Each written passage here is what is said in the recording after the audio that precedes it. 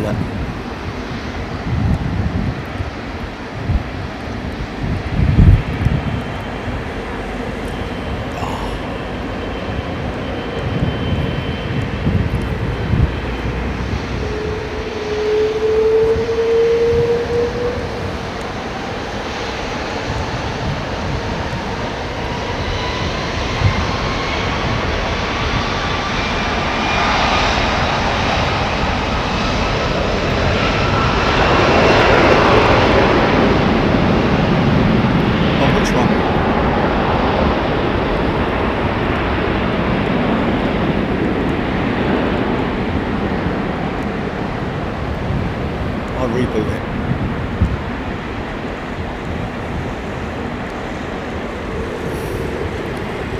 Ooh.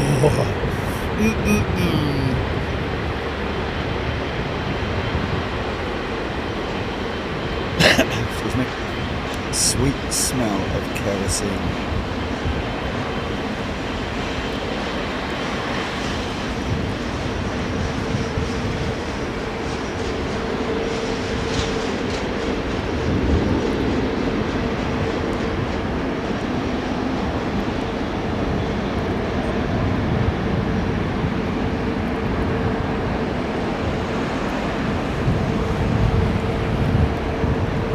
Listen to this.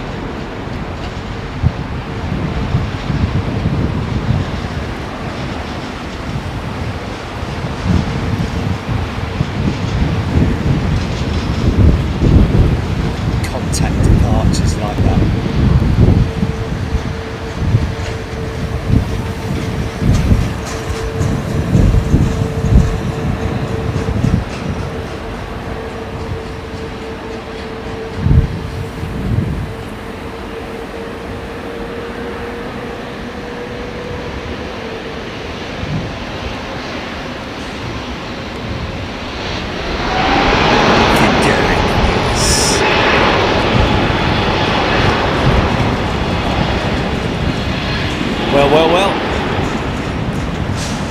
Appears the Hong Kong issue is now over. I'm guessing this guy's going to Hong Kong and not going somewhere else. So I don't know how many Cathay Pacific jets have gone out today yet,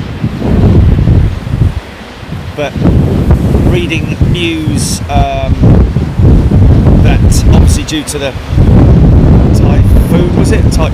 Typhoon in Taipei, super typhoon in Taipei. A lot of Cathay Pacific jets were grounded here.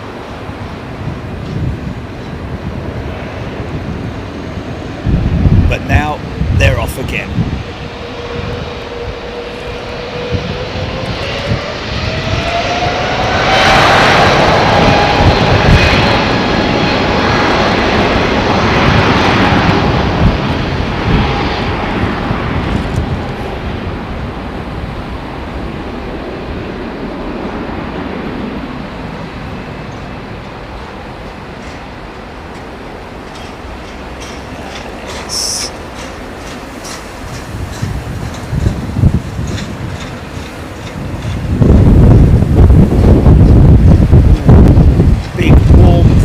From those GEs, man. Wow.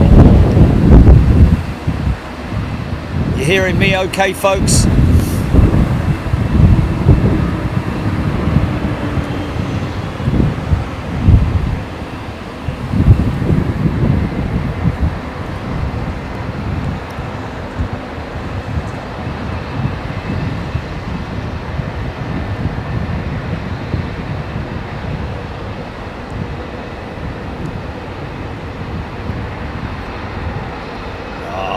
This is nice coming out here. Let me just do a quick PTC.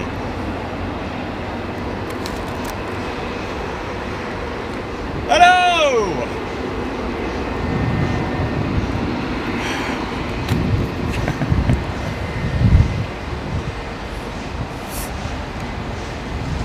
Yeah.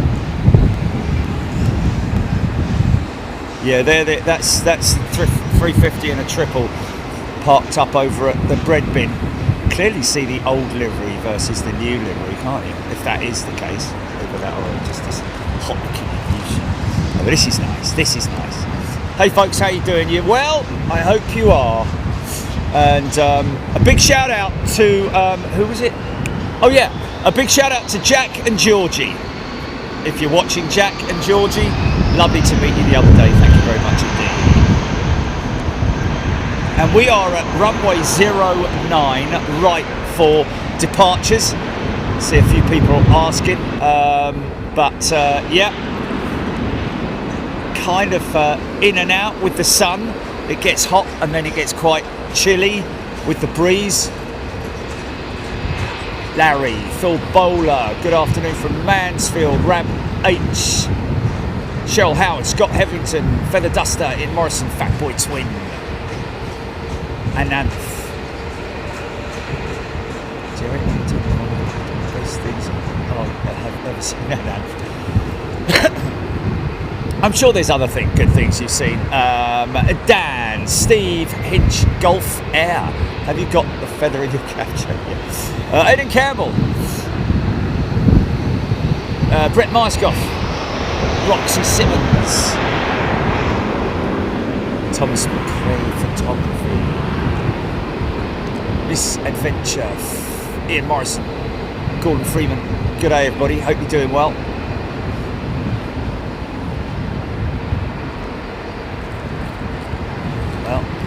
Just have to see what happens. I am humbled. I was very humbled. Although I'll be honest with you, it did take us by a lot of surprise. Take us by surprise, because it was a case of getting up in the morning, Julie sending me an email. Check your email. WTH, laughing face, all that kind of thing. Said it, I think that's a scam, but then I went to the bottom of the email, it was all very official, and then yeah, the rest just led on. Roxy Simmons has gifted a channel membership, thank you Roxy. Yeah. Yeah, it was all very much a last minute thing, and we're very grateful to have that audience with the PM, and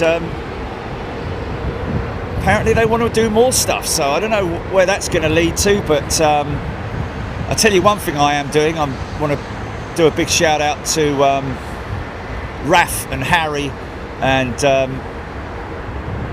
teacher Lisa, who we're planning to do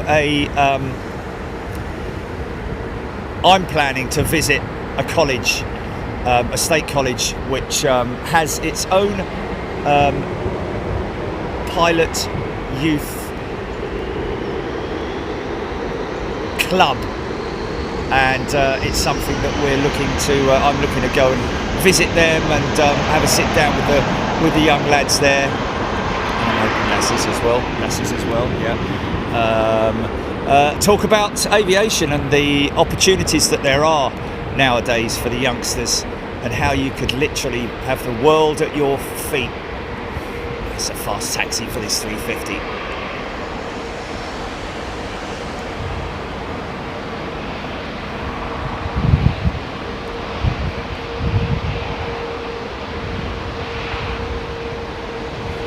Still have to get the PM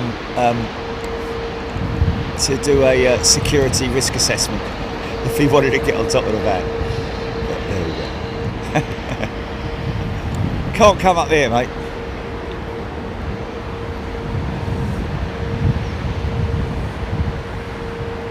Yes, we did see where Larry sleeps. Got some of his fur, and we're going to make a new Larry.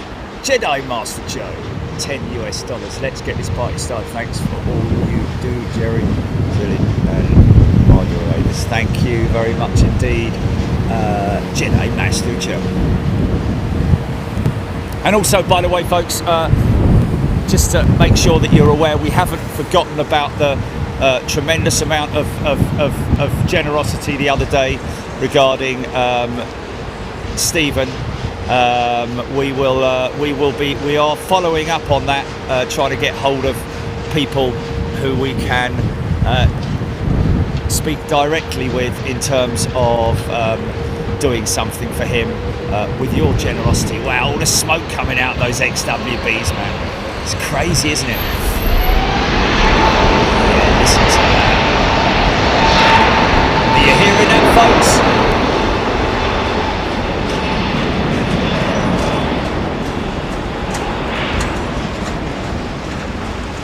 What's that, GP?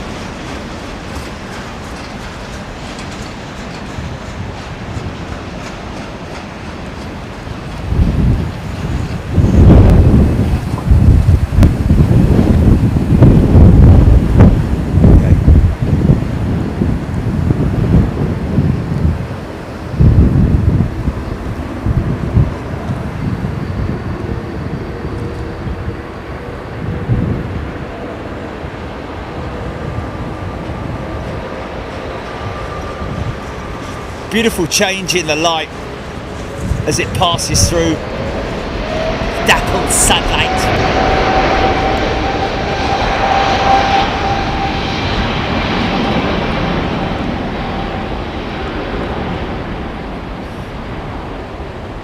So I tell you what we would be looking out for. It's interesting that Lisa, who's running the youth club. Pilot club at the college. Her father was the instigator of moving the British Airways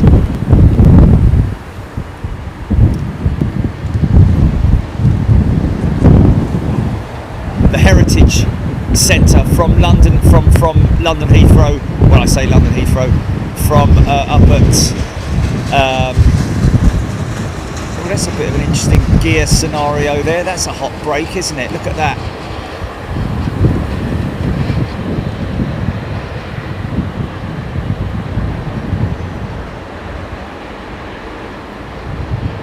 So they'll probably have to hold that for a couple of minutes, let the brakes either cool. I doubt it's a brake heat issue. I would imagine it's more a case of a brake one of the brake system's failures and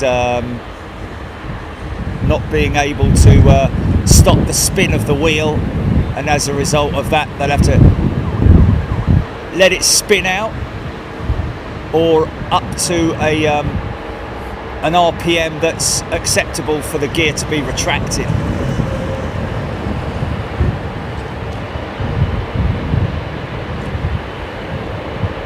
Usually around about 2 minutes after departure or wheels off ground.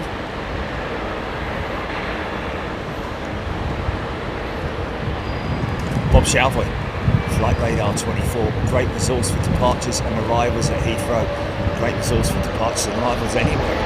Here comes the, no, not yet. That's a lot of drag they're experiencing there, man. Ooh!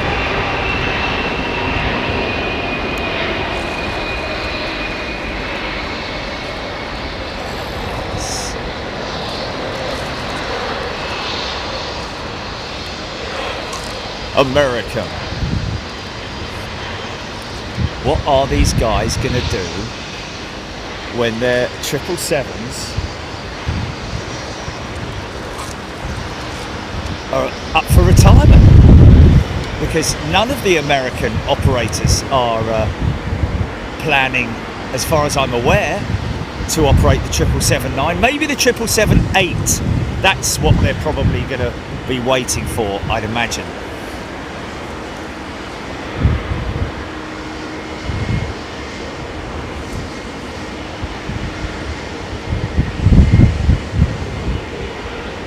Alan Paul, no, the brakes would be hot if it was a long taxiway, long taxi, but it isn't from T5.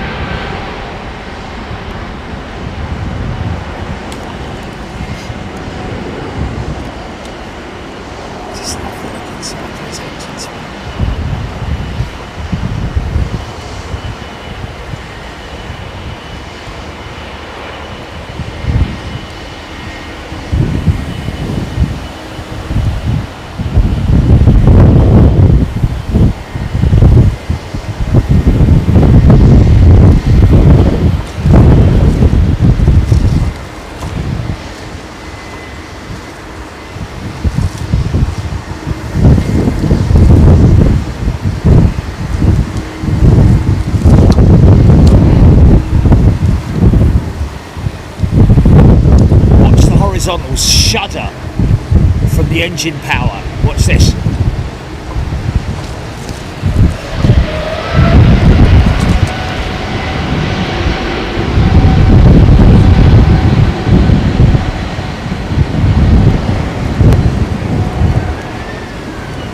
It's a good jet, this one here.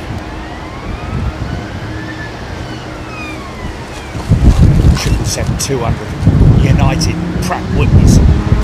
These are old engines on this thing, man.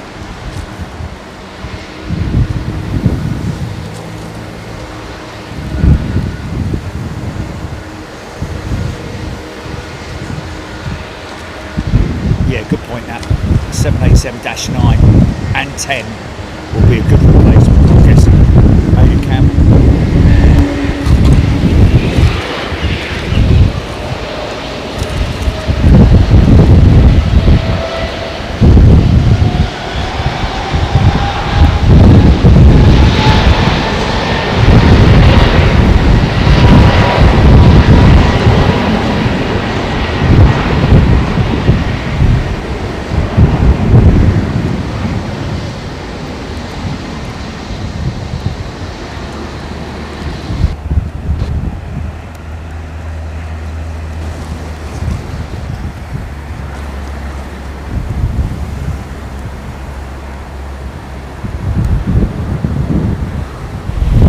Thank you, Raptor X, Houston, Texas.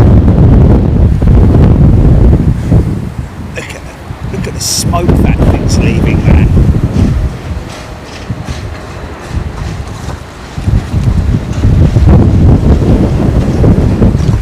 Smokey Joe's big brother, innit?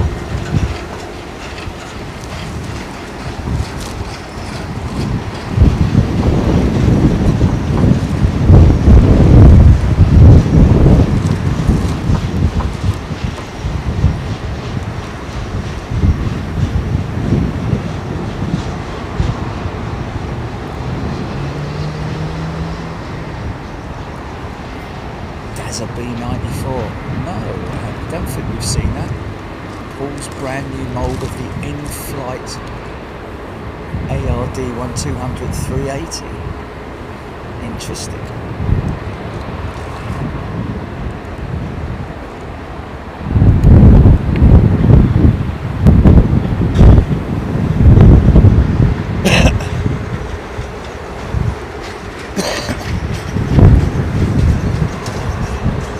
Okay, there we go, Sam Brown. Jerry just wanted to add that my dad was involved with Gatwick's second runway project. He told them to move the emergency runway 12 metres to be able to bring it into service. I'm still questionable about that, because can you have aircraft that are that close landing, or is it just going to be departures on one runway and arrivals on the other? I'd imagine that's what it's going to be. I doubt very much you'll have dual operations, but you won't be able to have dual arrivals. Probably be able to have dual departures, but I'd imagine it's going to be much the case of, reducing that whole thing by 50% when you've got a single runway operation.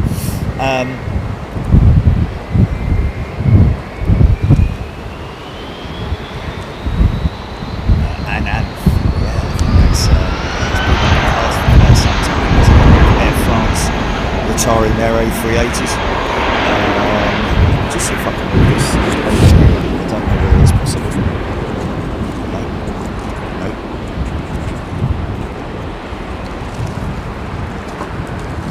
Okay. Try that.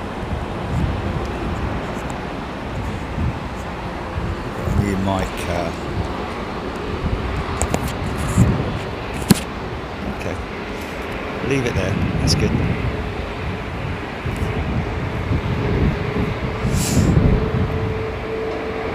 Felicia Piquet, warm hello. Celebrating Heritage Day in South Africa. Good for you. Braai, being a barbecue, the equivalent of, I think.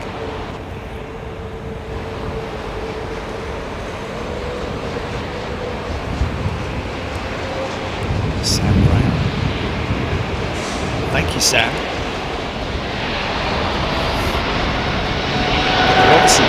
runway within the same footprint of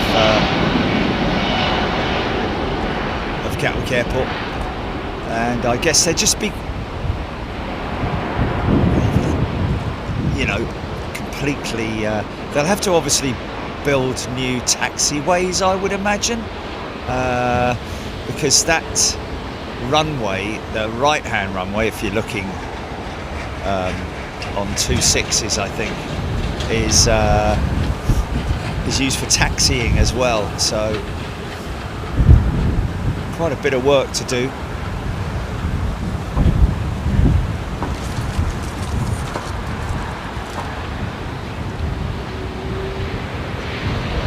So we've got one of our members, folks, Steph, who's flying to Italy today. We've got 212. She should be taxiing out quite soon, I imagine. She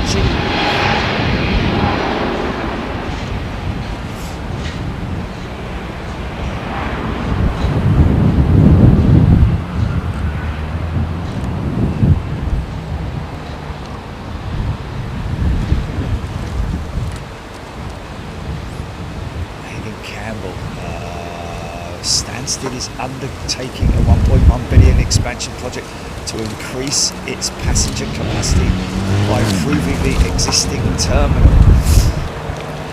Yeah, I mean, you know, the whole Gatwick new runway is means that there'll be an extra, I think it's 60 flights a day, which is a massive increase, isn't it?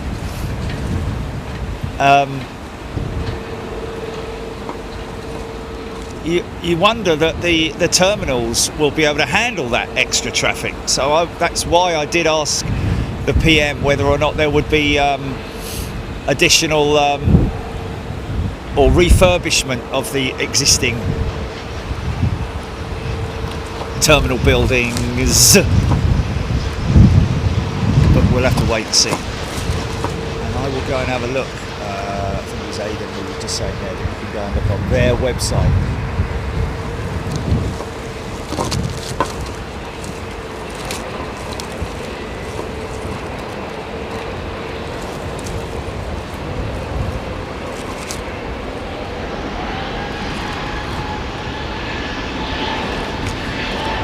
Bob Shalvor, they're adding 8 new gates to Pier 6. Well, there you go. Wow.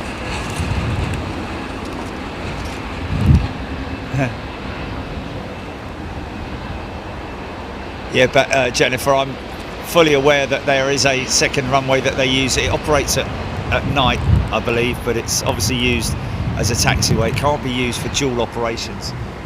They cannot use both runways at the same time. Although, you know, I think there must be a minimum distancing between aircraft for operations to run both departures and arrivals, I would imagine.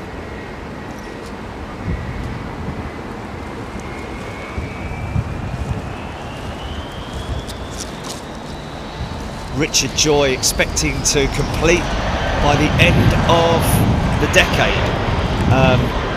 Depends on how quick they get on with it, really, I'm guessing.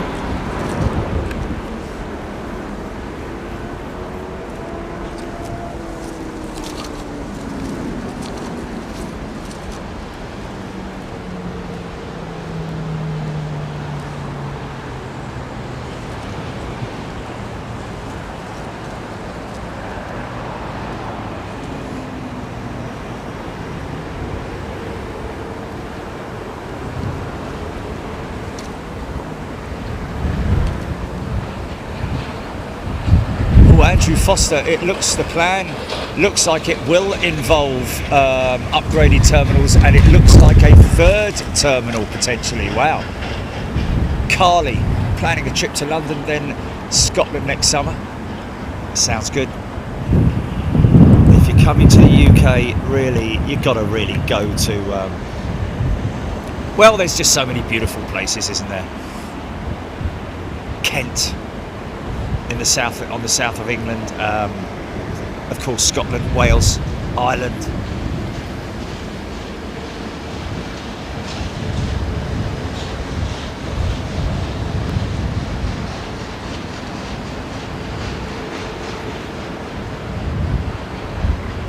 Jay Thompson, the date for the new Gatwick runway, there is no date. At the moment they're saying possibly, well, they're looking at the end of the decade, so 2029/30. Of course, they've got to do all of this work. Oh, what works to start?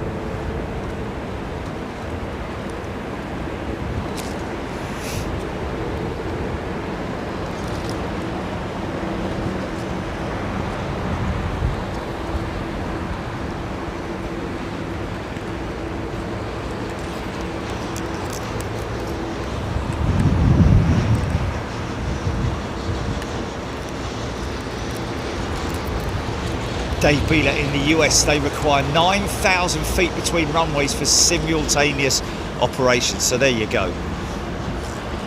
I'm guessing that they will operate arrivals and departures.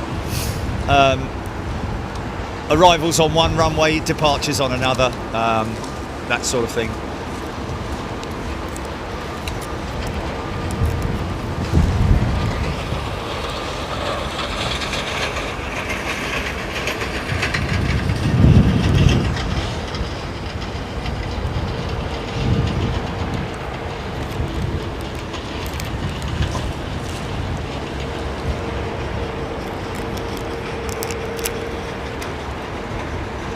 David Lixton.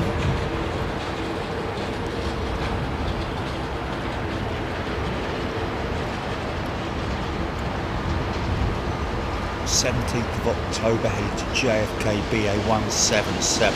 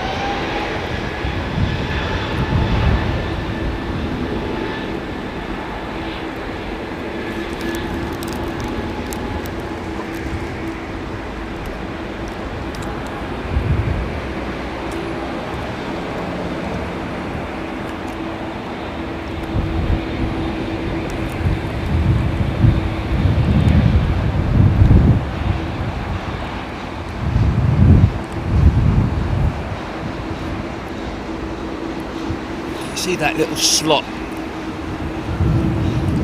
that Ty was talking about some time ago, pointed out. Just see it there. Very difficult to spot.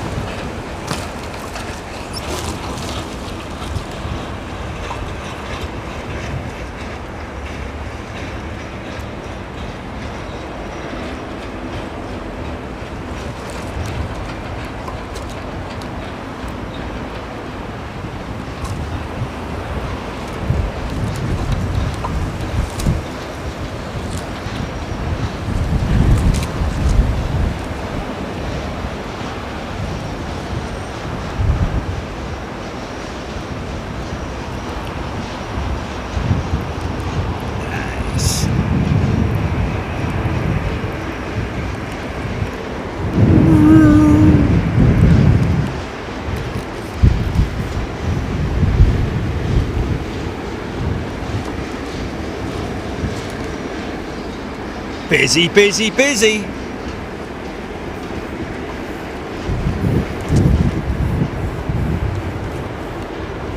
Well, yeah, got a road, haven't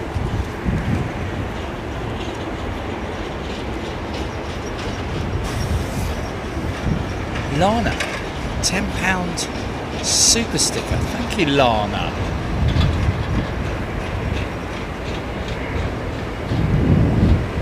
Oh, and Nand was at a pub quiz last night.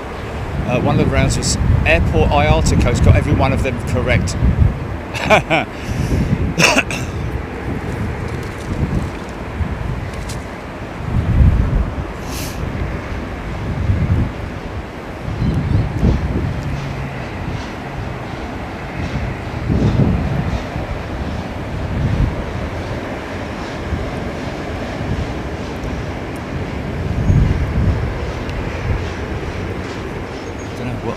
Ah, I think we've got an intersect possibly.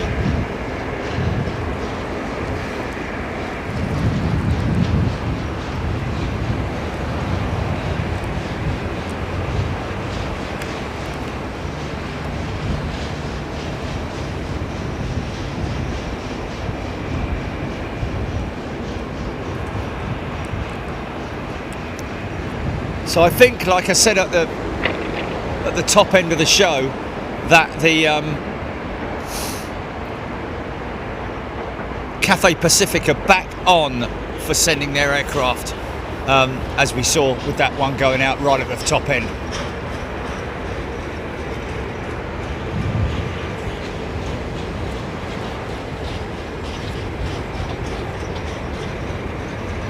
Omid, why isn't British Airways retiring 777-200s for transatlantic flights? Wish they would fly the 350 to Atlanta.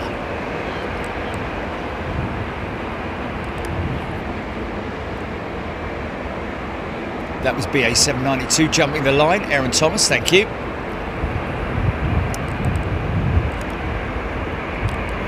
Little mini 350 this, isn't it? Really, in a funny sort of way. There's his big brother, look.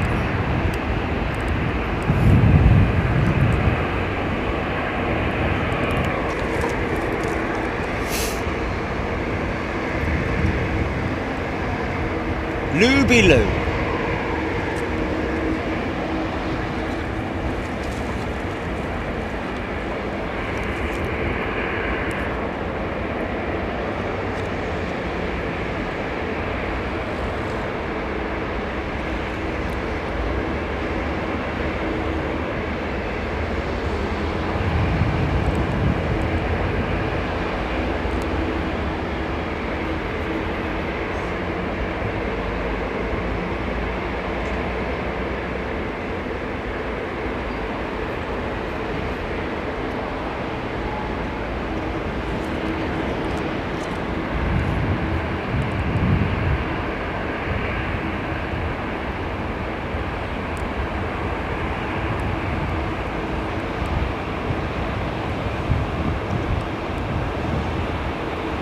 Listen out for it.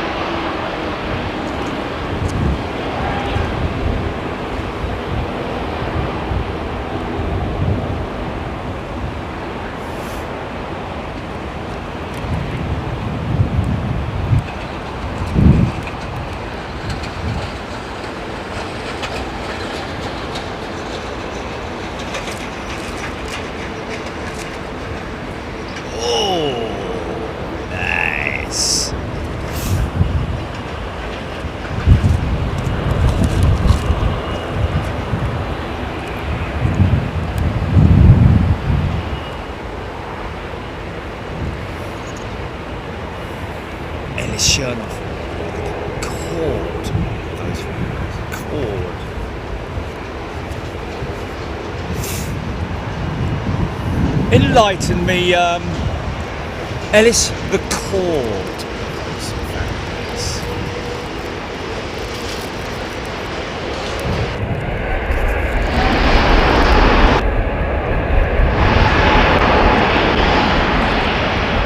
Thank you, Diesel13.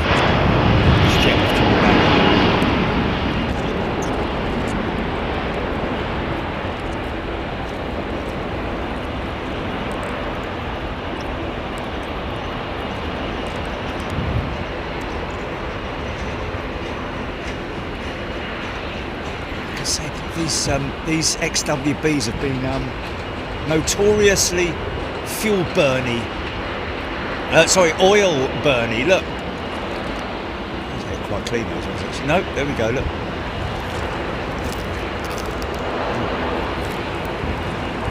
Wow. What's that? What's that?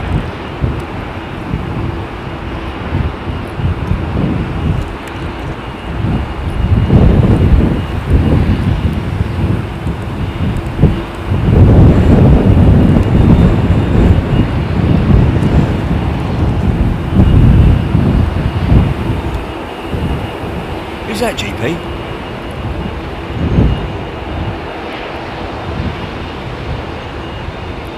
It definitely has got a red nose, hasn't it? That's got to be Edelweiss. Big old wing on it.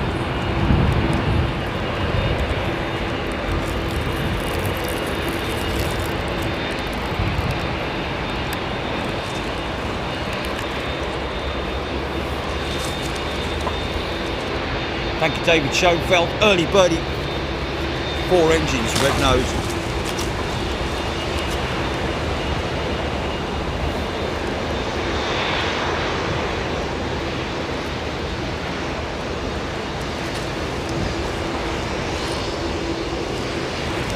Hodgie, Craig Russell, Diesel 13 Alpha Bravo, Ian Bones, EGPX. You'd be right, Gordon.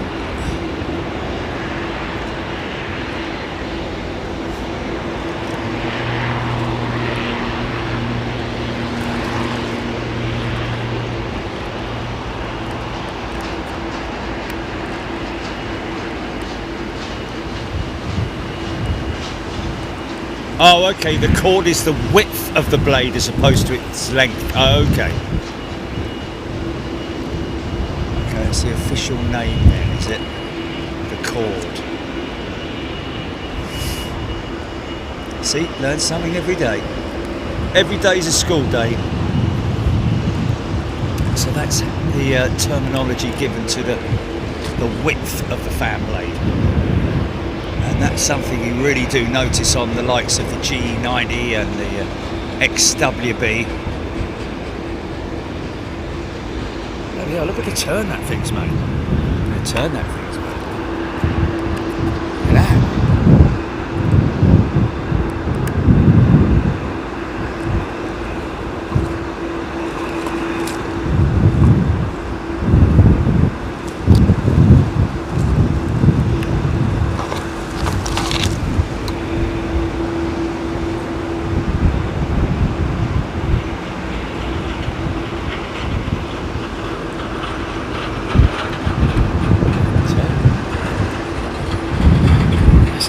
Brake on that.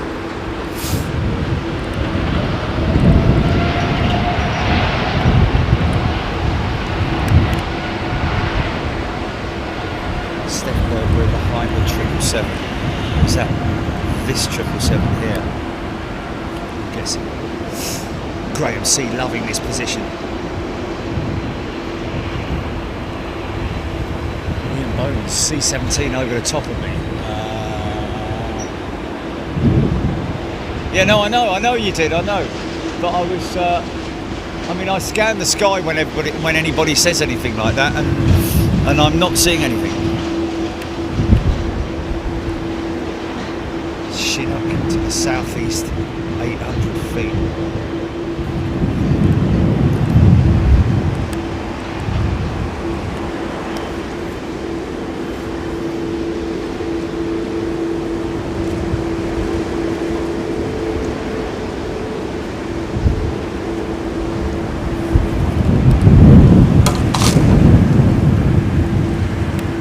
Hope you're enjoying these close-ups, folks.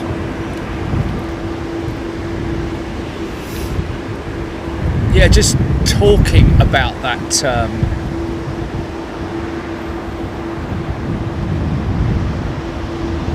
business with the shortage of pilots globally. I remember discussing it with our colleague out in Dubai at their pilot training centre. 649 to 674,000 new pilots worldwide are going to be needed between up to 2043. And that is, I don't know, I mean, those numbers were kind of brought to us, weren't they, during after COVID. It's not something that we really, not us anyway, discussed on the channel prior to COVID, but obviously with all the retirements and layoffs and so on and so forth, generally meant that there was that brought it to the you know, to the public debate, so to speak. Although your average person on the street's not going to be debating that kind of thing, are they? But it's a very low departure there, look. Is that so low?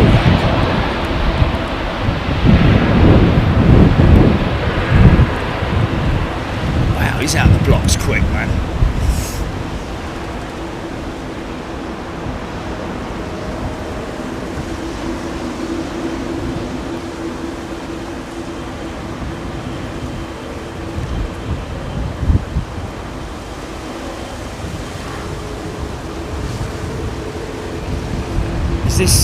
Is this Steph here? Is she on a 321? Okay, she's in what row? Forward or after the wing? Ish. For Foxtrot, yeah?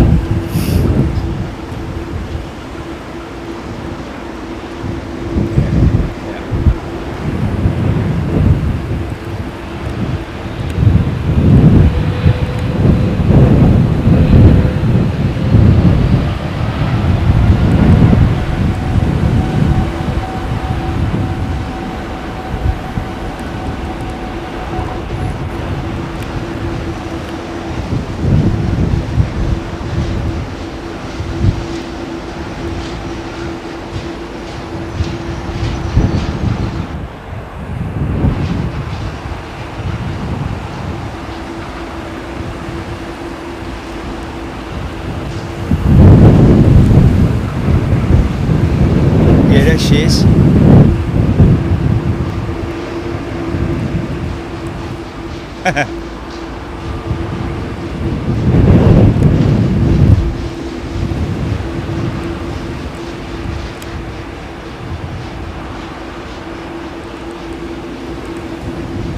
That's the sixth window.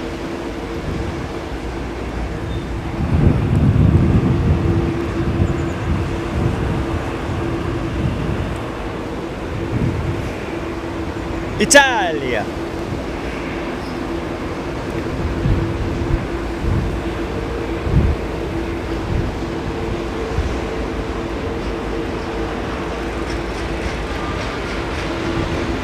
Thomas been to Milan, nice city, old tram from 1923. Oh, yeah. Just, I don't know if I trust that, to be honest with you, but there you go.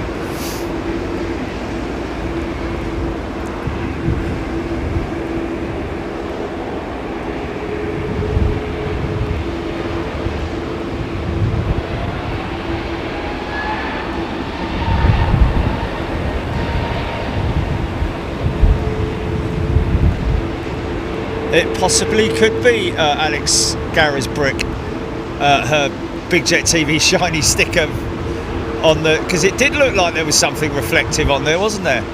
Didn't it?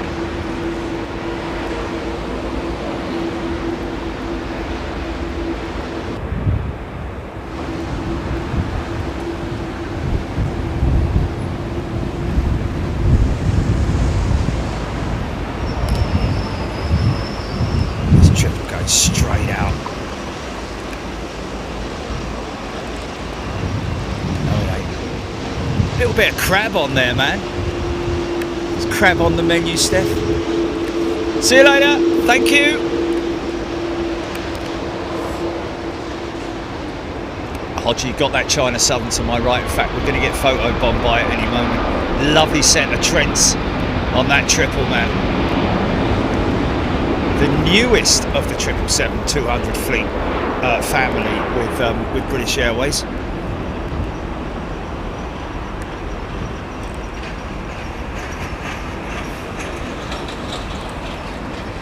Love that.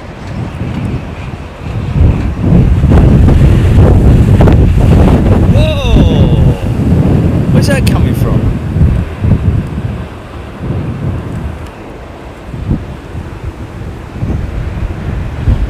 On stirrups, I have my holographic Big Jet Steve sticker on the back of my phone. There we go. I've got to change mine back actually, haven't I? Because changed it because it was a bit tatty, my one. So I changed it for one of our stockers. By the way, if you're listening, somebody ordered a Just Fly It t-shirt yesterday on the store. Okay, it was not ordered yesterday. Has ordered a Just Fly It t-shirt. No, I think we should, Julie. No, I think why not? The order was order was brought to our attention by who was it? It was I think it was Shopify. Anyway, so or whoever, Printful. Okay, well, or just the printers.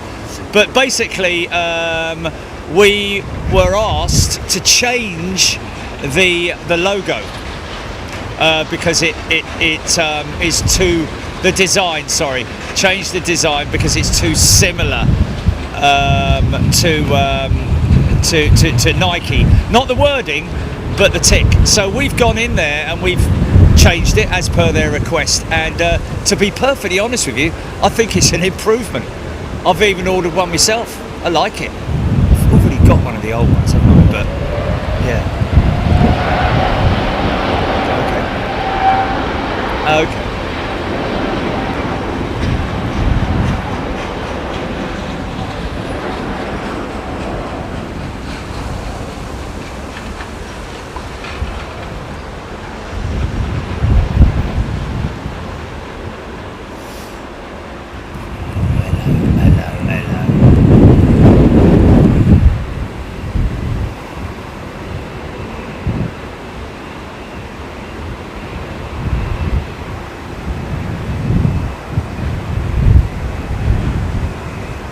Theo, good afternoon. Dave Hurst. J negative. Didn't give the PM a sticker. No. Did we? Oh, okay. Oh no, we left stickers for the other guys, didn't we? Not left them as in. Okay. Oh, okay.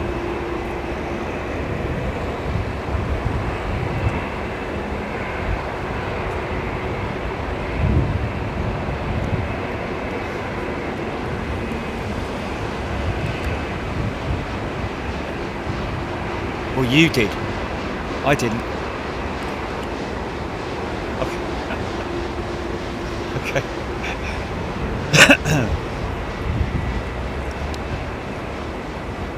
Yes.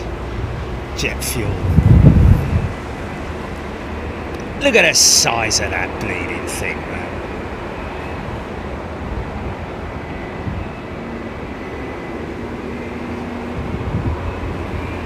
What's that, GP? What did what?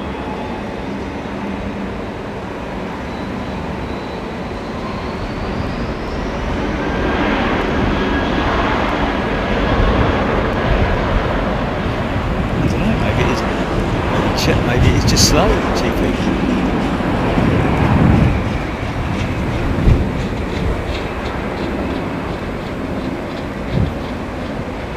So obviously there's a lot more of these flying about than there are 350s because they obviously had a massive head start on the A350. Would have been interesting if the 350 and the Dreamliner had been released at the same time. But these guys obviously have a massive head start on them, and also I can't see 787 orders slowing at any time soon, if at all. And like was mentioned at the front end with the 777-300s that are, going to at some point in time run out of, they're going to they need to be retired out of the American and United fleet. And it makes perfect sense that they would replace them with 787 Dreamliners because they obviously already have them. So both for United and American. And the reason that was discussed was because of the fact that they're not taking the 777-9. Look at that engine exhaust, man. Isn't that beautiful, that heat tone you get on exhaust pipes? Oh, Aaron Thomas 787, new July 2025. Mike Foxtrot. Thanks, Aaron. Jake Moore, very shiny 787, yeah.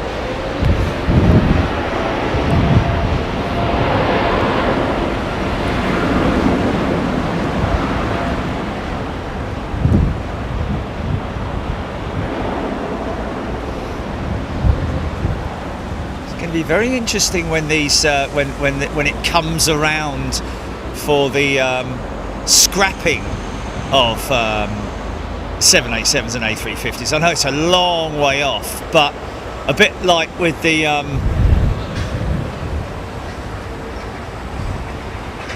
props from the wind turbines. Very difficult thing to recycle. I've seen I saw an image of a bridge that had the handrails had been crafted using the blades from one of the wind turbines, but obviously they only have a certain lifespan. So obviously it is an ongoing issue, but look at this as a potential future issue in terms of recycling. I'm sure that they'll because there's not a lot you can do to recycle carbon, is there? Because it's a hardened form of what was originally a pellet that then creates the sheeting, that then creates the moulds, etc., etc. But yeah.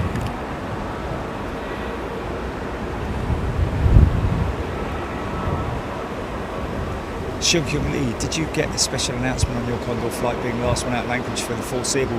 Negative, Xiong Kyung. Oh, Chili's answered that. Yeah. So that was a little bit of sort of like, we heard one thing from one person, then somebody else counteracted it, and then we heard from, it was a little bit sort of like we weren't sure. Even the lady at check-in in Anchorage was like, yep, that's right, it's the last one. But I think she got mistaken that it's the last one for the summer season and that they'll be back, yeah.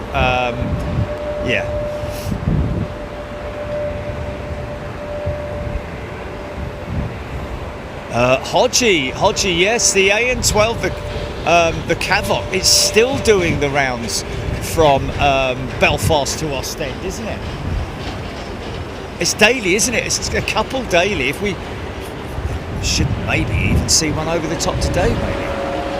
Paula. Oh, here we are, Paula Collins. Last year, a pair of 10-year-old 787s from Norwegian Air Shuttle was scrapped near Glasgow, Scotland. Both jets were initial test beds for Boeing, powered by Rolls-Royce engines. Yes, I remember we saw they were the red noses and all that. Yeah, we saw them at Prestwick. Yes. And we were wondering what they were doing there. Wow. So what was the oh, it was Prestwick where they were scrapped. Yes, sorry. But they've been parked there for a long time, haven't they? Or were. And it was only last year when they were scrapped. But Paula, any information on how the wings or the fuselage is a massive thing as well, isn't it? How the hell do you break one of those things up? Not as easy as breaking alloy up, because obviously alloy skin is a lot easier, and you can use conventional scrapping equipment, if you know what I mean, tooling.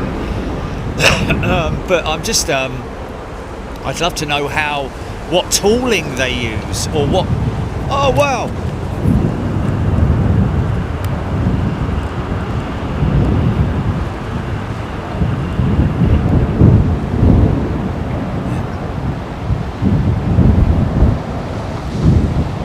There's got to be something on the runway, mate.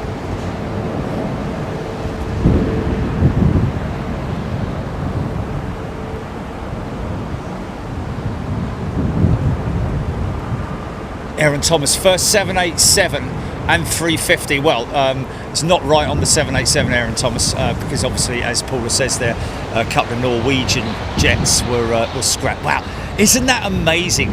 Scrapping 787s, and they were only 10 years old as well.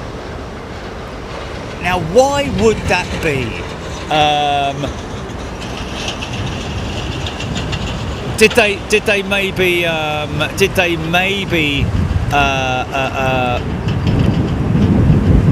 yeah, that's just trying to think about the reasoning behind that, because there would have been, if it was last year, there's a big call for aircraft, isn't there? I wonder if it was because they'd just been sitting there too long, that they hadn't been checked, they were due for D-checks, maybe that they were inspected, found some cracking on them for having been on the ground for so long. I don't know, there's all those sorts of things to consider, isn't there? Because when these aircraft sit in long-term storage for any great deal of time, obviously the pressure of the weight of the aircraft on the undercarriage means that generally the entire aircraft, if it's over a certain time, will need to go through a major check, probably a D check, I would have thought as well. Andy Trotman is a brand new member. Welcome, Andy. Superclass, straight into Superclass, Randy Trotman. Thank you, Andy. Actually, a returning member. Simply sold for parts, probably lucrative business. Oh yeah, most definitely. I mean, obviously, however, what I'm saying, Shung, is that the body, the carcass of the aircraft, obviously is left behind. The spare parts are engines, flight controls, electrical systems, hydraulic systems, undercarriage. Like I say, the engines, the flight deck, most of the flight deck. And all of that kind of stuff, the galleys, the interiors, the flooring, the bins, all of that kind of stuff can be held in inventory. But the carcass of the aircraft, the fuselage and the wings primarily, and the vertical stabilizer, less the rudder and less the elevators on the horizontals, are basically left. So my question again is, what tooling do they use to break the fuselage up? Because those things are strong as, and not only that, but they've also got a rib cage as well. It's not just pure carbon. There's a lot of metallurgy within the carcass as well. These big old treads, look.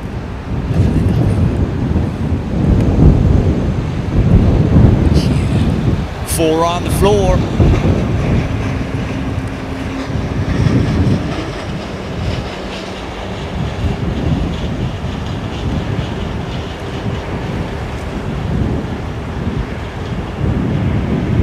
Oh, okay. EGPX, the other four Norwegian 787s that were stored at Prestwick all found new operators. There was definitely something different with the two that were scrapped. Right, there we go, yes. I didn't realise there was another four of them. Thank you for that info, EGPX. See how good our channel is, man. People coming up with such great information and knowledge, and just very humbling to have such a wonderful community.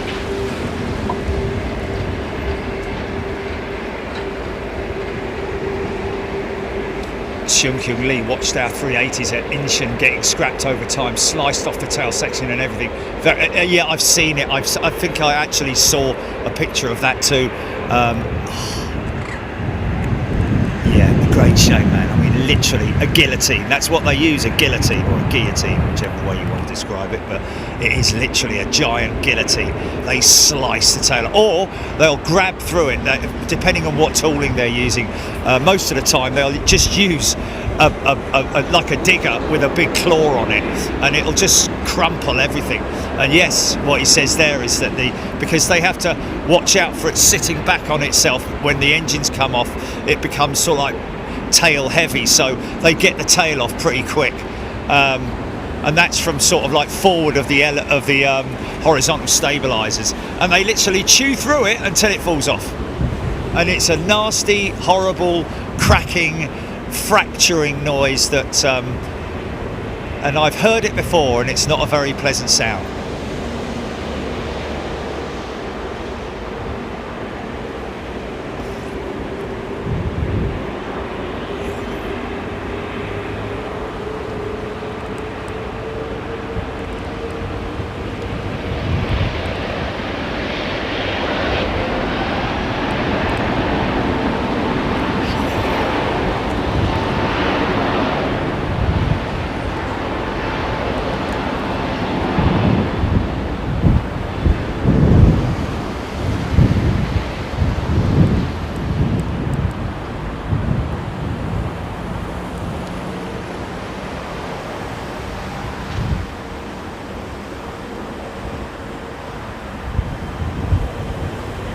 Jake Moore, absolutely, I'll be doing that. She's not up to the line yet, so I will definitely get that for you. Brett Myskoff, yes, it is a sad thing to see and hear. It's like me getting off the couch, look. Alan Q, £1 super chat, thank you, Alan. Tapare, this jet off to Los Angeles. Little bit of a bumpy ride up there. I don't know if Steph gave us any feedback about the climb out, but it is quite, it's just bumpy up to about 500 feet, 500, maybe 1,000 feet, I don't know. But yeah, look at that. Lurcher. That's it's on autopilot now.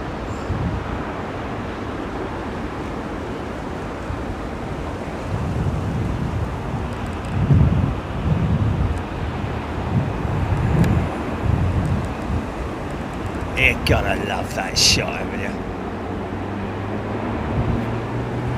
See that flapper on in the down position. Computer's doing that.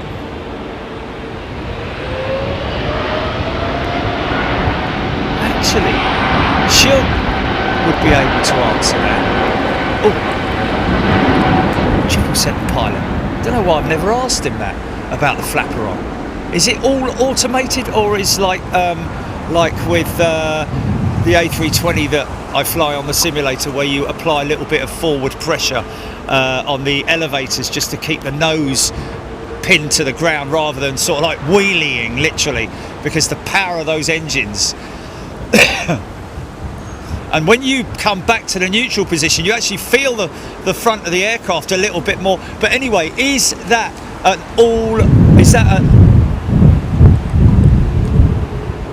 manual, or is that all auto? What I'm talking about is this here, folks. Look, as soon as the power is applied, watch the flapper on in the middle there, that little flap that you can see there. Watch, it'll go into the down position to keep the wing down, and then it trims itself back up into the neutral, then goes past the neutral into the upward position, and then will fall back to the neutral. Now that is definitely a hydraulically and it's something to do with the hydraulics, I believe. We've talked about it many times before, but I think it might be something that they leave. The flapper on is fully automated, there we go, and all happens due to physics. Let me know if you want an explanation. Yeah, physics as in like the airflow over the wing. So the flapper on will initially be pushed down, I'm guessing, by the computers, and then I'm guessing that the computers then leave the pressure off, and the flapper on through airflow will naturally come back to its neutral position, but then go through the neutral position and up. Surely that is a power induced and not a airflow induced movement.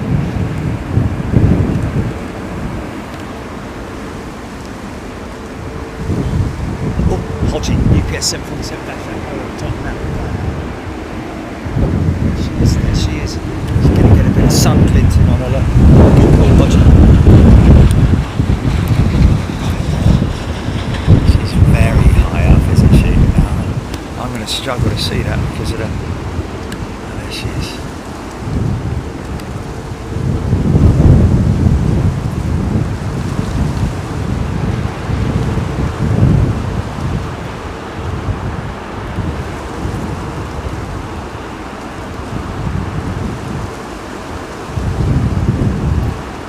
Oh, really? Okay. Paula, I've explained that. Thank you.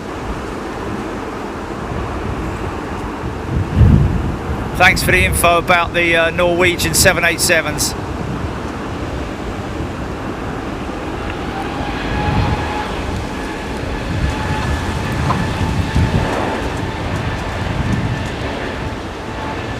Oh, wow. Okay. Where's he saying that? Okay. Let me find it. How old is it? I've explained it many times before, haven't I, about how to identify between a 747 and an A380, but that's maybe something we could do at ARD, Gilly.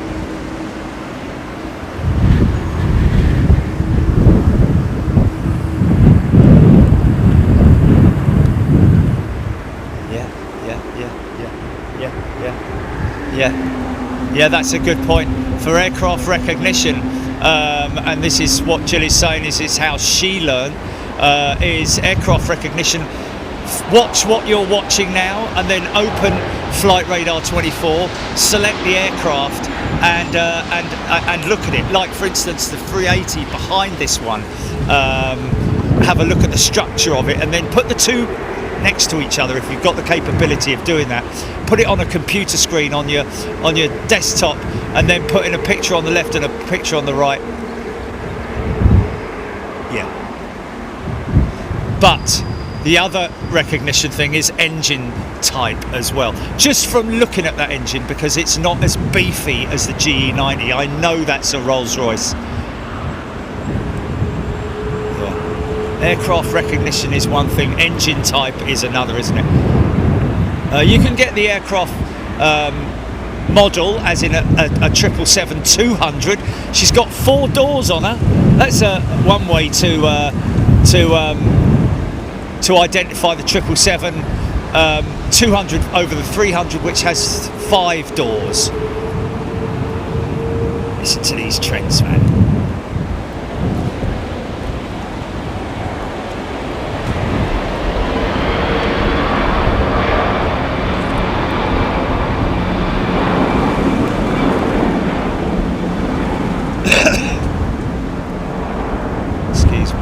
Still got little remnants of that nasty little cold that I got last week. Fortunately, it only lasted sort of like, well, 4 days, something like that.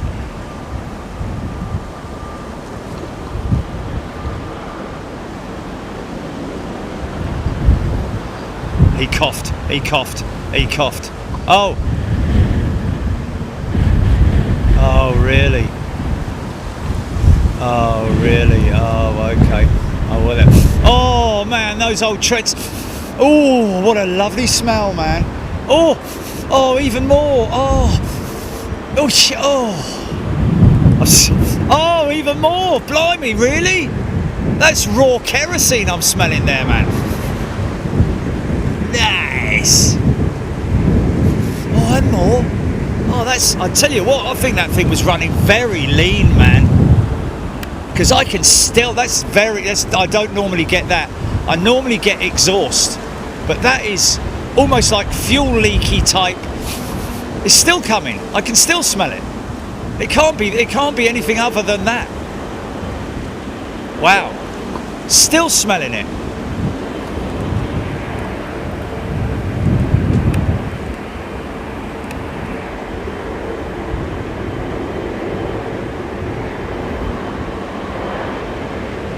Dave Beeler, 777 calls it a beaver tail APU. Kind of see what you mean. Flat tail, blah blah blah.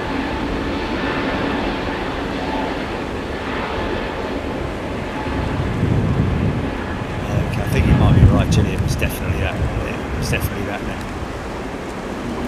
Andrew Marriott, yeah, I'm going home stinking at her. Did I say lean? I meant rich. Did I say lean?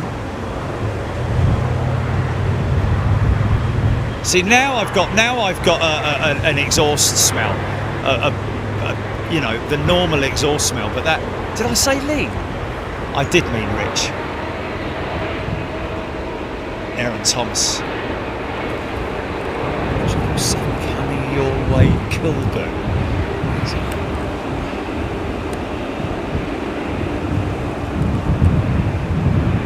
Oda Aircraft, because I'm worth it.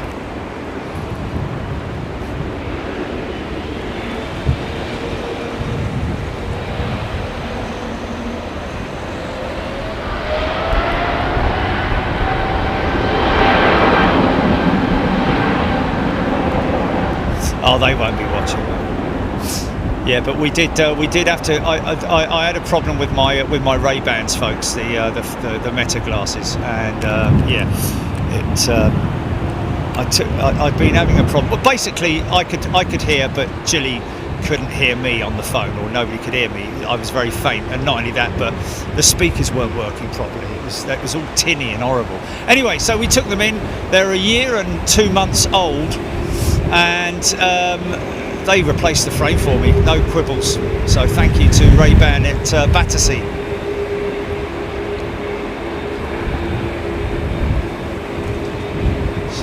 Chanel number 777. Yes, I like that. Who's come up with that, was? Jimmy.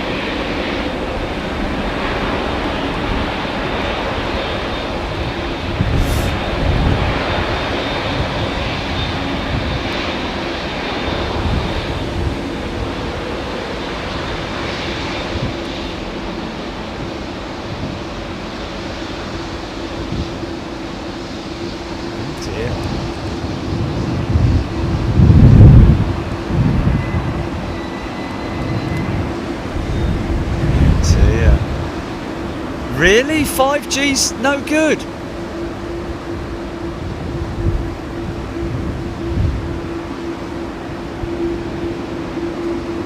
D-Link #1 and modem F. Wow. Okay, well let me try the other D-Link, because it might be that lead, that connection.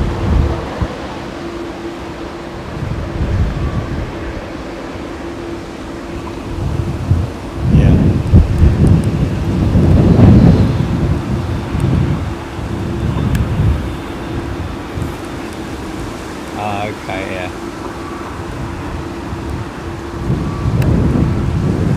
Yeah, you mention it every time, man. I'm trying to get that.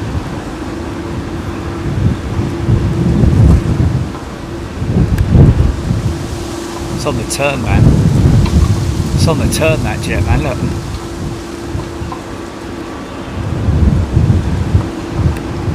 Now straighten up. See, it was 767 or 321. What's that then? It's heading east.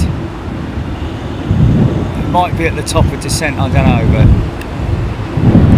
737 maybe? 737, there we go, yeah. Nottingham to Larnaca.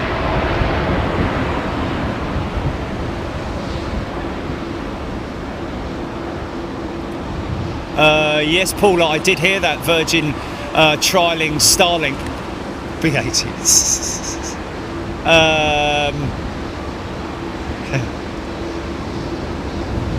Oh, that's that. What you say? It's over you, Jelly, is it? Is that hammering over? Yeah. It's low. It's low.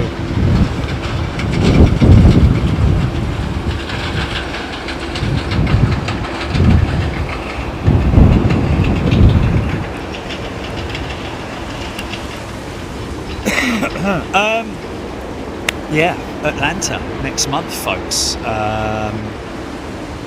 We are looking, I think it's looking at the options that we have. Kind of crazy, the options, though, I've got to be honest with you, at the moment. We looked at Toulouse, by the way. The reason why we're not doing, well, I just said to Jilly, how about a quick trip show next Tuesday? And we looked at you know, I said I want Frankfurt to be on a specific operation, and they're not, and they won't be next week, so we're not doing that. I want Toulouse to be on a specific operation, i.e. left to right and not right to left, just purely because you get more of the action if there's stuff going out on the left hand side and you get to see them up close, whereas if they're right up at the other end of the runway,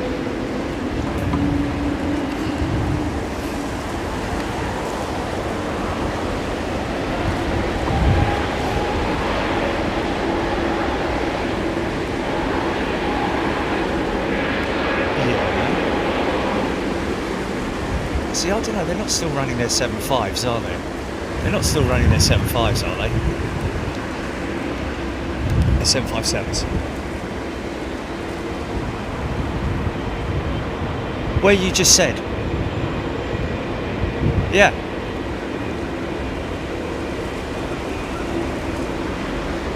You're not getting me, are you?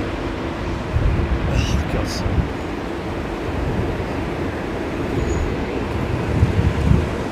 Yeah, still got old 333s operating, but I don't know if they've still got 757s.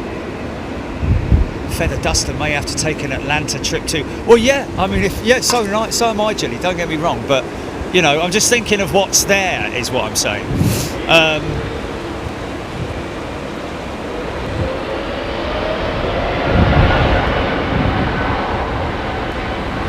Lots of blasters today. It's something that's a constant. If you're a company that refurbishes or not so much refurbishes but services components like engine cowls and nose radios. Oh. Wow! Did you feel that? Wow! Big blast from those engines, man. He must have gone up straight through the gate. By the way, folks, we do have another microphone away from here, and so hopefully you're able to hear the audio from the engines firing up, but much better than what I can.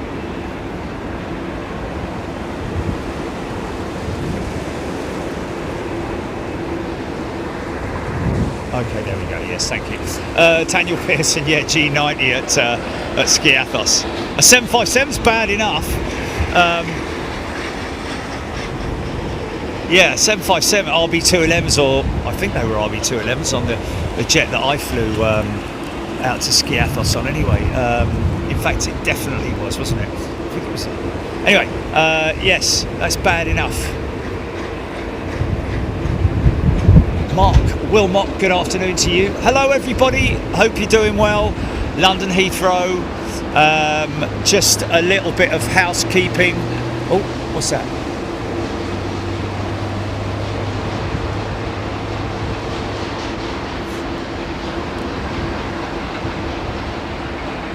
Yeah, this is a YouTube main event. If you want to, you can subscribe for full access to our Freeview content, so you can watch everything that we've done bar our member shows. You can follow us on Twitter if you want, and also download the app for more channel info. There's no in-app purchases or anything like that with the app, by the way, folks. It's all just used as a tool for you guys. Why is that doing that? Okay, I've stopped that. We're live every Wednesday and Sunday. Oh look, what's going on there? Blimey, it's a bit odd. Okay, we have a report of foreign object debris or a tail strike. Sorry, a bird strike. Now you'll be able to see when this. Sorry, Jelly.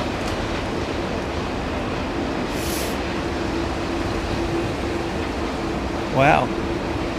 So we've had quite a lot. I'm hearing from Jilly that we've had a lot of activity on the app this week in terms of reaction and stuff like that. Wow.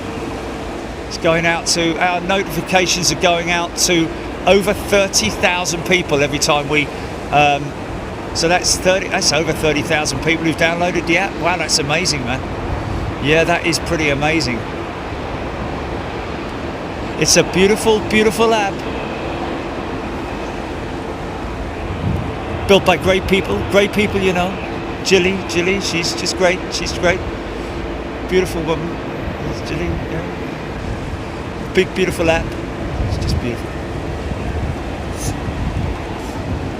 So yeah, live every Sunday and Wednesday, folks, and we travel the world filming with our channel members. That's one of the major perks that our members get on Big Jet TV, and as well as all the other perks.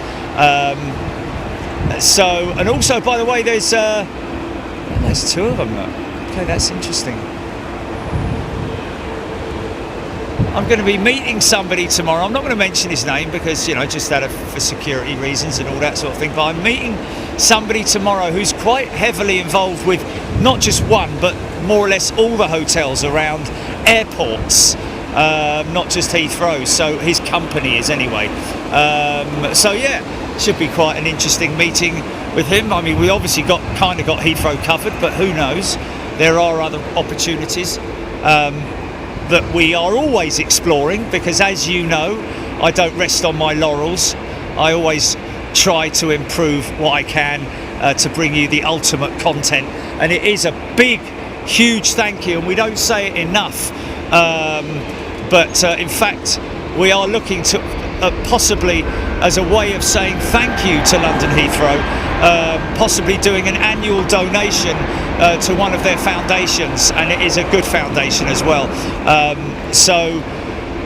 And when I say that, it's a charity. So we're possibly looking at doing that, just to donate anything at the end of the year, just to say thank you to Heathrow, because if it wasn't for those guys, specifically I have to say the security services, you know, the police, the media team, and everybody responsible is we're very grateful indeed. But like I say, we do travel overseas. We were in Anchorage last month. I can't think of all the other places we've been to this year, but next month we're going to be in Atlanta, and if you want to get a piece of that and see what it's like to come overseas with us, then it's just $4.99 a month. You don't have to obviously stick with any kind of contract or anything like that. You can dip in and out whenever you like, which is a great thing, and you don't lose your stripes as well, which is another good thing. If you become a member and you dip in and out, then you retain your stripes. Nice set of XWBs spinning away there, man. Sorry, XWBs. I just filmed the LATAM. Yes, I did.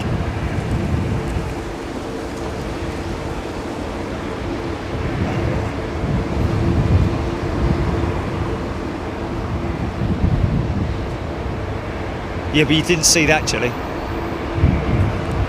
No, what I'm saying, I didn't see that. It looked perfectly okay to me.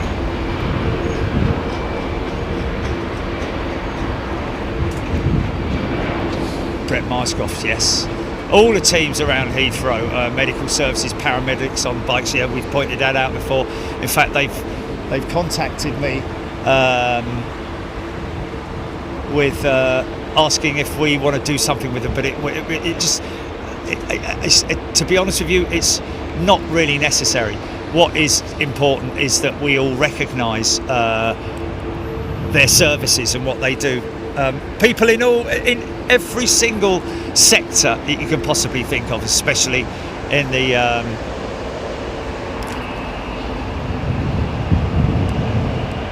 emergency services sector, I guess.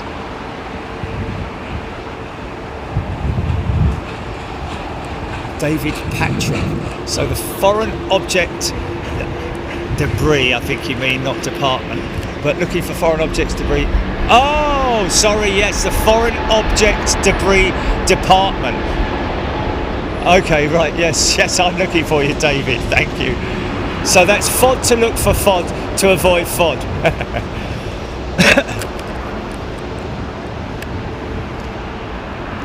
Well, there is foreign object damage. Yeah, FOD, yeah.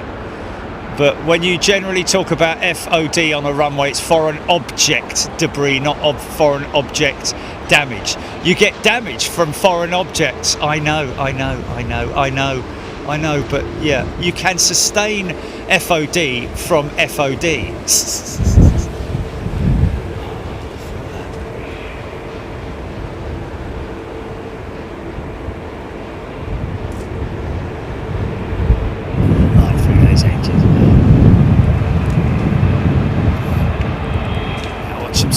Watch them spin up.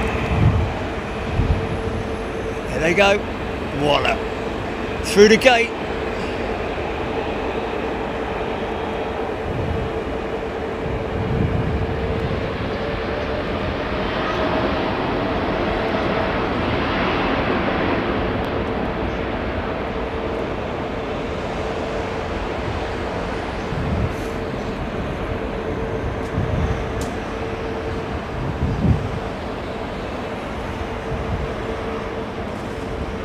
You could hire a car and do that, Jilly.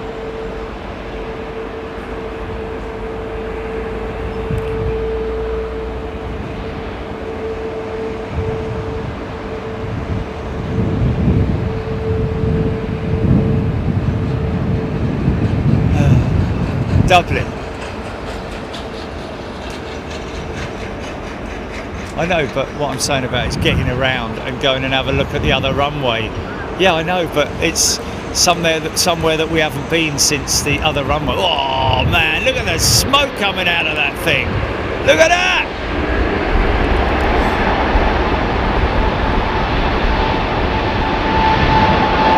Yeah, we'll have a look.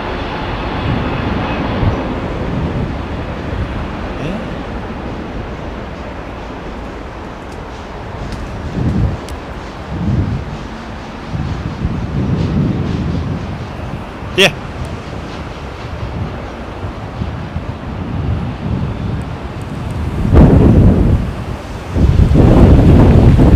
Wow, man.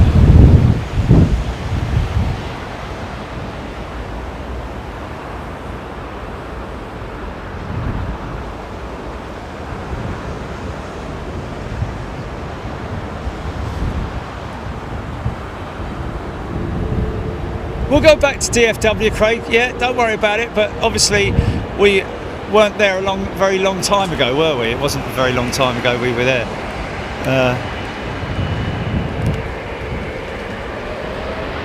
Yeah. I'd rather follow him though. John Grinham upgraded his membership to first class full member. Thank you, John. 737-800, sorry, the full name. Yeah, no, I'd rather, that would be great, Jilly, but I just don't want to, yeah.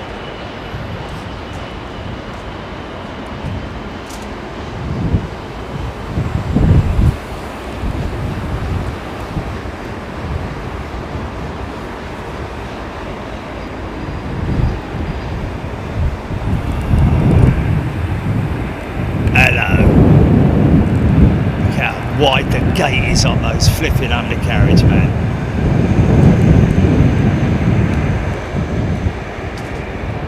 Running the Engine Alliance engine by the looks of it there. GPW 7200.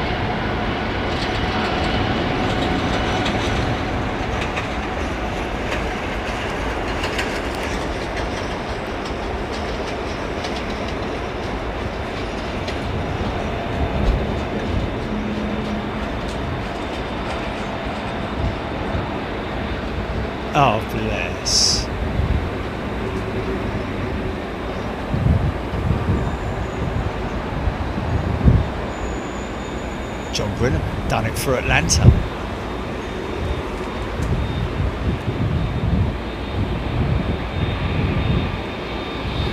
John, you might have done it too early, mate.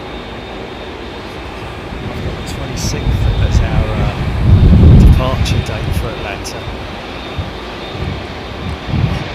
Peter Wilson, 199 super chat. Thank you, mate. Appreciate it. This is a big lump, this, mate. Big lump. See, it's got split ailerons as well. 3 segments to it. Outboard one looks a little bit up, doesn't it? Or is that just? I know it's because of the flap, the aileron being in the down position. So that full rudder is operational now for steering, for direction on the runway. And then because it's such a big bird, as soon as the weight is off the wheels, the lower segment of the rudder will, oh, big blast from it, man, big blast.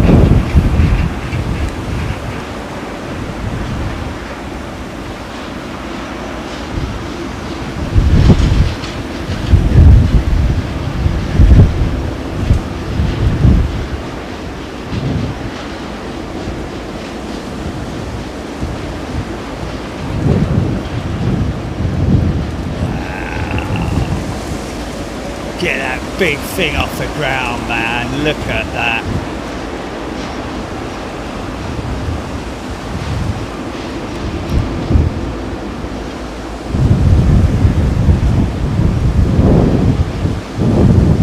Now you can see why it's such a big task getting one of those things out of long-term storage and into, oh, sorry mate, miles away.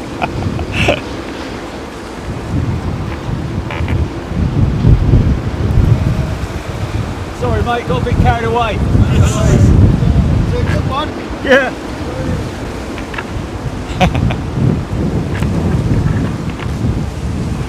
Sorry about that.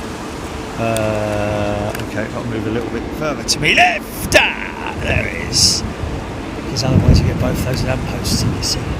Oh yeah, look at that. Steph Bird, 999 super chat. Hello from 39,000 feet. Oh, that's cool. That's cool, Steph. Thank you. That's good. I don't think I've ever tried the Wi-Fi on short haul Chile. That must be. That's a bloody good service, that, man. I'm telling you. Oh, it's up front though, isn't it? And she's in the posh seat though, isn't she? She's in the posh seat, so yeah. I've been up the front many a time on the short haul stuff, but I've never used the Wi-Fi. And I guess it's free as well, isn't it? Is it free?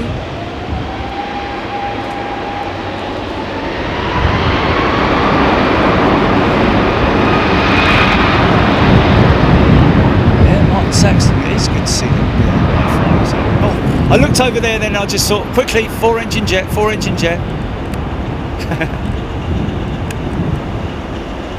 Crazy. You know, you kind of had to be there, but look at me go. Thank you, Tapperate.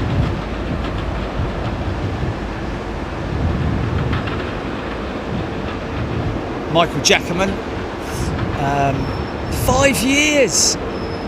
5 years you've been with us, Michael. Wow. And you still don't. Wow, that's amazing, man. No runway switch on 09s, Michael. I've probably said that about at least a couple of hundred times during my... Well, every time we're on 9, it's understandable that he might think it's paddock, mate. He might well think it's paddock because in a funny sort of way it's kind of angle. You know, no, I can understand it. No, I can understand somebody. We've had that loads of times before where people think that I'm in the paddock. Loads of times before. It's an easy mistake to make.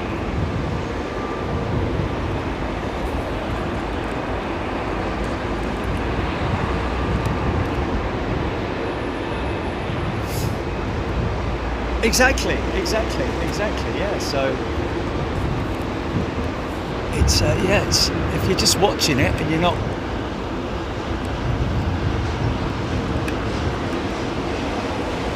It's difficult. It's easy to become, whatchamacallit, disorientated, isn't it? Yeah.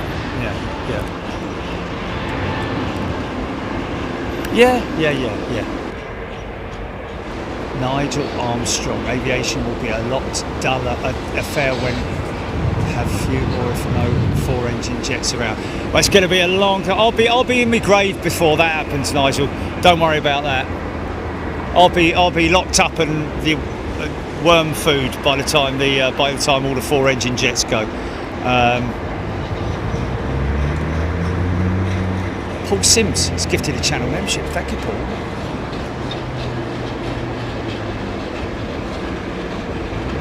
Fat Boy Twin, great stat, mate. The distance between the main undercarriage bogies, as in, well, the bogies are in the middle, aren't they? That can't be right. 47 feet. You mean the outer MLG, not the inner bogey gear, which is the body gear. You're talking about the wing gear there, Fat Boy Twin. 380, 47 feet. Yeah. Mind you, you never know, man. I mean, that is a very wide. Yeah, you know what? It's a very wide body, isn't it? Mind you, the two gear are quite close together, so I think maybe.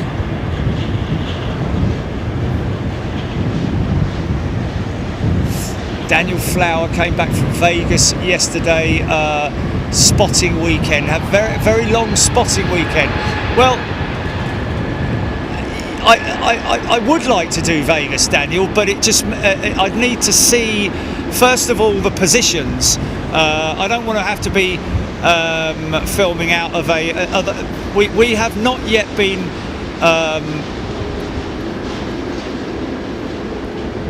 given any sort of like information on a great spotting area at Las Vegas. I understand it's all through the fence kind of stuff, or you need a truck, or you need steps, or whatever. Not a big fan of doing steps in America, not that I could do anyway with the equipment that I have. Bear in mind that I have to have the tripod, the camera set up, and everything that I've got. It's not like having a camera just sticking up at the fence. But if you can tell me otherwise, I'm happy to listen, Daniel. Thank you.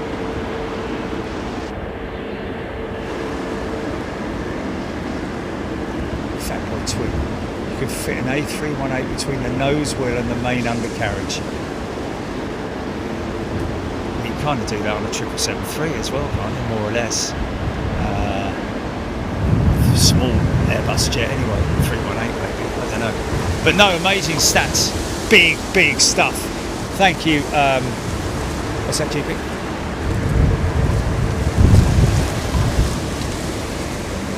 Okay. Return, yeah. And what's the options on departure and outbound and return?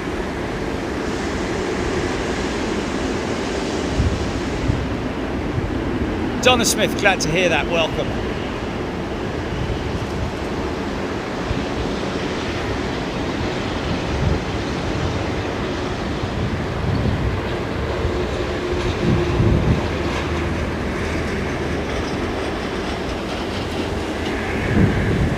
Hodgie, Westjet. Sorry, say that again, GP. Yeah.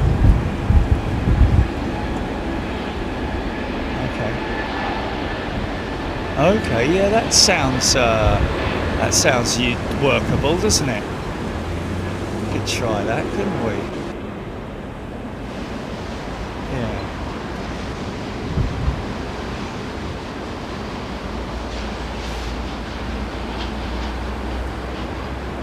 Anton, yes. It is temperature, local temperature, time of the year that does dictate most of our streaming locations, it has to be said, in terms of certainly hot. Not too bothered about cold. I'll do Chicago in the winter. I wouldn't mind that, because obviously because of the snow and all that kind of crazy stuff.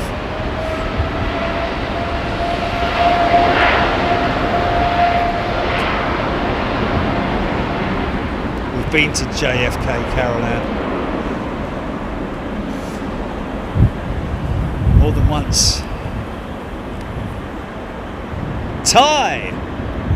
That Canada triple is one of my favourite liveries. By the way, the distance between the ground and the bottom of the wing at the main gear is 19 feet. The ground and the bottom of the wing at the main gear. Is that are you talking about a 380 there, Ty, or are you talking about the 777?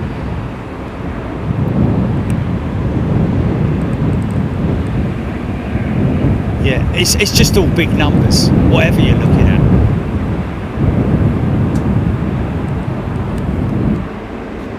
How many brakes on each of those wheels? I think the rear set are non-braking, whereas the two front sets are braking. You generally tend to see the rear set clean on the 777. But bear in mind, on each wheel there are probably 6 disc systems with multiple calipers, or pistons. I think there's probably 8 or 9 pistons in a ring that then push the caliper, is mounted inside the caliper, and then the piston pushes onto the disc. Or the other way round, it might be a different system on the maybe the internal discs push the discs against the pads, if you see what I mean. But there's basically about 6 rings of brake pads, believe it or not, on each wheel. Slinger 2 out, Nigel Armstrong, thank you. Raptor X Delta 339 Intersect, there it is.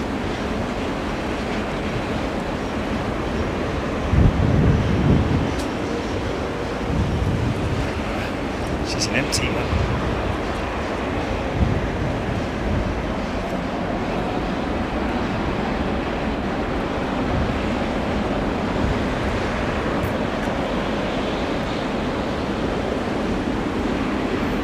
Yeah, I can see why it's one of your favourite liveries, Ty. I really like the new, or the revised Air Canada livery over the eggshell one. A lot of people still prefer that. I think the loyal ones like the older eggshell livery. But this one, to me, it kind of looks like suited and booted, doesn't it? Horizontals.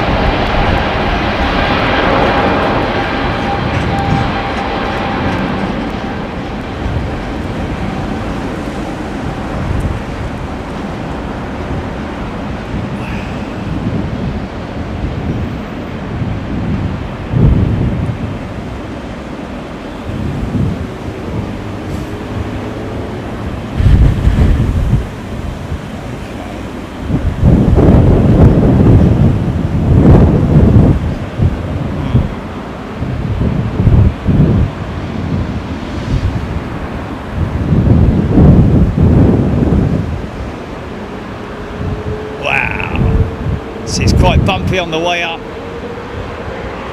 Got that confirmed by Steph. Trent 700s, 800, sorry.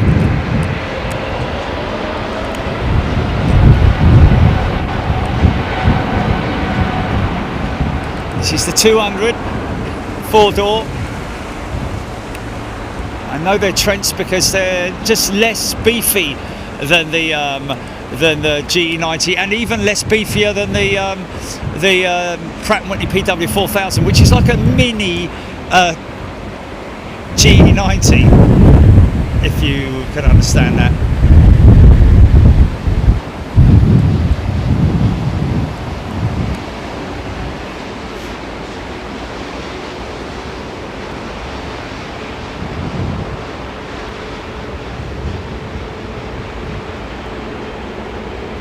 think the one shortfall is the mask is uniform across all aircraft. Doesn't highlight the unique windscreen shade. Oh, I don't know about that, Kevin. I don't know about that, mate.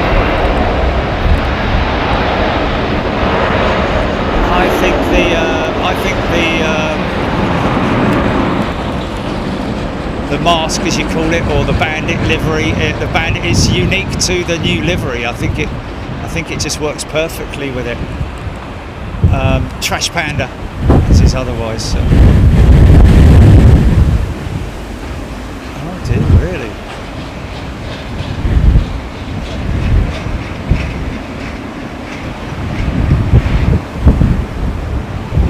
Demanded a ransom, did you say? Oh, ransomware attack, right, okay. What, again? Is it, what, European airports or Heathrow as well? Or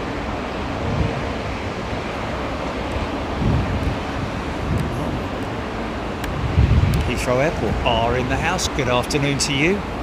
Hope you're all back up and running again with that technical issue. It's just a non-stop thing, isn't it?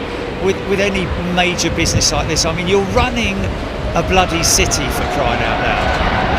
You know, and there are so many segments to running an airport, and one of those is relying on technology massively.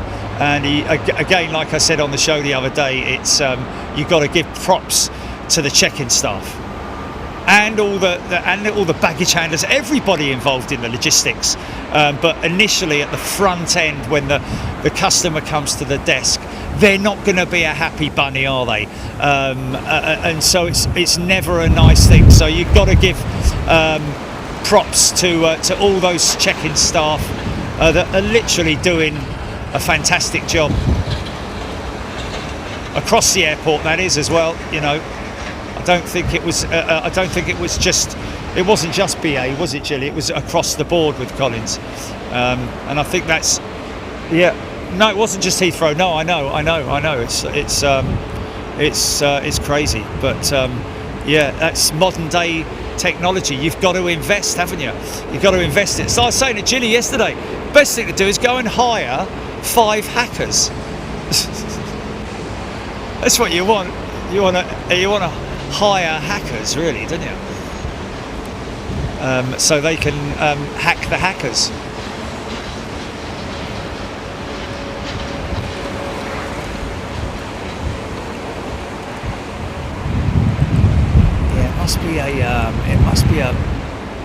It's just a non-stop cycle of things that you have to deal with. I mean, the emergency service. I remember when I was over at engineering a couple of years back and went into their offices. It's just incredible the notice board of things that are outstanding and the speed at which they get done.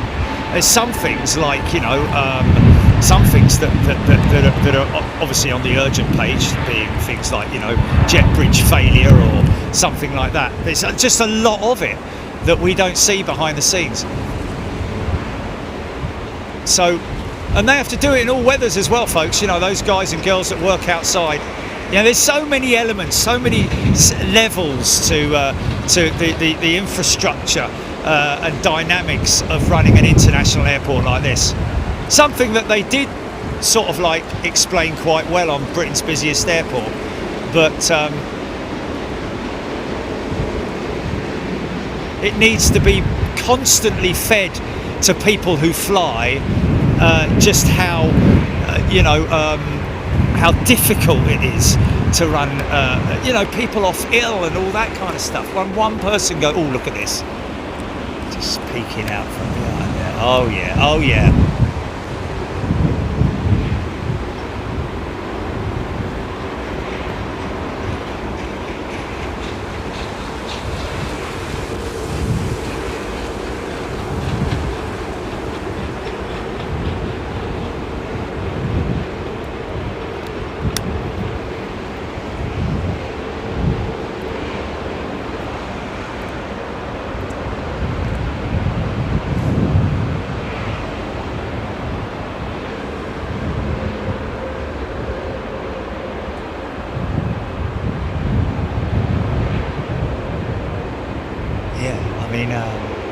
I would have thought that,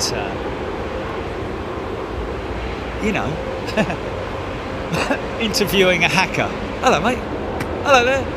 So, who've you hacked before then? Got to see your CV, haven't I? Oh, well, that's a little bit difficult. Well, you know, you've got to tell us.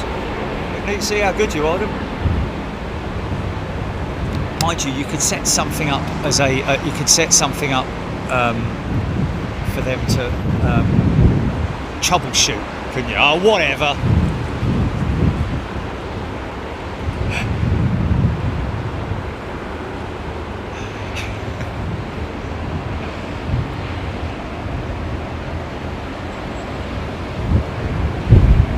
Nigel Armstrong makes a very valid point there. Yeah, very simple, basic computer knowledge and awareness. That's why an IT department is just, you know, is massively important. But within that IT department, I think you should have somebody who's massively knowledgeable and skillful on that level. You know.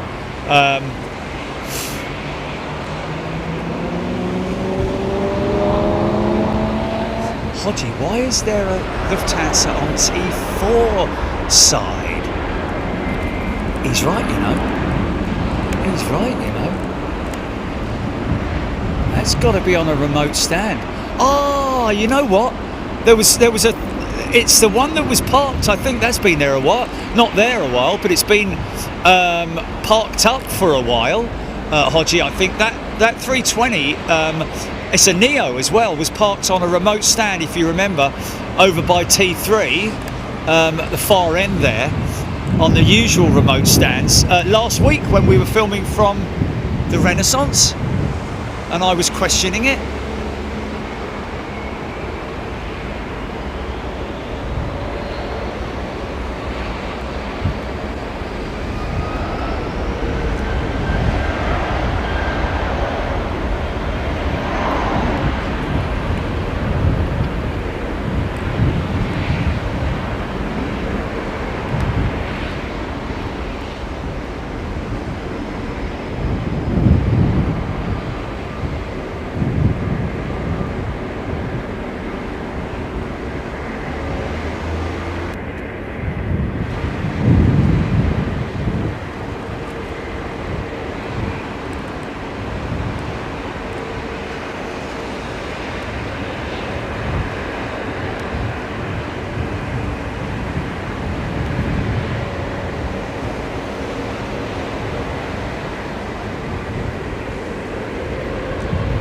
Gabriel Crawford, there you go, works as a cyber security engineer, and companies always want our services when it's too late. Yeah, man. I mean, these days you have got to spend money and invest in a department specifically for that. Leave them alone. Just leave them alone. Have them overlook everything, and just don't take them a cup of tea every now and then. Give them a coffee machine. Of course it is. Yeah, but it's all about. Yeah, no, I know. But the stronger, Jilly, the stronger you make that network, protection network, then the less likely they're going to come after you, isn't it? So it's who builds your website, and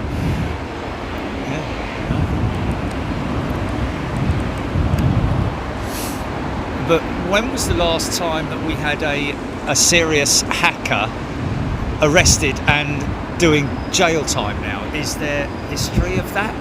Because I haven't kept up. No.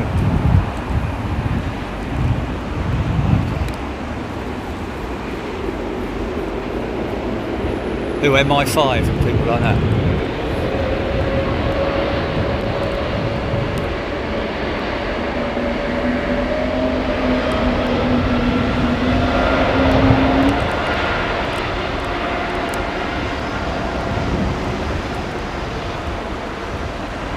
Folks, can I just ask you, are you hearing those spool ups?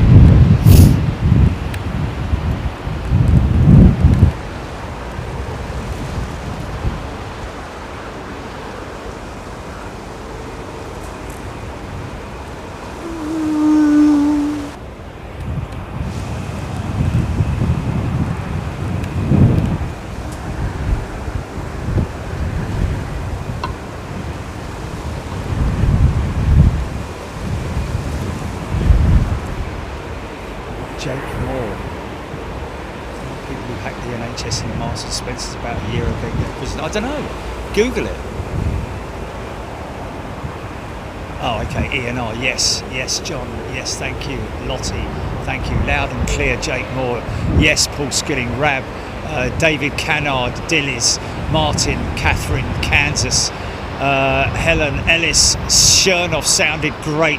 Paul Sims, 100%. Fantastic. So our second microphone is working then. It is affirmed. Brett Marscoff, I can hear the spool ups loud and clear. Bloody brilliant.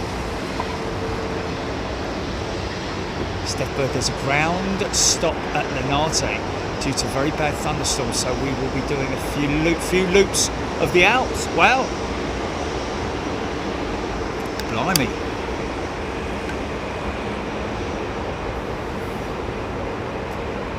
Michael Bodnar liking the Gulf Air livery. Yeah, the retro livery.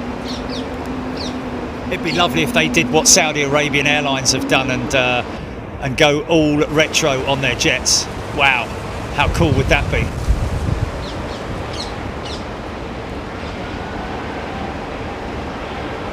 Because their stock livery isn't massively, you know, wow factor. Doesn't have a lot of wow factor, does it? Thank you, Anton. Qatar 380 on the move, Aaron Thomas. Hodgie, sounds are amazing. Oh man, that is brilliant. Sally Cullum, thank you everybody. So glad that that's worked, because that's more investment into technology and just for this location as well, folks. Isn't it crazy that we've improved not just the visuals but also the sound, and I love it when a plan comes together. Two Qatar on the move, 380 and 350. Aaron Thomas, yeah. Is that? Oh no, I'll tell you what that is. That's the Saudi Arabian Airlines jet that got punctured by a catering vehicle, I believe.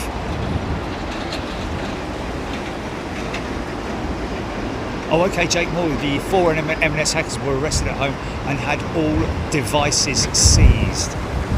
And now what? What are they doing? 8 years, 10 years, 3 years suspended sentence or something? It's going to go like that, isn't it? And like you say, Jilly, better off employing them, and instead of jail time, get their services for free for 5 years.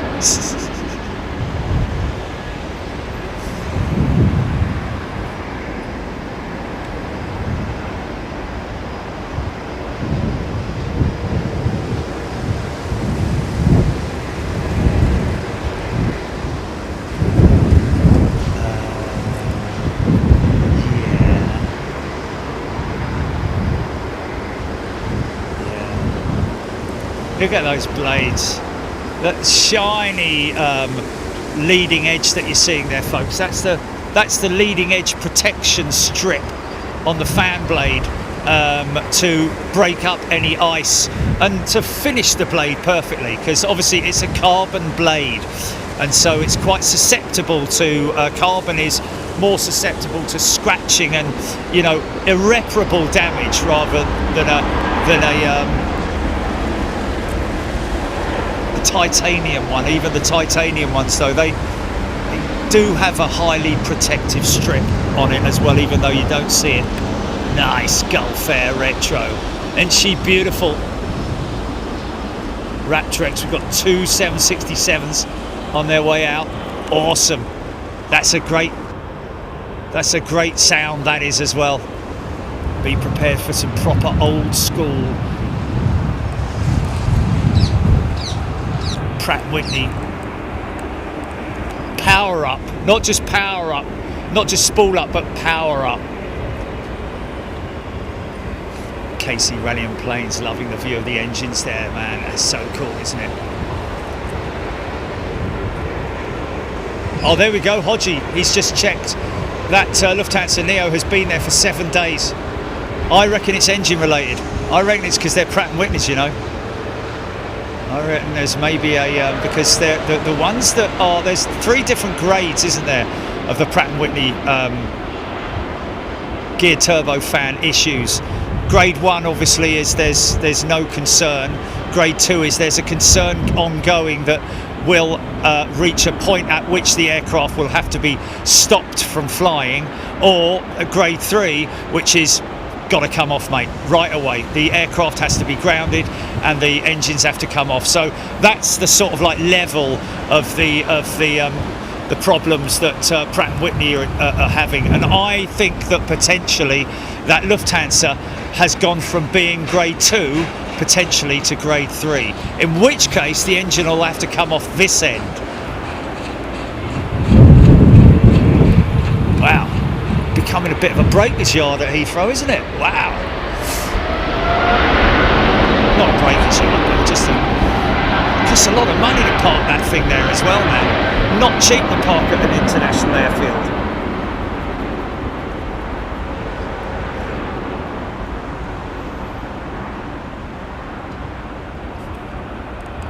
Yeah, I know, I've just read that out. It's been here 7 days. That's what I read out. Gulf Air Tri-Stars look great in that livery, Terry Slater saying, oh yeah. Okay. Oh no, that's the plane we came back from Frankfurt on. Has it been here since we came back from Frankfurt?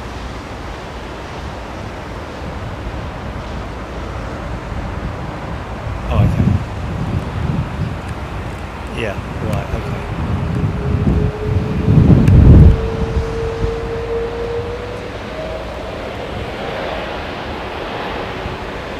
Very funny, W3HLS, I'm reading that.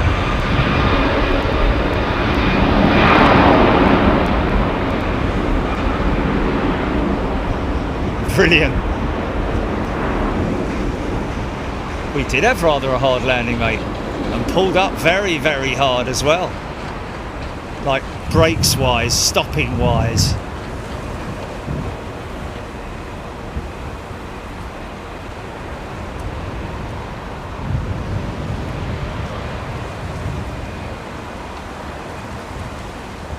No, I mentioned it because it was parked up on a remote stand. Yeah. Well, where were we last? When on Sunday we were at the Thistle, weren't we? And then Wednesday we were at the Renaissance, weren't we? Ah.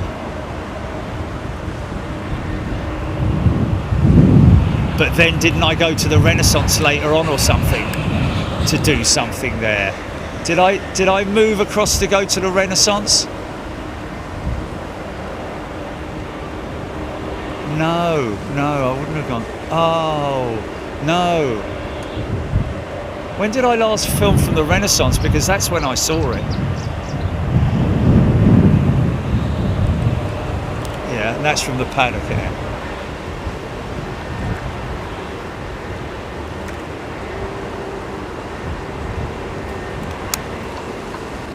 Ah, that's it then. Oh, what, last Wednesday? Last Wednesday, okay, well then that's 7 days, so yes, that's the one we flew back on. And it stayed here. No, what I'm saying is it stayed here after we so it never went back to Frankfurt. Wow, that's crazy, man. Yeah, our flight was, wow.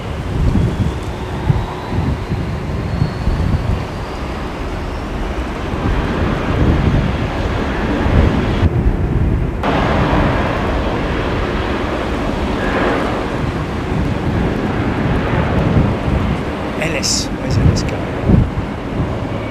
Thank you, plane info. Michael Barlow. It's worked for BA hostess recently. This has got a great picture of her sat in an engine. It's a cabin attendant, but we'll take that, Michael.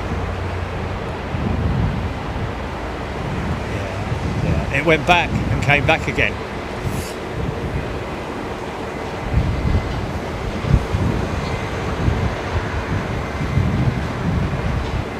Frank Lorenzo. Jim K.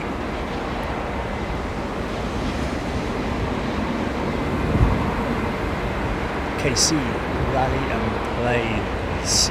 Fantastic view of the engines.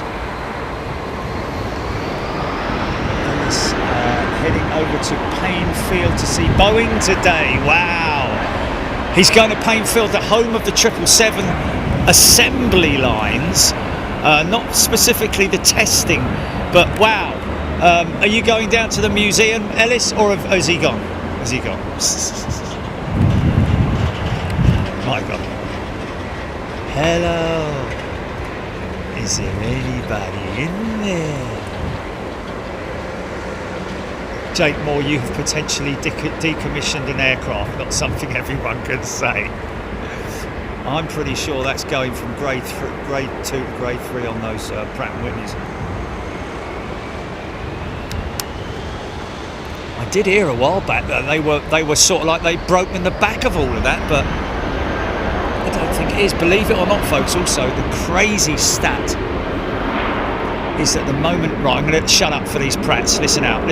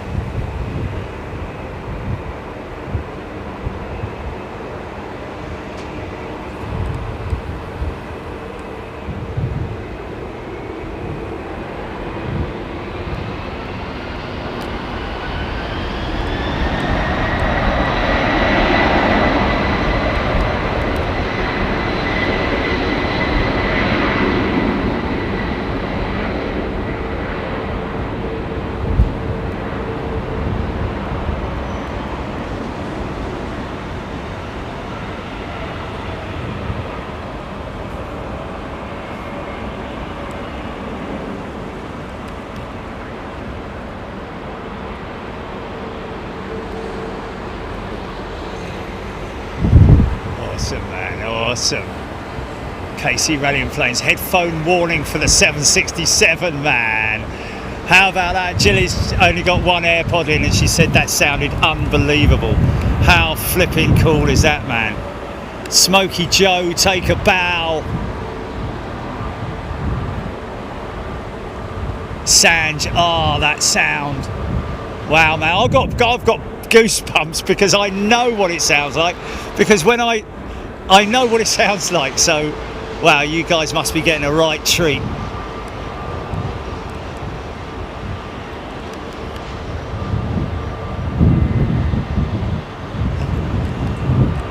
Sorry about that.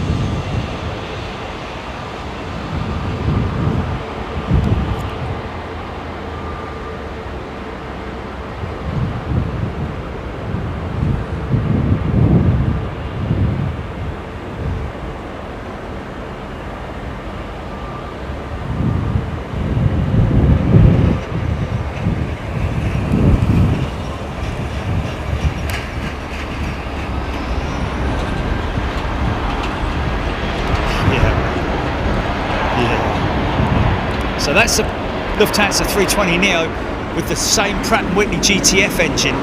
They're the engines that many operators around the world are having issues with at the moment. Lots of aircraft grounded,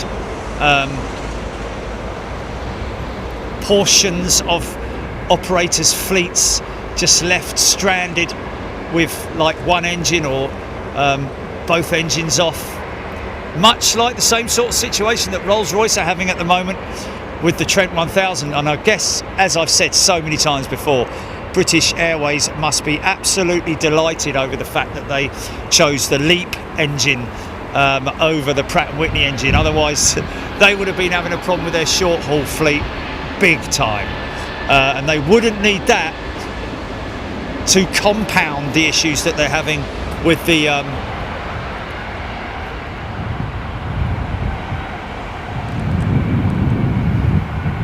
Trent 1000.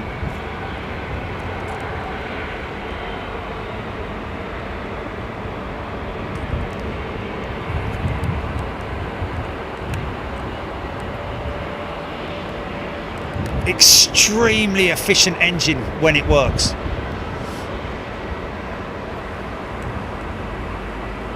More efficient than the LEAP engine, but obviously with its issues. Operators still ordering them though, still ordering them.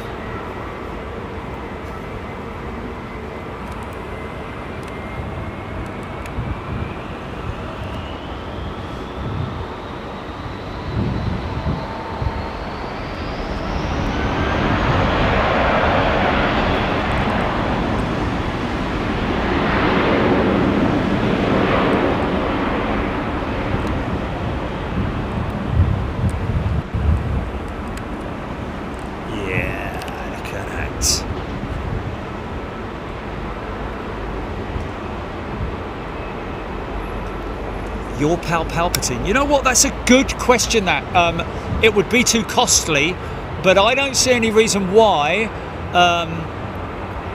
they wouldn't be able to switch engines on, like retrofit them. Is what you're saying there? You know, take the Pratts off and put, but then you've still got the problem with. Obviously, the computer systems are linked up to Pratt & Whitney.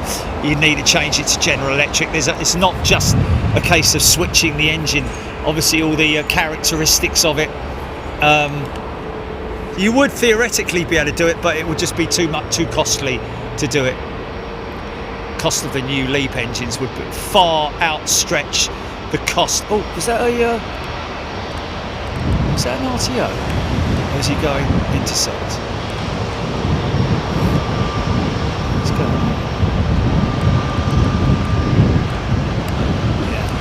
Even having an aircraft out of action for 6 months. But well, the crazy thing is that those engines, from the moment they come off the aircraft to the moment that they go back, can be as much as a year. Believe it or not. That's crazy, isn't it? And that the reason for that is not that it doesn't take a year to repair it. It just takes a year for it to come through the system. You're in a queue basically behind all the other hundreds and hundreds of engines that are being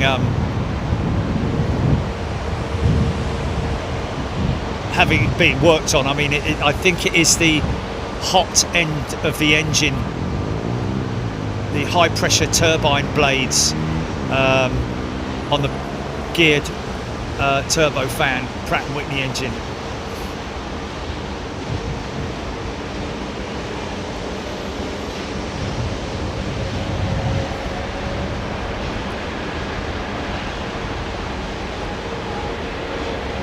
State and GE having spares issues and spare shortages for their NX engines. Kenya Airways 787's grounded and overhaul of engine is taking an average of between 90 to 120 days rather than the usual 60.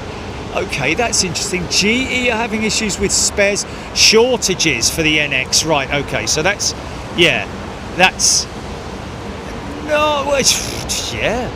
I mean, if you haven't got the spares and GE are having the lead time for spares, that's as bad as having engine reliability issues, really, to be honest with you.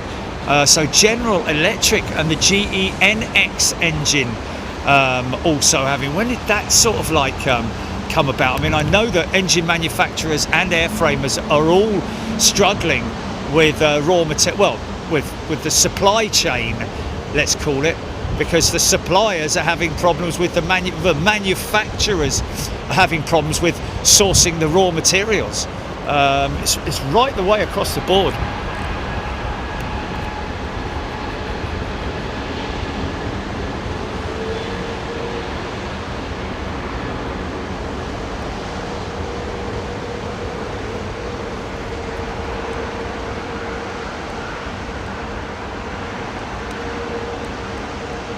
See the oil filler hatch there, just to the left of the Rolls-Royce logo. That's regularly you'll see when the aircraft is at gate. You'll see the engineer come round, technician, whatever, come around with his steps or her steps, and literally a few cans of oil. Oh, here we go. Look, how much higher up the 350 is than the Dreamliner, man. You see his little eyes there. Look. Oh, his big eyes. Yeah, it's, looking very menacing, man.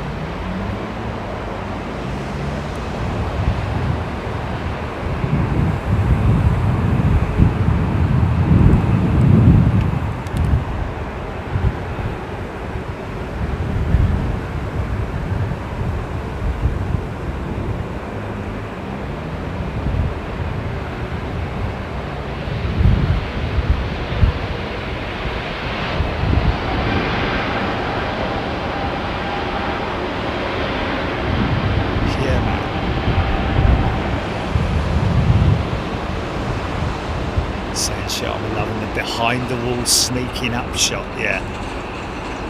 Most evident on a 747, it has to be said.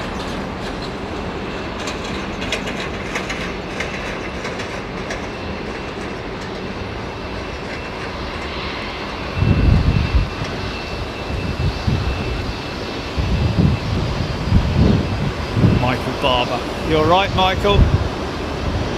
Wow, nice bit of brake dust there, man. It's quite a long taxi from T4.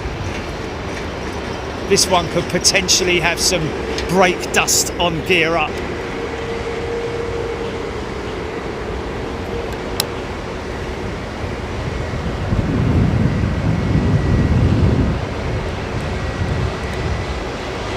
Heavy, she's sitting on those mains, man.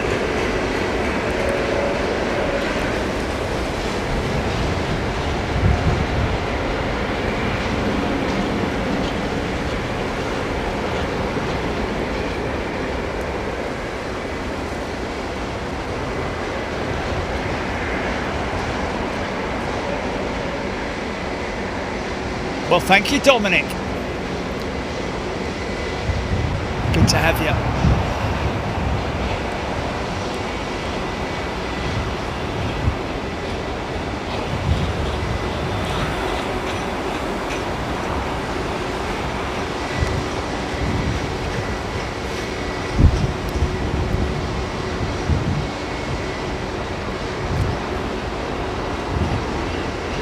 Imagine how much weight is exerted on those main gear if the thing's sitting on the ground for like 6 months like they were. Here she goes, here she goes.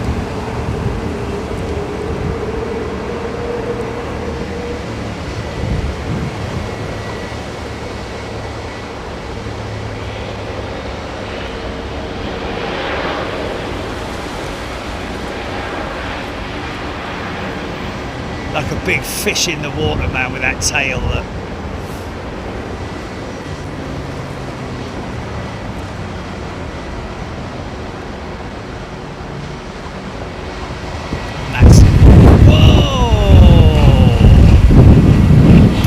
blast from those engines, man.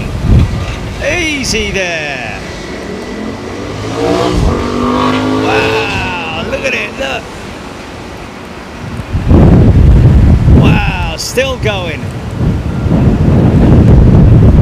Yeah, yeah. There we go. Up and out of them.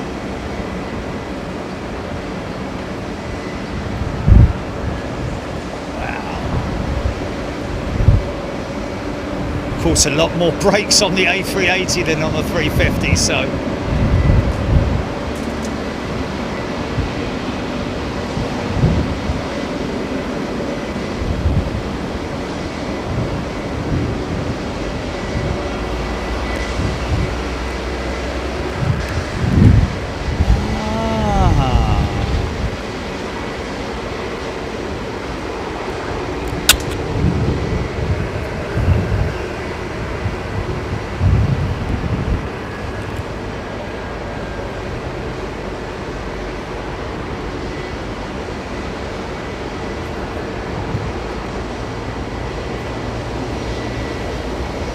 okay.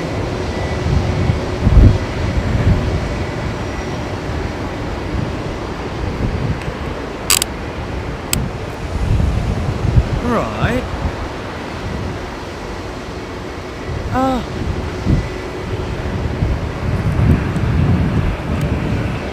Oh. Another retro. Now this is what I'm talking about with Saudi Arabian Airlines having now decided that all of their future fleet will be completed in this scheme as opposed to the old livery, which is very dull, I have to say. Never liked Saudi Arabian Airlines. 166-977 GP.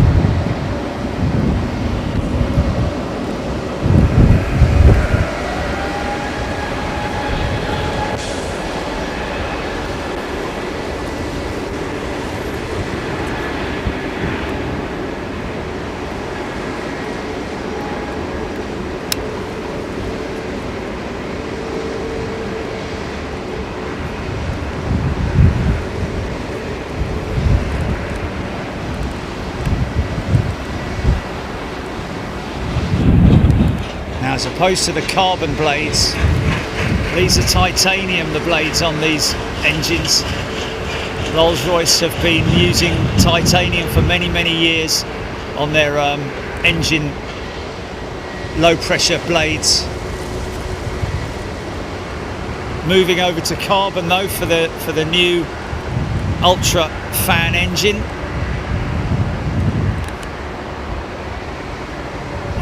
Wow, Jake Moore does prefer the old Saudi livery. What the current one, if you know what I mean, the existing one. Wow, over that. Wow, really? Retro's got so much style, man. Oh, but there you go.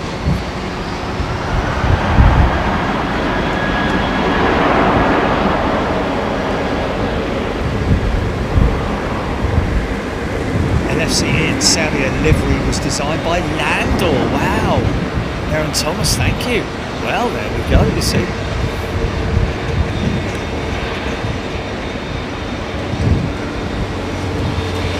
Connor, carbon is not really a recyclable material, much like what we were discussing at the front end of the show in terms of scrapping. Well, the first part of the conversation got on, it was with blades from hydro stations and, you know, wind power stations, those big, humongous, great big blades that they use there. Oh, I'm just going to shut up a minute, hold on a minute.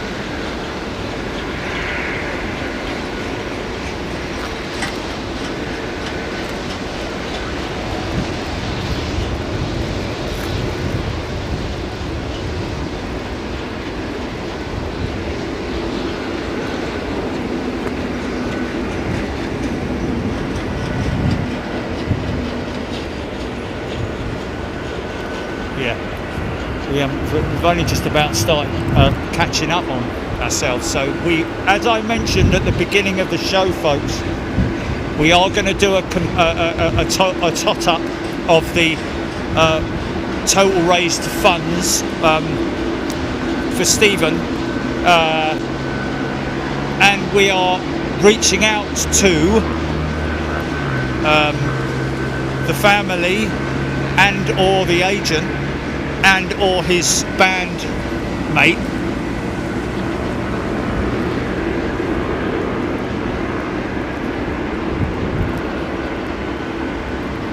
because we need to know where to put that money.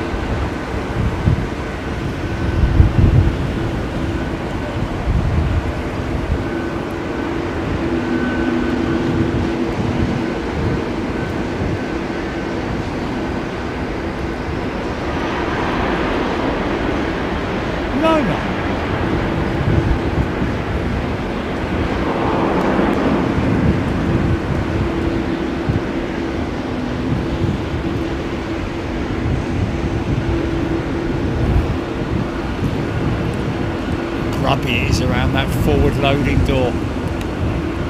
Wow.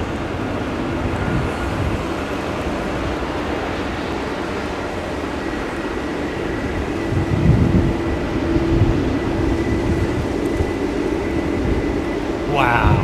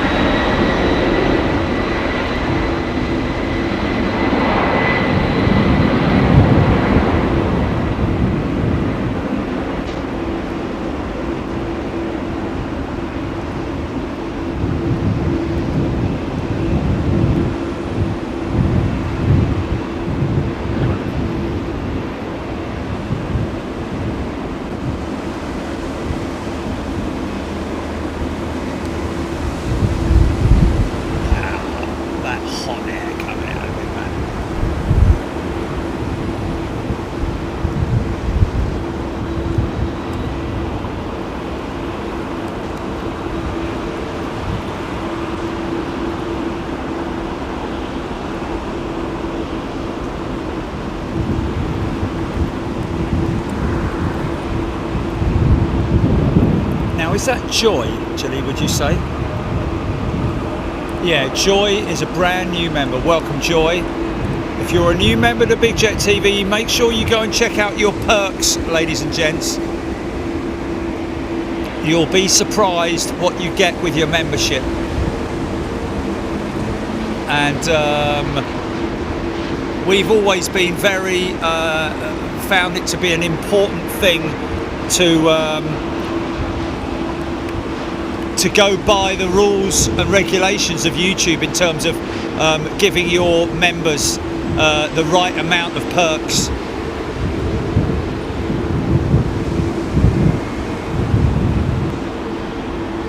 Obviously it's something that does evolve, but in general I think we do a very fair job for everybody.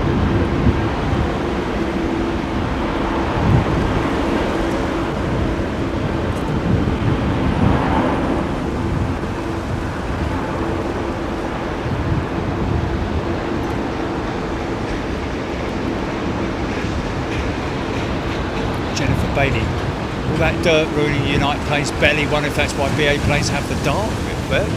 Well, yeah, that may have been something that was related to the design for BA. Good point. You are, after all, operating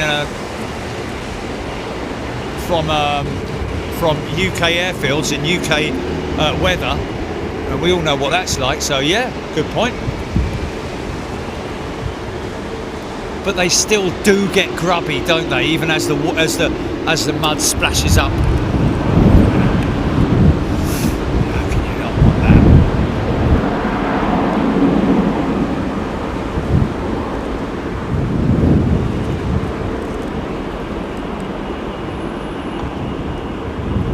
Yeah, that's nice.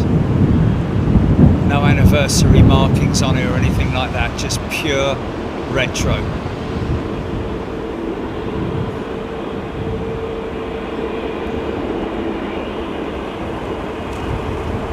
a 747-100 all day long.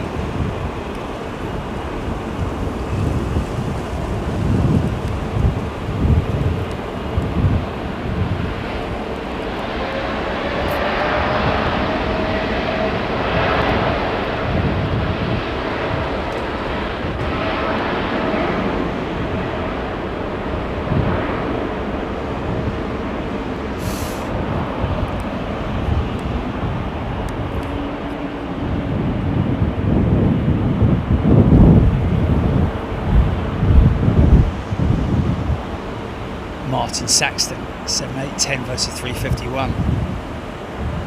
Yeah, it's really, to be honest with you, it's very close in terms of the numbers, the efficiency numbers on the 787-10 versus the 350-1000. Certainly, engine-wise, in terms of its efficiency, there's a lot of numbers that come into. Mark Howard is a returning first-class member. Welcome back, Mark.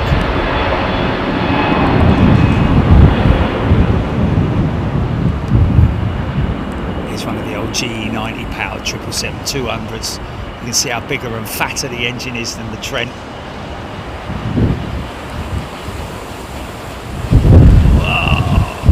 Lots of power.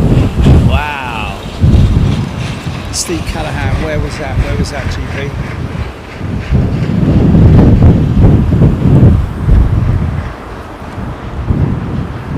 Wow, how far back is that?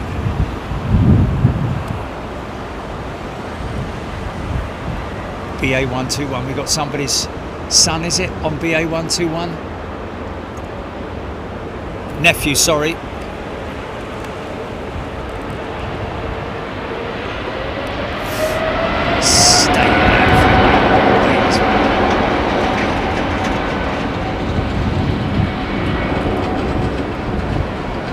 It's not so much from hydraulic leaks that you're seeing there. It's more a case of just age of the component, really, where it just weeps a little bit, maybe. Not even that is like, because the slightest loss of pressure in a hydraulic system and the panel's going to light up, you know. But even so, that you're seeing there, that general muck, which of course mixes with the condensed water at high altitude, and when it lands, of course, that water rolls off the wing and carries a little bit of that dirt with it, and over time that just I call it, when I ride my mountain bike, I used to, I'd call it speed dust, which basically means that anything that's in the airflow and gets and carries anything with it, you get that sort of like dirt line, I guess.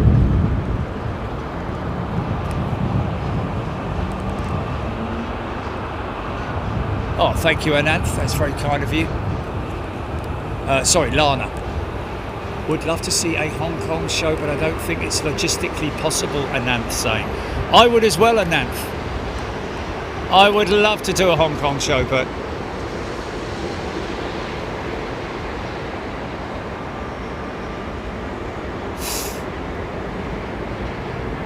hey, listen, man, if we could get like in the future, we'd be able to get a helicopter up to that top deck, wouldn't we?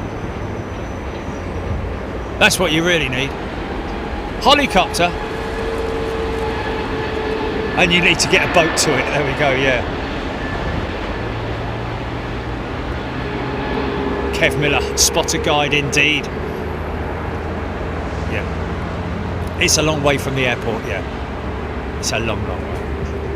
In fact, it's not a lot different, Jilly, to that place in Anchorage where you lost your handbag. Yes. Not too dissimilar. Obviously, a lot. It's closer than that, I think. But you know,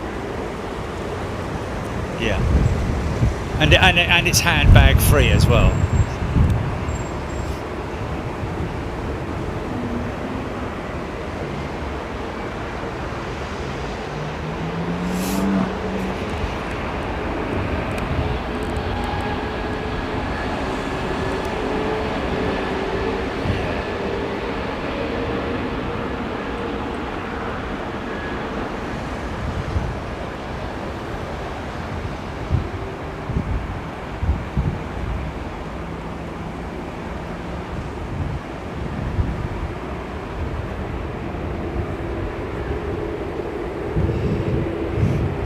decent temperature right now. Big high legs of the 330.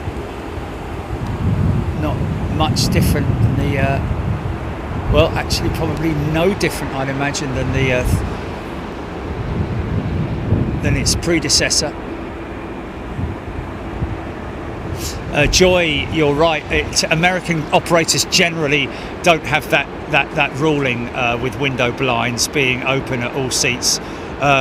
European operators generally tend to do that. Safety regulations, I guess.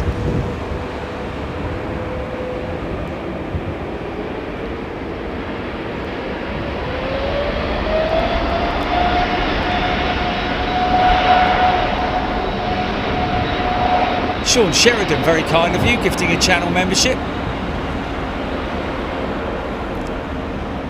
Like I say, folks, if you're new to Big Jet TV, don't hesitate coming in and chatting with me and the members as well, because obviously that's all part of your process as well. Is you're highlighted in green here on my chat. So if it's just to say hello, or if it's to give me information. It's what I thrive on, is your knowledge, whether it is your own knowledge from your very brain, or whether it's Googled. I don't care. Research is research, innit? And every day is a school day here on Big Jet TV, so don't hesitate to come in and feed me with information. Feed me.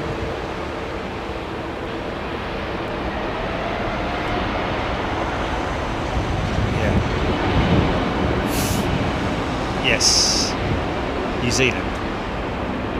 Yeah.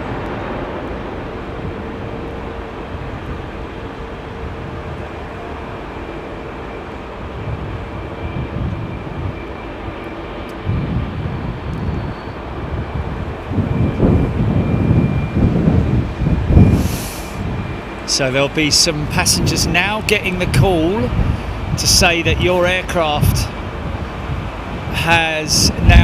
is now being towed from remote stand to gate, and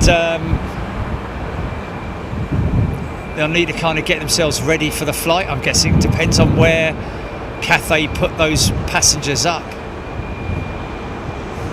overnight. What a lot of money that must have cost them, not just the parking costs for the aircraft, but the accommodation costs for and potentially compensation as well.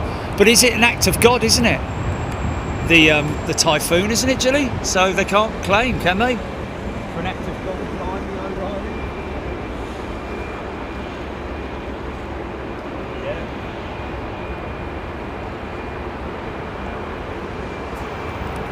an act of gold.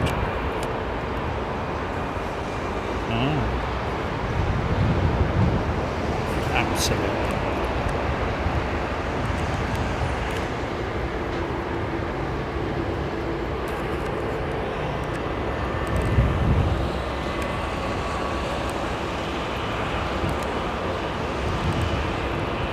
Now here's the older, well, I'd say existing Saudi Arabian Airlines livery.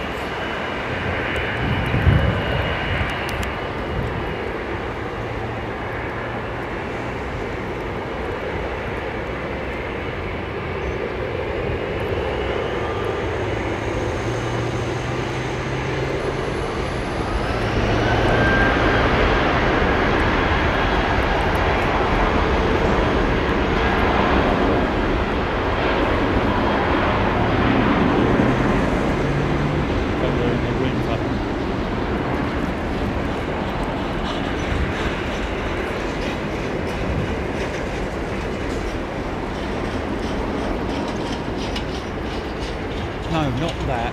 Just say, when is the coldest period in Auckland?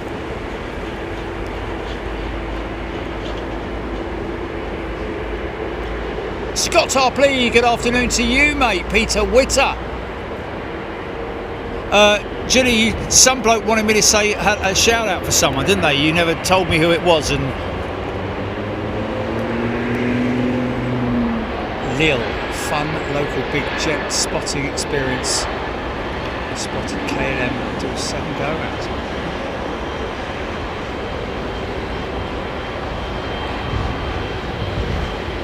Oh, interesting. 7 go around because the airlines can hire out the runway for training. Wow, never heard of that, other than up at EMA where Ryanair use the runway for training, don't they?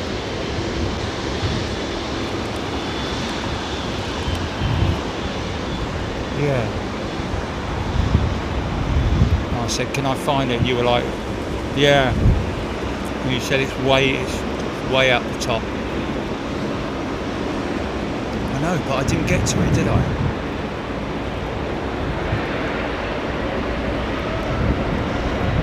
Oh, blimey. Okay, just asking a different one.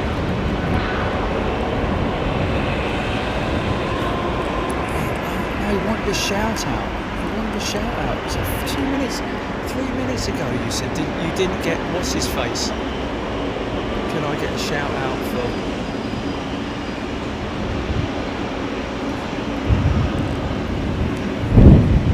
Yeah, there we go. Yeah, there we go. Yeah. Oh, yeah. Okay. Yeah.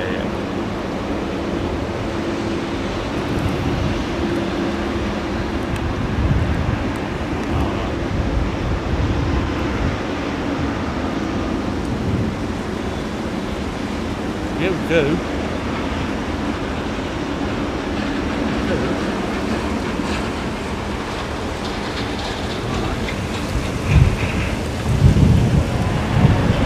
Oh yeah, there is such a thing, such a season, if you know what I mean.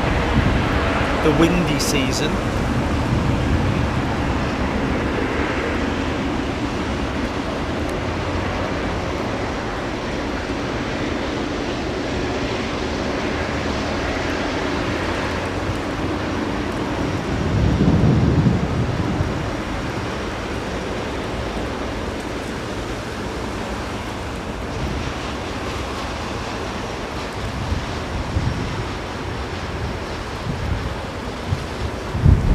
Why are you looking at February?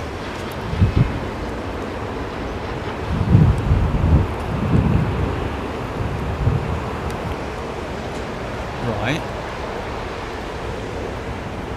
When it was blooming hot. Okay.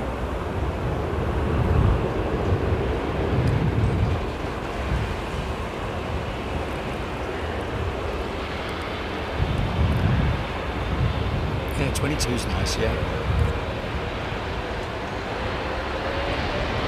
Okay, yeah. Yeah.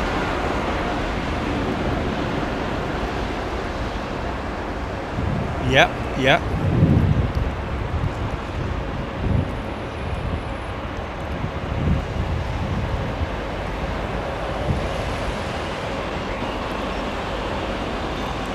Yes, Clive Clark. That's why I love this position, because you can be proper technical on the shot.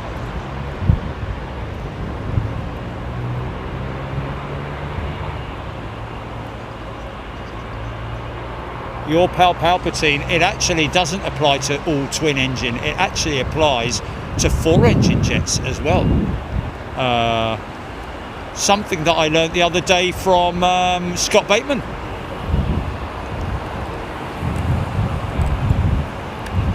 Actually, no, it wasn't. He said it was ETOPS specifically for twin engine operations, but somebody came on and said it's actually also for 4-engine jets, all jets basically, as far as I'm aware. Obviously, we're talking long haul here.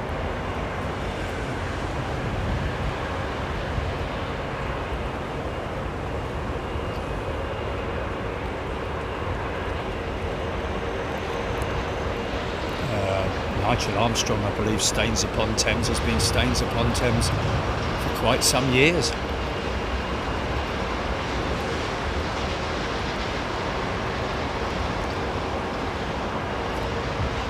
Because it is upon Thames.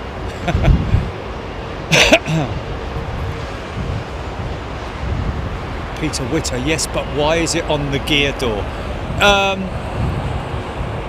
That generally is for the engineers. the engineering teams to identify the aircraft, I believe.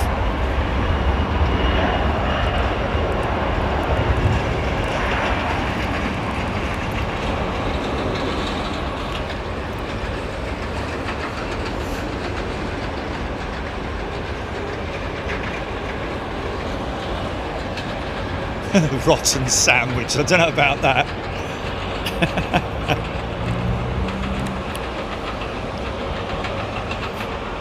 See somebody earlier saying about that they like the new Air Canada livery, but they're not keen on the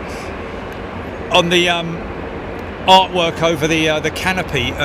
Their argument was that you want to see each aircraft's windscreen for its own merit, like you do with BA, for example, here. Whereas with some operators, they run that beautiful, what I think is beautiful canopy paint. This is unique to Air Canada, and I like it. You've got a lot of other 777s that you can look at and see their canopy, like that one there, for instance. You know, old school. But this is, I like it. I really like it. I think it's a good bit of design work, that.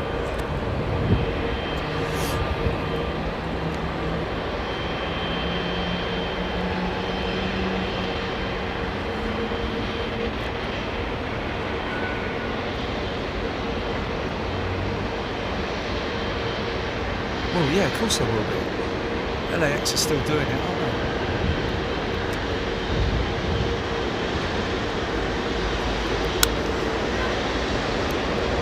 It's a big old thing, isn't it?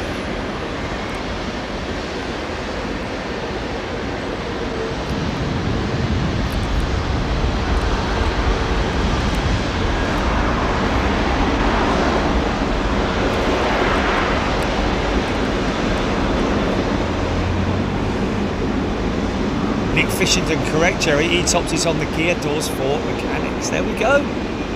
Ding! Go on, right. Look at this fella coming out. Right, everybody out of the way. I'm coming out. Daisy the cow eyelashes. Trying to see what you're saying there. David C. Kind of looks like sunglasses, yeah. I think it's either Amy Winehouse eyeliner or just a trash panda. Looks a bit like a trash panda.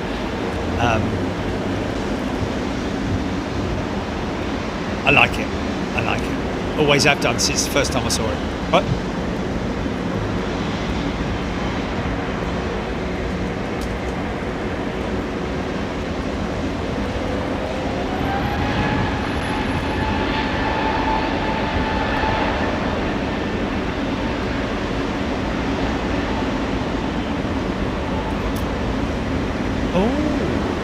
Per person, or yeah. And what is the off and on peak season?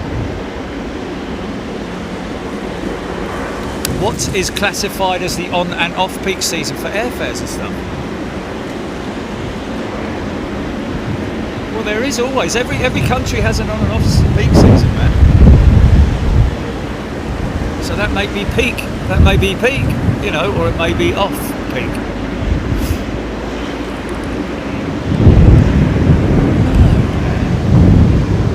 What is the off peak? Yeah, no, what is the on and off peak? It's like people don't go skiing in the summer, do they? So that's off peak for the ski hut organisers, and it changes over to mountain biking, doesn't it? Yeah, but if you Google what is the on and off peak season for wherever you want to go, it will give you a period of blah blah, won't it? Look at this big old lumber. Isn't it great, man? There we go. So that's off peak, yeah, that's why it's the price it is.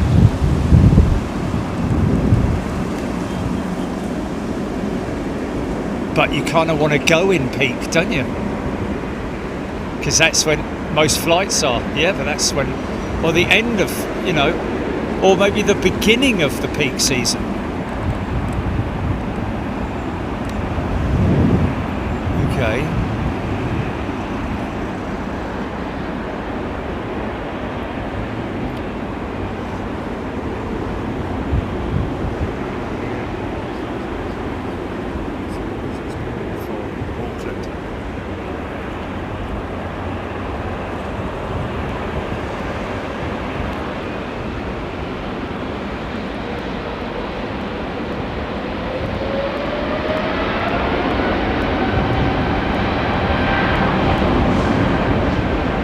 going to be during the on-peak season, isn't it?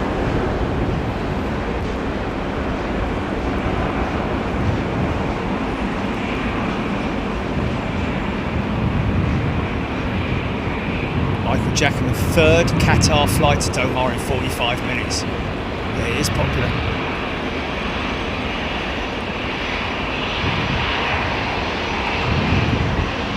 No. Yeah.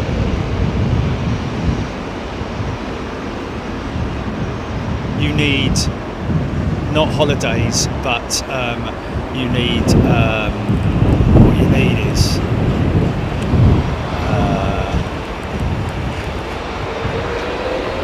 just visitors, isn't it? It's not people going away, it's people coming in.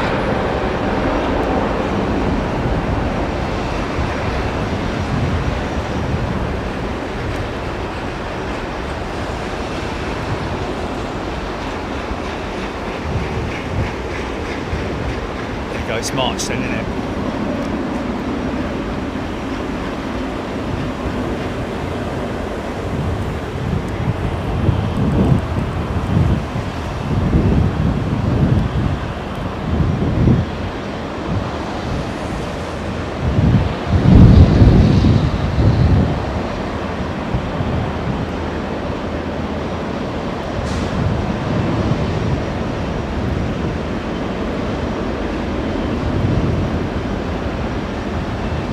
Doesn't really matter, mate, to be honest with you. Either way, it's but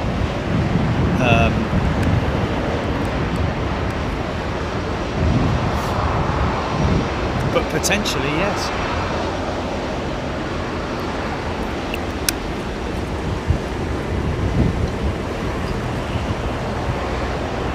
Even announced the Christmas market in Zagreb. Christmas market at Munich is pretty amazing as well, isn't it? I think. Ba-ba, ba-ba, and all the bands playing and the blah blah.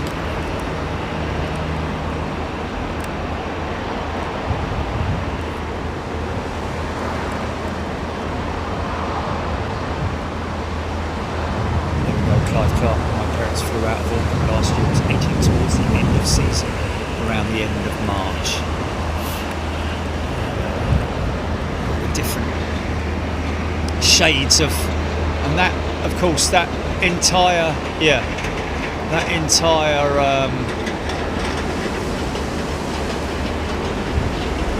forward cowl, the engine nacelle that you can see there in two segments there at the front.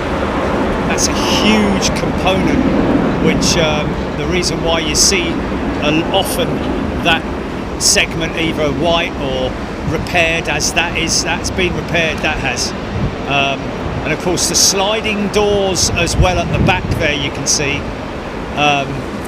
the very flat blue, that's the sliding, so all those segments basically,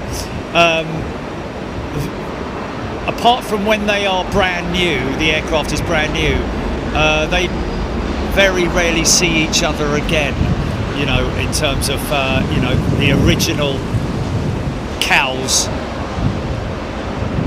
because throughout their lifetime they will get swapped quite regularly.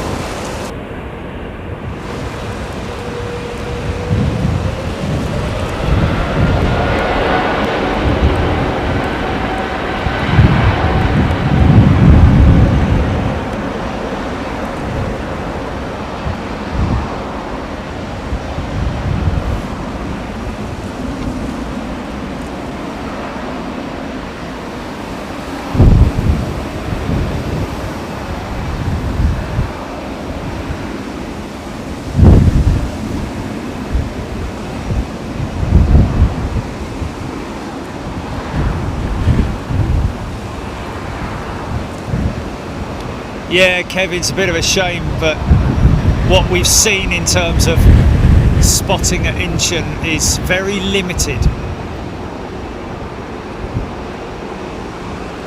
I think it might be a bit like that one at Taipei, Chile. You remember that one that we went to where the cafe was, where there was all buildings in the way and everything, and very limited to Yeah. Right. Right.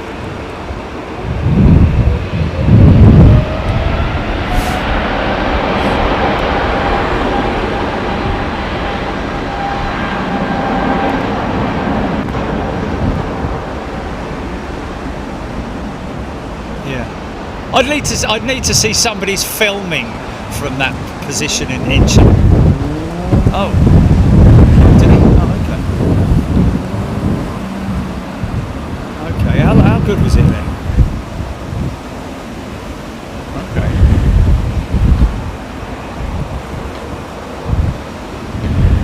Yes. Yeah. Yeah. Right. Okay.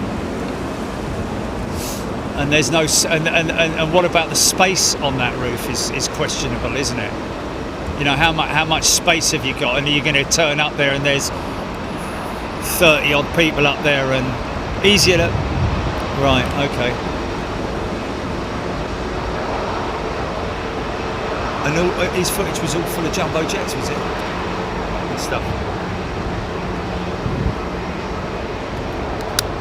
And is it on the departure runway or arrival runway, or do they alternate them, or is it? And can you see those other runways from that position?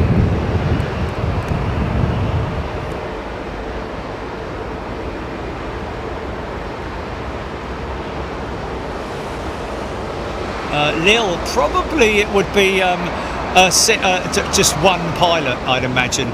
I would imagine so, unless of course, yeah, maybe they could take it to altitude and swap it out with another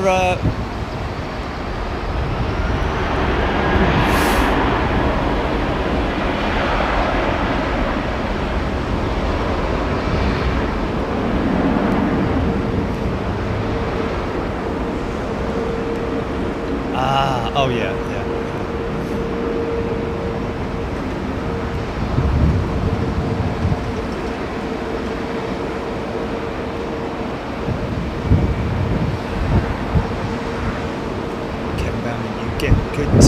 Positions there.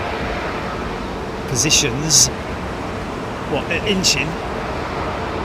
But anyway, yeah, Lille, good question that, in terms of the, was it Stansted? Stansted!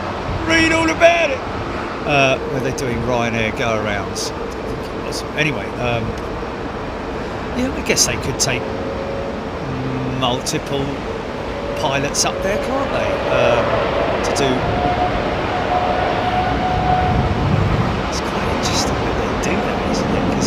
Obviously, they have simulators at Ryanair. They've got a sim centre, haven't they? They've got one at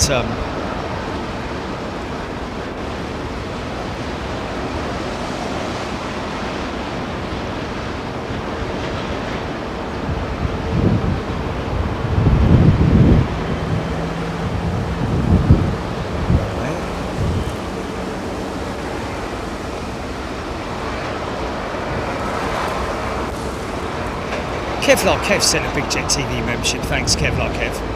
I'll have to have another look at it, mate. We'll have to sit down when I'm not rushing around like a bleeding idiot. Yeah, right. No, I don't like it, sort of thing, and give it a, get the full briefing on it in terms of like what I'm looking at and whether there's more than one position and all that kind of stuff.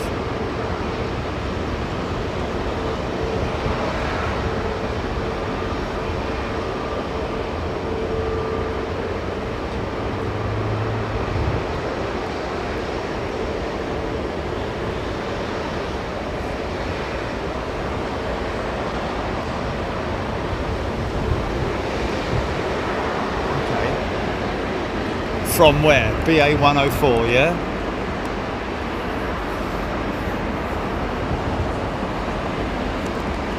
Is this it here?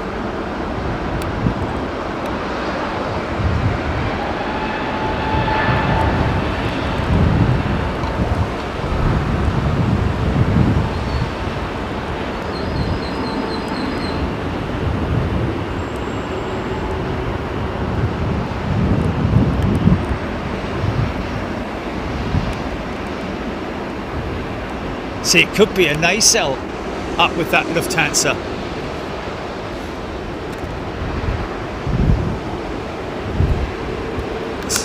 What is that? That's a bit random, isn't it? What was that?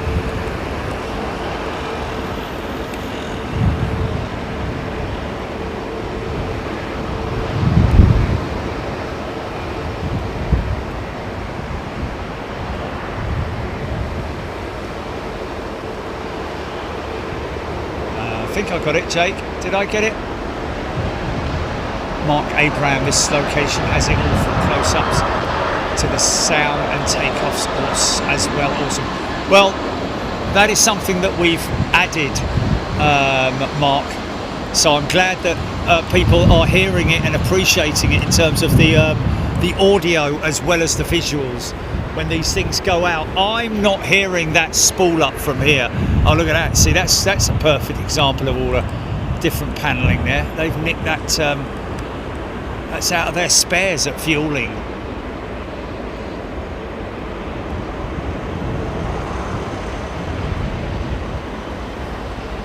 Mac UK Korean 747 did send over the English channel. Thank you. We'll get a good side shot of that.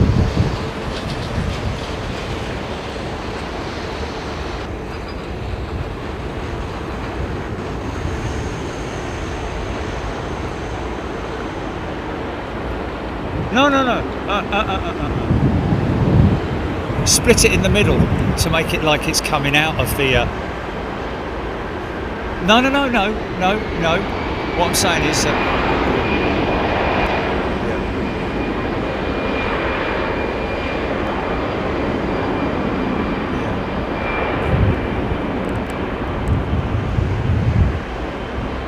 Can't you split it into two and make it?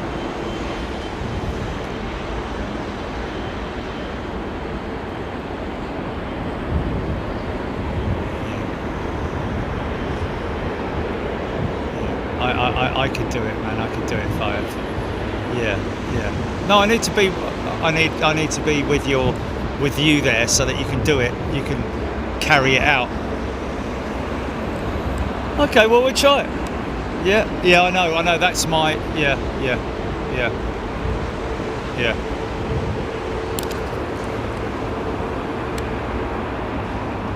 G'day.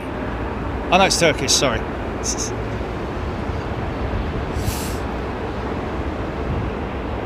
Yeah. I think we should give it one more try, mate.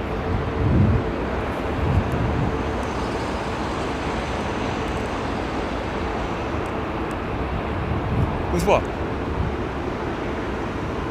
Foxy 747. Hopefully work. 09 Ops is my favourite for sure. This is an epic spot as well. There's a Thistle Love going there, top viewing. There we go, Foxy 747. What's that, GP? Put the what in the what?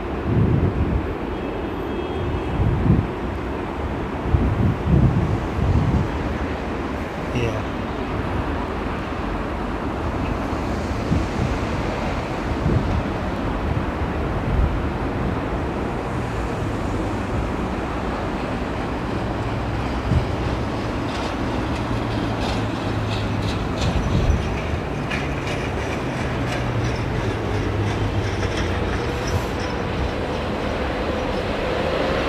Aussie Turks on board, and she grins. Excuse me.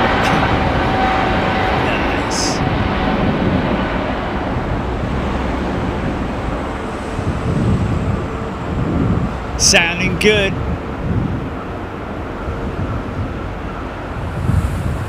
Someone's been in the milk bar. Oh, big blast of warm air there, man.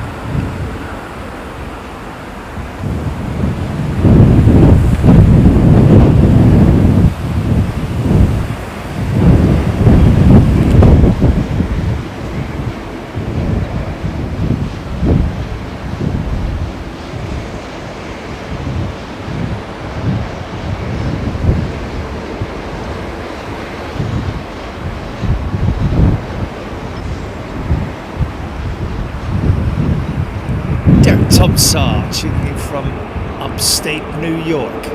Wow, how crazy is that?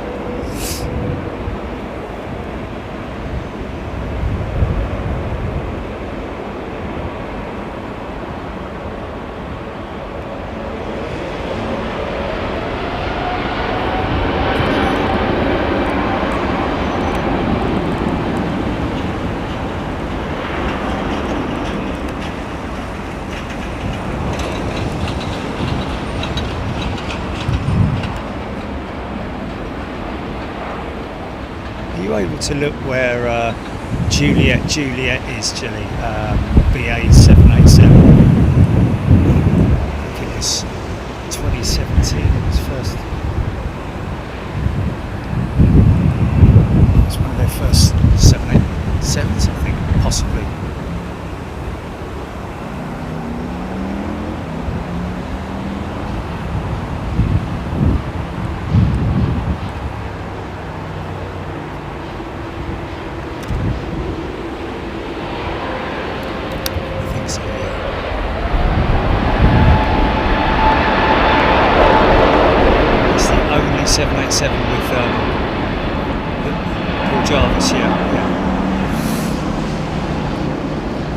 Lisa's dad.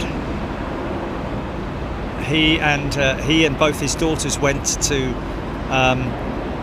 the factory at wherever it was, Painfield or whatever, the assembly line, to see it coming out of the paint shops or the assembly line or whatever it was. So it'd be nice to see it, wouldn't it, at some point?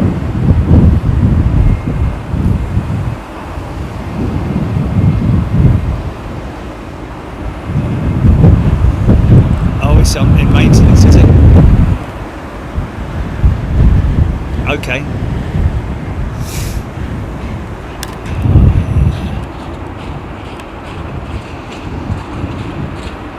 Yeah, man. Yeah. Well, no, but he was responsible for bringing the.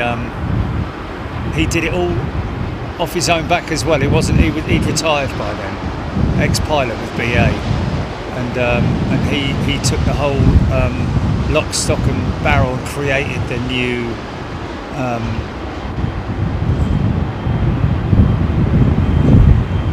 Heritage Centre. Wow, that's beautiful, isn't it? It's that low departure, man.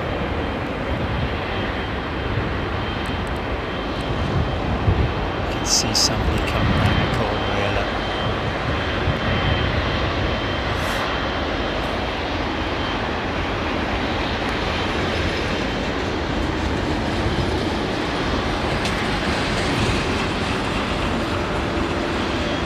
Wow, man, look at that. I love it contrasted against transport and infrastructure. It's just great, isn't it? Just sitting there.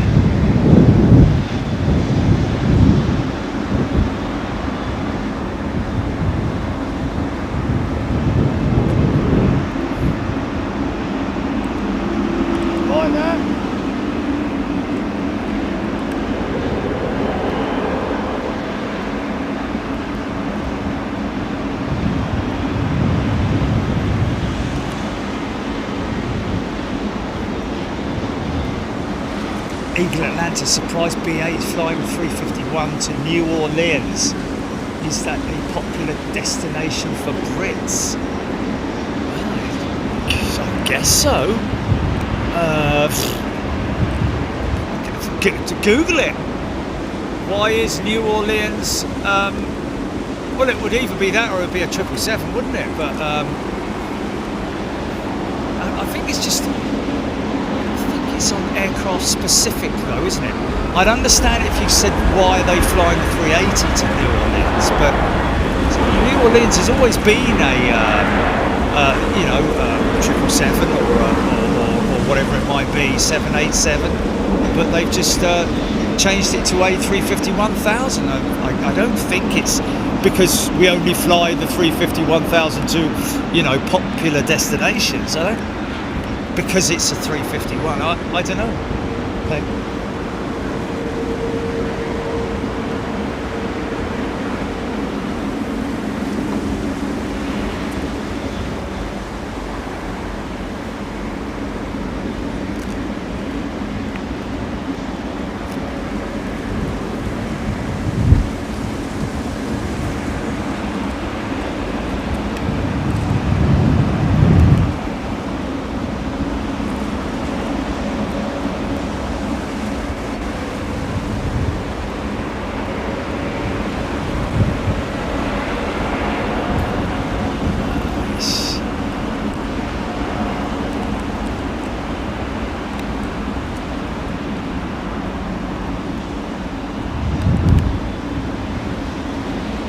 Julia Wilmot loving the position. Get a real idea of the size of the aircraft. Yeah, interesting, different perspectives that I like to bring you guys.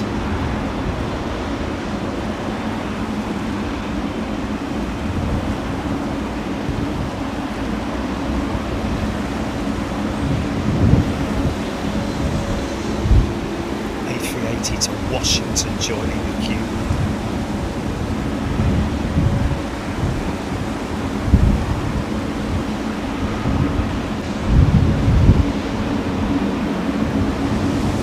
Some geezer noticing the smirk on the 777 pitot tube and angle of attack sensors.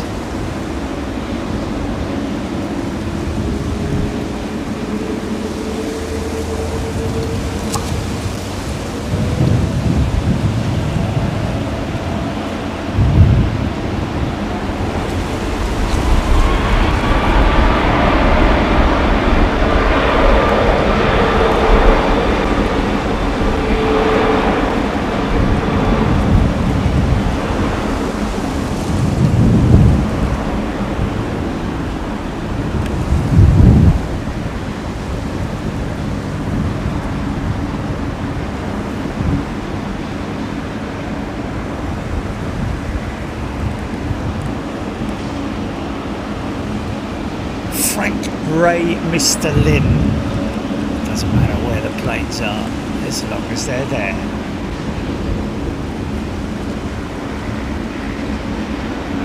Illegal. Must be something about New Orleans as a route for BA. Is it a big business hub, perhaps? Well, yeah. That's what I'm wondering. Is it? Is there a specific?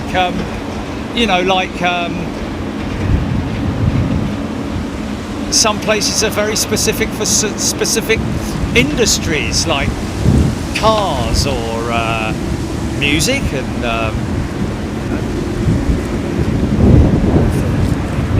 New Orleans is a popular holiday destination, isn't it? We've got a lot of history around New Orleans. It got flattened, didn't it, by the bleeding. Nice old United 200. Morgan G9 is such a big engine, yeah. You look at this, and then you'll see what I mean about the Pratt & Whitney engine, the PW4000 engine.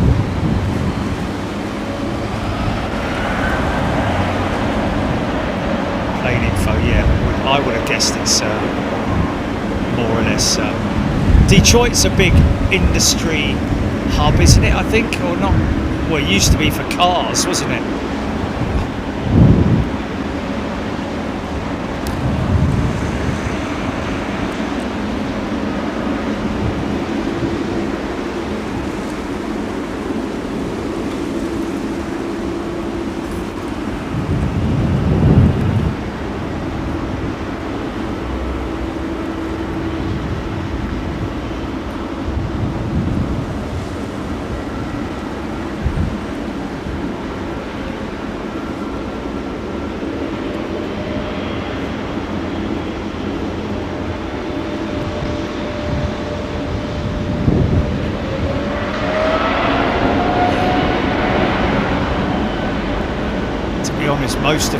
Most of the major cities in America are tourist. New York is basically your business state, isn't it? That's it.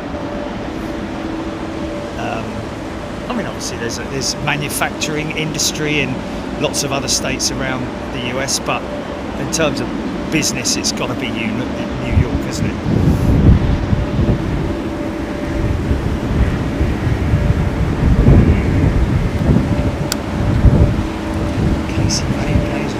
Could be taking over from Vegas. Really? Wow. Now this is the Pratt & Whitney PW4000 engine, folks. This is the engine that basically blew apart on departure of a United 777-200, much the same as that, a few moons ago. And as a result of that, the engine, any aircraft powered by that engine was banned. Hold on a minute. Just want to make sure that that 777 isn't moving. You might hear it spool up. One of the two is going to spool up.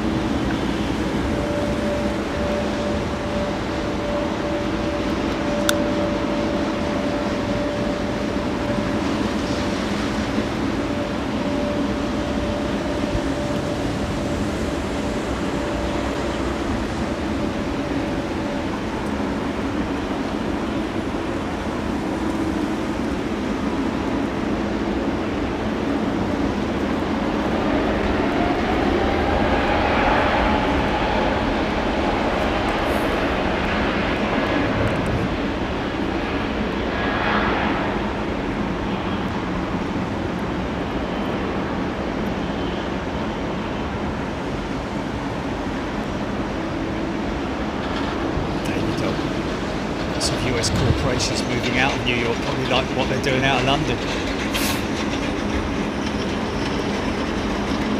Midwest Chicago, Texas and Arizona. Just because it's cheaper, I guess. Now this, if you were with us in Honolulu, folks, is a sight that is a crazy sight. Watch the exhaust coming out of these things when they fire them up.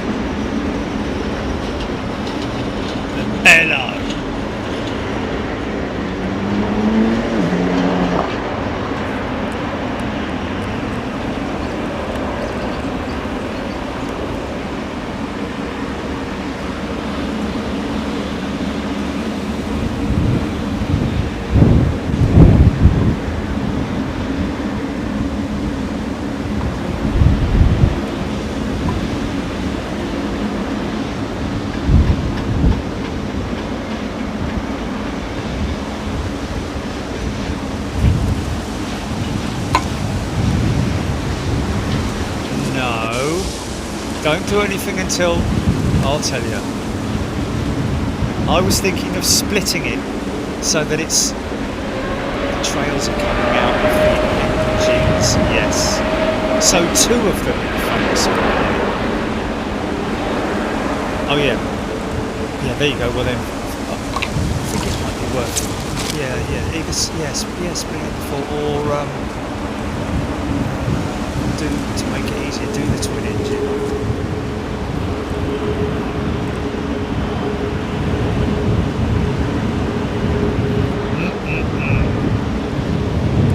Oh, that beautiful smell. As you can see.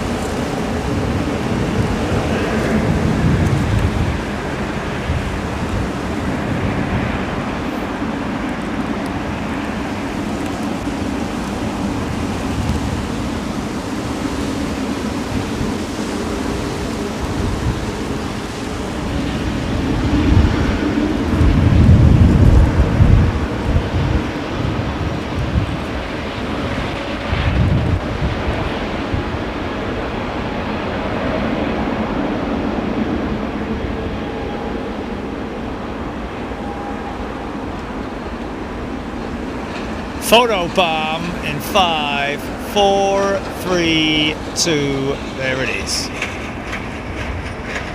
Cheeky smile on the 777.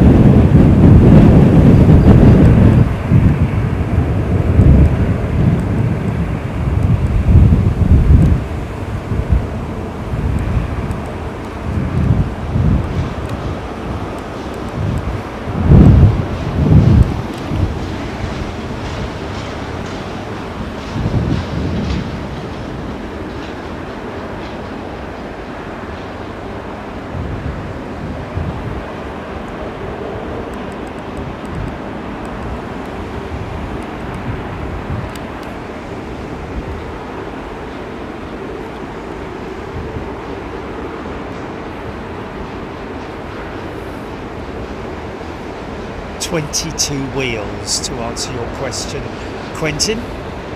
22 wheels on that wagon, and 18 of them are used as brakes, so just try and get your head around that based on the fact that there are around 6 discs on each wheel. So the engine braking, the wheel braking power of the A380 is like no other.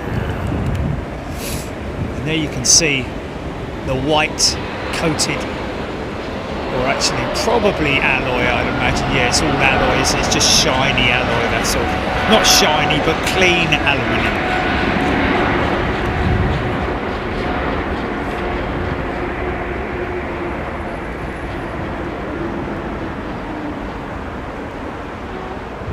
Pardon me. I'm loving the medium mic setup, I mean magnet on it.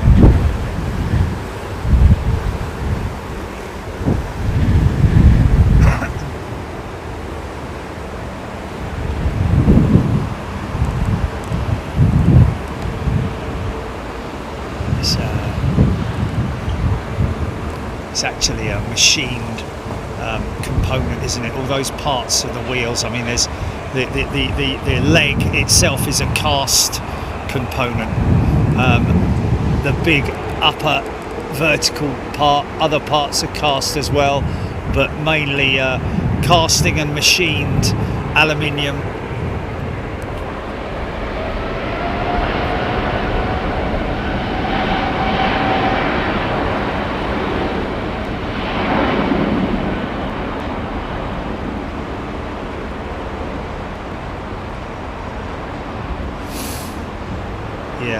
It puts any sports car, even a Formula One car, to shame, but it's all relative. It's why they need all those brakes. That's beautiful. See what I mean about the cross-section components there? There's springs and all sorts of dampers and crazy stuff like that going on there. Actually, it does have full braking across all 3 sets there. I might be wrong. Joy flew on that aircraft recently. Fantastic, Joy.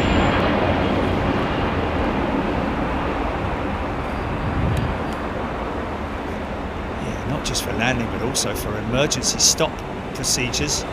The aircraft needs to go through all of that when it's being type rated and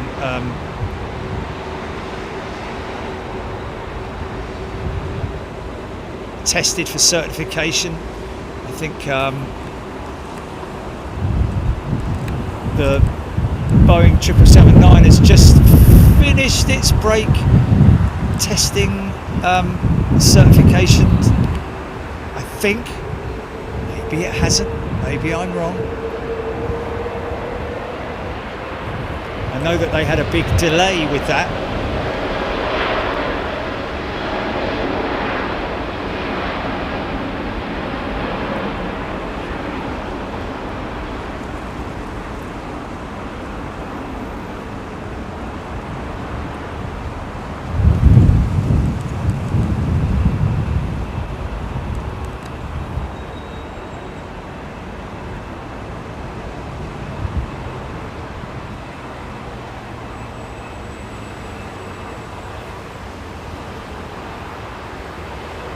Wow, that 350's up quick. That's a very high climb out.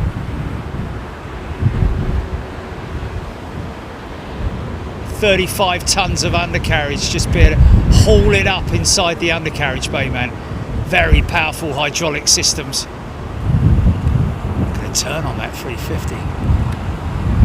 Look at her wings, man.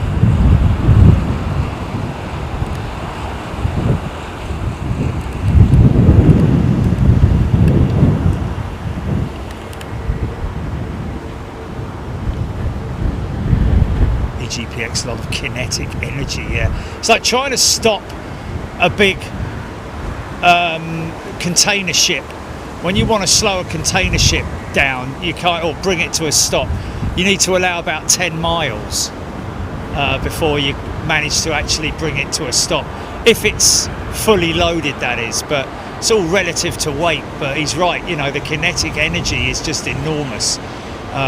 Obviously, all that, to get that thing moving takes all that amount of thrust, and then to continue it and bring it up to a flying speed takes all the engine power that it has. But when it lands, of course, auto braking systems in operation as well, so you can almost, you know, leave your feet off the brakes if there's a sudden. You obviously keep your feet hovering on the brakes, but if you need to make a specific exit, then you might want to step on them a little bit lively.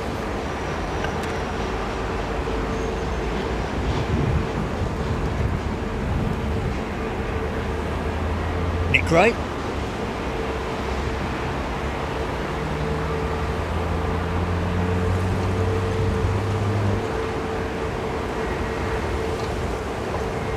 Timothy Edwards. I think you speak on behalf of most people, Timothy, to be honest.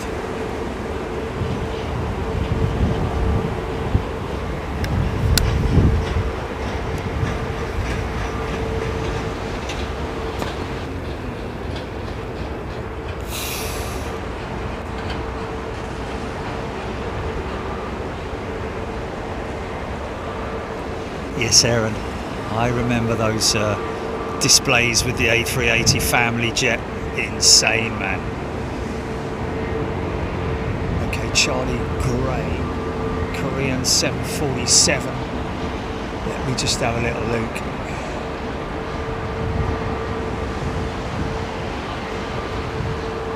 Oh, blimey, really?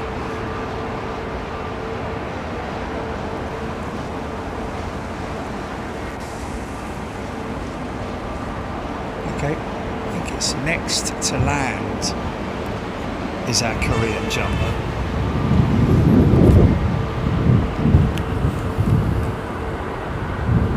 Stand by.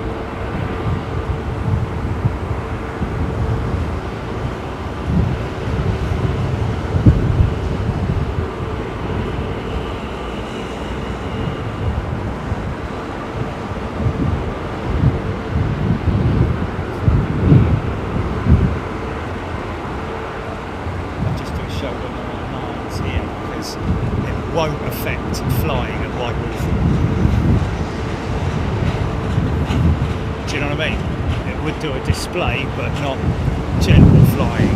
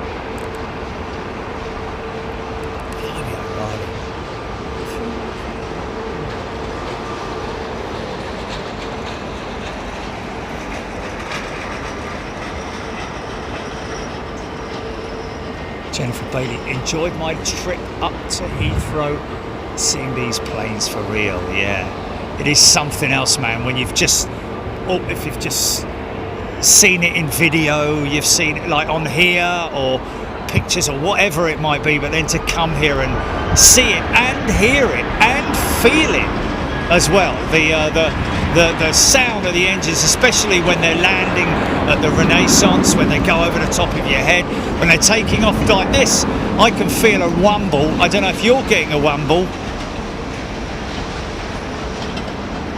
Rab H, great catch, thank you, Rab.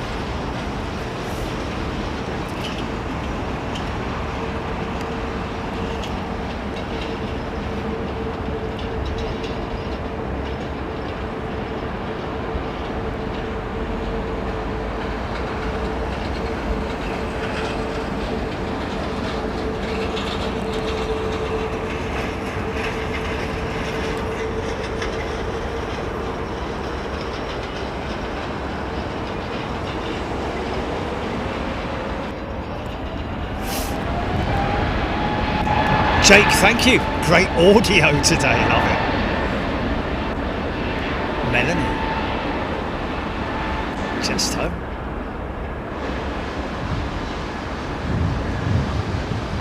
Chris Cartwright, good evening. Plane info, thank you for the info. Hednesford Indoor Raceway. Was that 747 passenger, not cargo? That was passenger. Hednesford Indoor Raceway. Is that a go-kart indoor raceway, or is that a radio-controlled indoor raceway? Hednesford. Okay.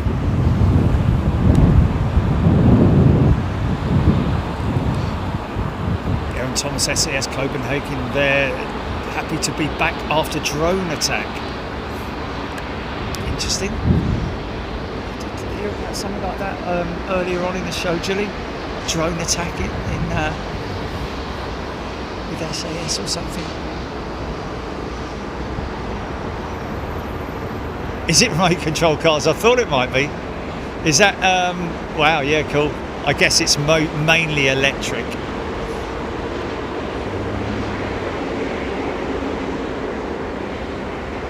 Yeah, with a racetrack layout.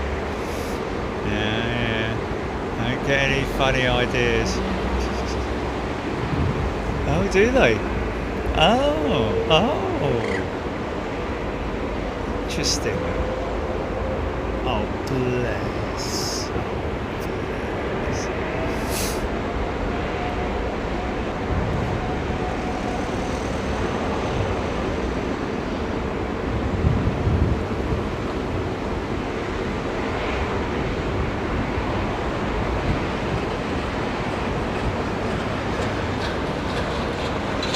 Seemed like it started the other day, didn't it, Gilly, the Korean 747? Not long now till they take it back to the triple. Isn't it October or something?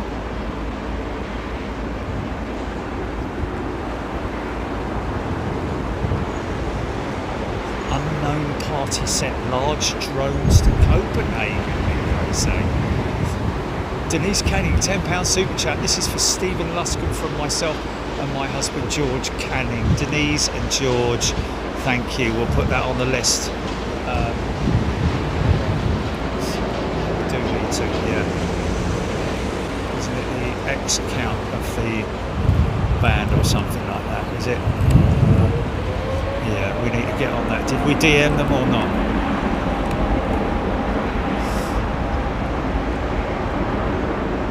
Well, then we'll just DM them. Okay, interesting. Intersect for Cathay Pacific 350-1000. This could be a light jet. These guys obviously in a hurry to get back to Hong Kong after the winds and the rains, torrential flooding and so on and so forth. So maybe slightly less passengers than originally booked. I don't know. I know they're all a little bit of all over the place with their look how long the top deck is on that thing, man. That's insane, isn't it?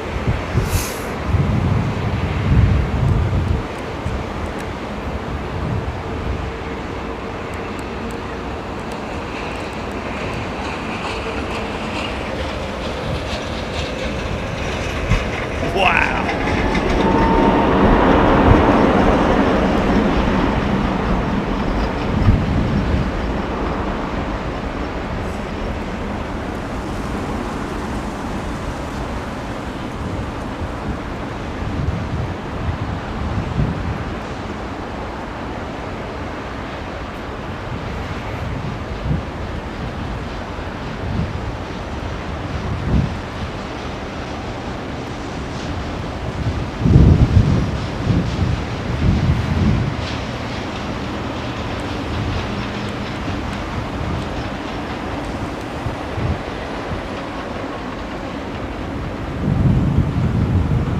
Well, it didn't look very heavy to me.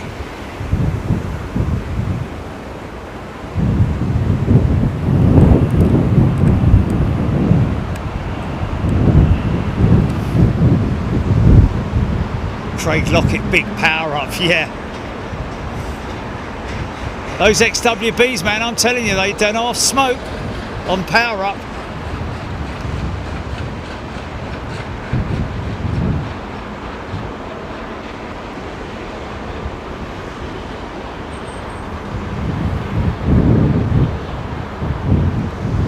Take a screenshot. I've done it, Jerry.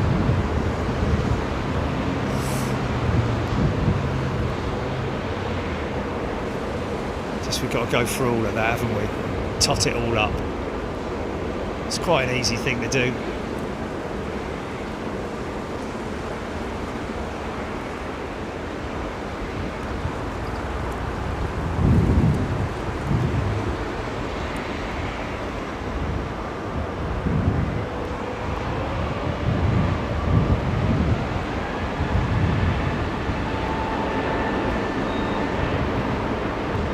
Joy 747 not hanging about.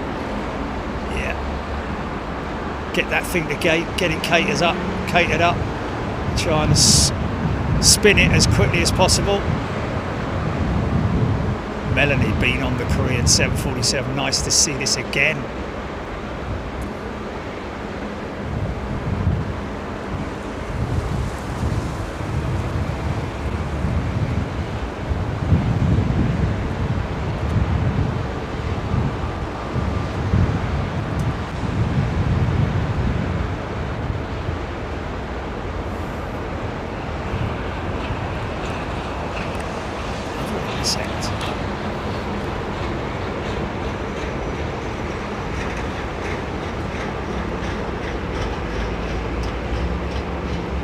Jennifer Wine. I know the VHs are more. I'm not going to tell early for Wednesday show my parents.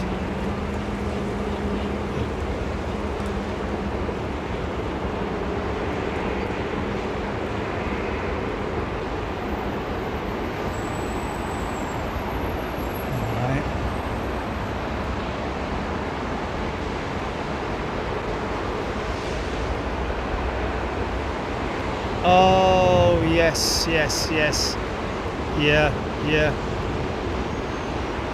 Yeah. All depends, Jennifer.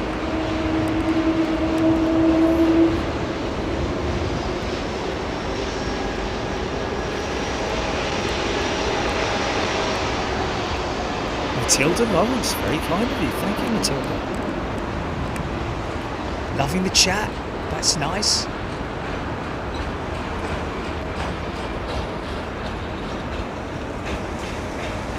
It's always nice to hear from a new subscriber or just somebody who sits in the background liking what they're seeing and also appreciating the chat, how nice the chat is.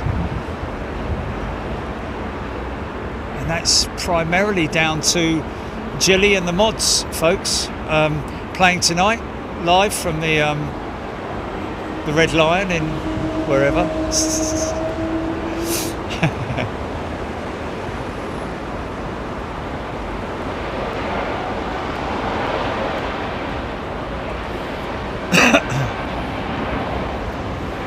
We certainly will, Nick.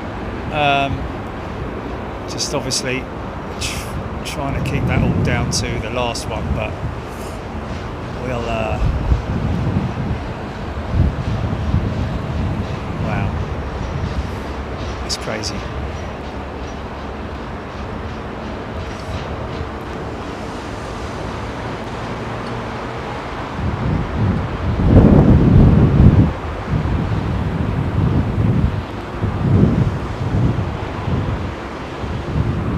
This one's for any cats watching. There we go, look.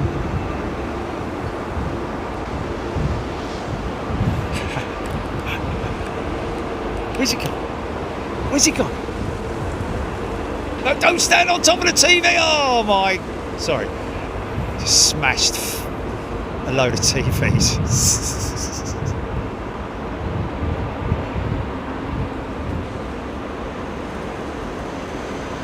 Oh, Jennifer, that's brilliant. She'll be at Cork to watch them land. Isn't that lovely? Okay, Nick Fishington, £10 super chat. There we go, mate. Thank you. RIP, God bless Stephen. There we go. I copied that. Right. Okay. Thank you.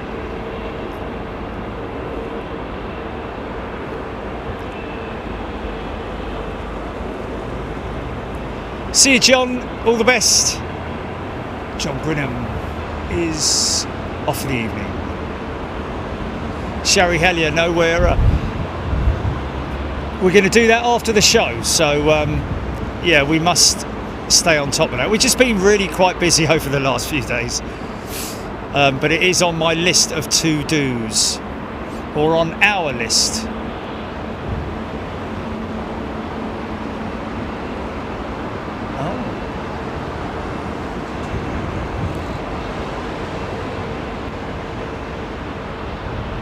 Colin Brown, not messaged before. How often do tyres get replaced on aircraft? Never really thought about it before. Well, Colin, that's a great question and something that is regularly asked. It is really, each tyre has a cycle limit to it. And of course, there is a visual inspection if a pilot sees a patch of the tyre. I mean, trust me, I've seen some really old tyres out there, specifically on jumbo jets, where you can almost see the thread, but in the top carcass, that is. But just be aware that the majority of tyres are remolds. I know it sounds a bit dodgy, but it's a very professional setup that does it. So most of the tyres are remolds, and they will last for quite some time. A certain amount of cycles, I believe they are, in terms of the swap out, but also there is a visual inspection every time as well before they go out. Not today, Eddie Crow. Rick ends the cat view. Hilarious. There's another cat view here. Look, there's another cat view here. Look, watch.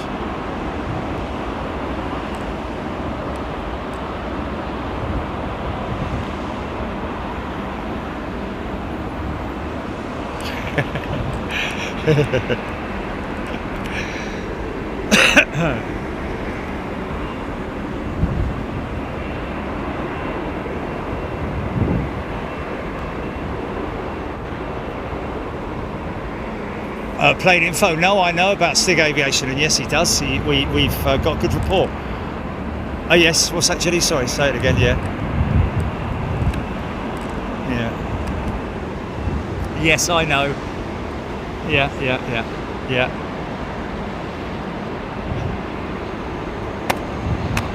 Really?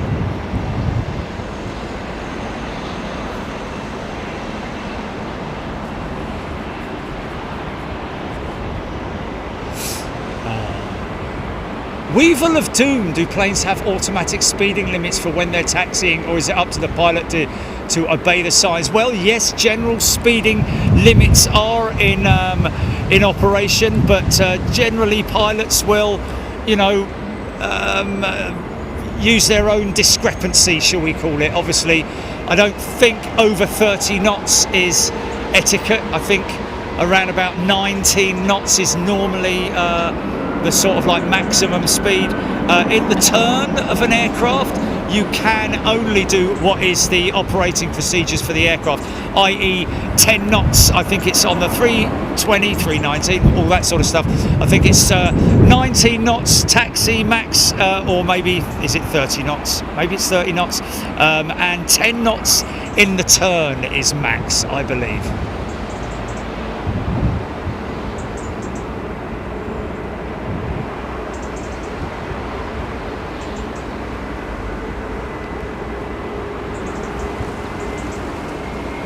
Oh, that's nice.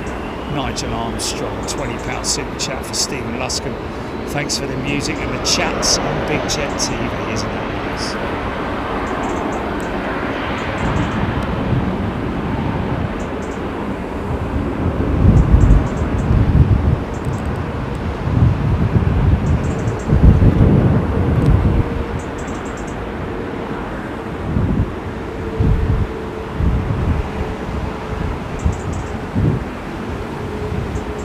Thank you, Mohammed.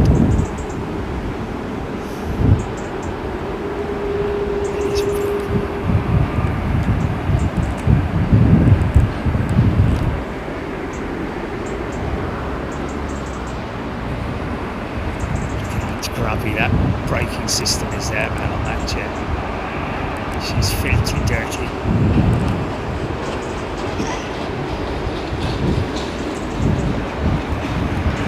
See the big General Electric engines there, and the lot skinnier Trent engine, but believe it or not, that Trent engine is as much power as in fact they're more powerful, I've heard from pilots who've flown both types, preferring the Trent power over the on the GE90.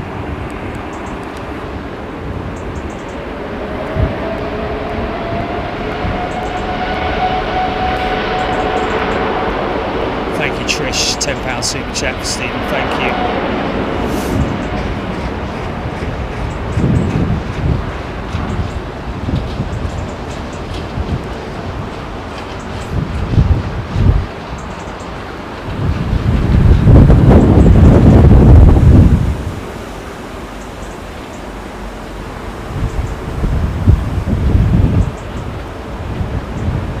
Morgan loving the sound like being at the airport. Absolutely brilliant, man.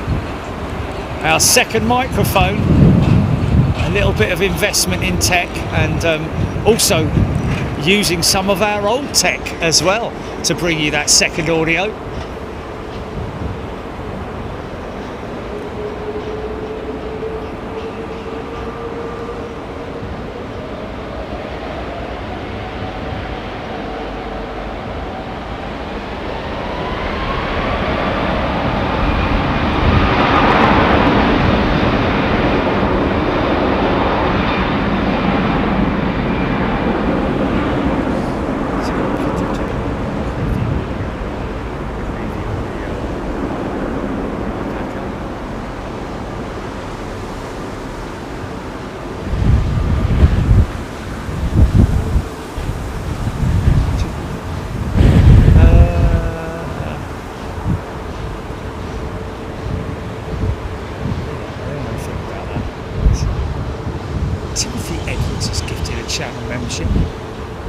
ENR second mic has been great.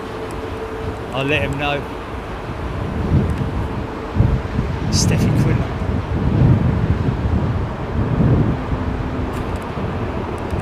And look at that. Timothy Edwards has gifted a channel membership. Thank you to Timothy. I'll give him a shout out just now. 9 minutes left on the battery. 15, so.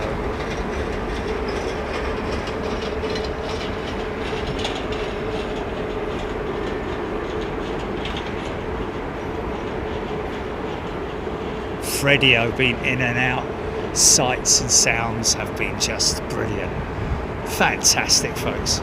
So glad you love it, man.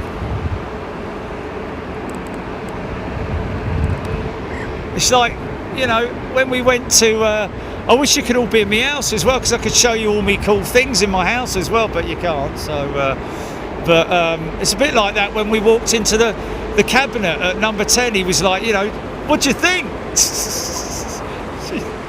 Prime Minister was like, what do you think? It's like, well, you know, I was just more worried about the bleeding audio and getting the camera ready, Jilly.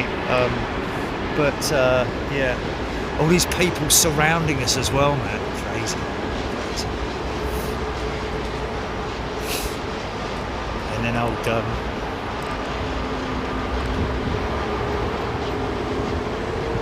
old Jack waving to me offset. Did you see him? Finish. That's the end. Stop talking.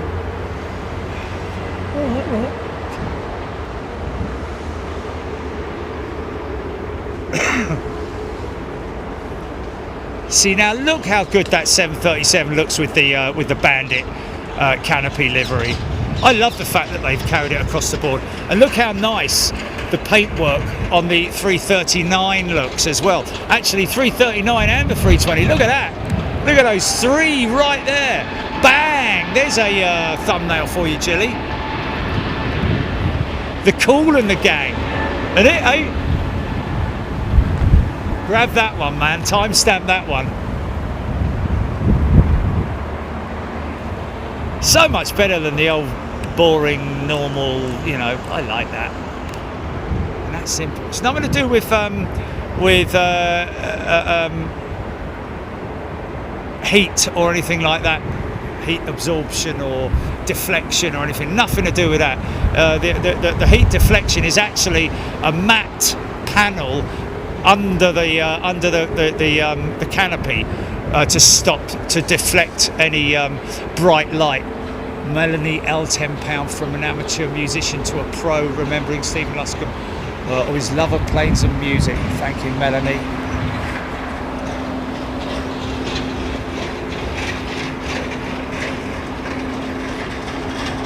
Groovy train, never seen a Boeing with dark cockpit windows before. So cool. Matthew Thompson, cool in the game. Wasn't it though, eh? Steph Bird finally got a go around, did she? Okay, cool. Yeah. No, I thought there was the one in front that got hit by lightning. Oh, they had to go around as a result of that. Oh, in sympathy. A sympathy go around. Brilliant.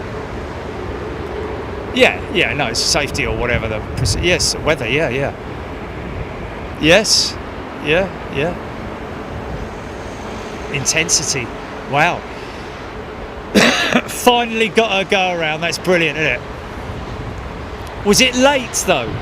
Or was it early on in the descent or halfway through the descent? Ours was quite a way out, wasn't it, Jilly? But I could definitely feel the engines powering up on it. I mean, sometimes when you're on approach, you hear that sort of like, but then it drops quite quickly because it's just a power up from the auto systems. But ours was like,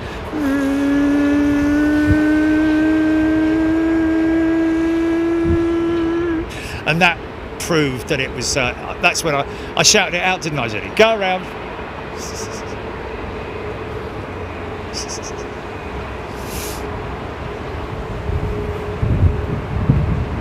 I don't shout out the numbers, by the way, on approach, folks, when I'm in the cabin. I do it in my head. 50, 40, 30. It's good to try and guess it. Retard.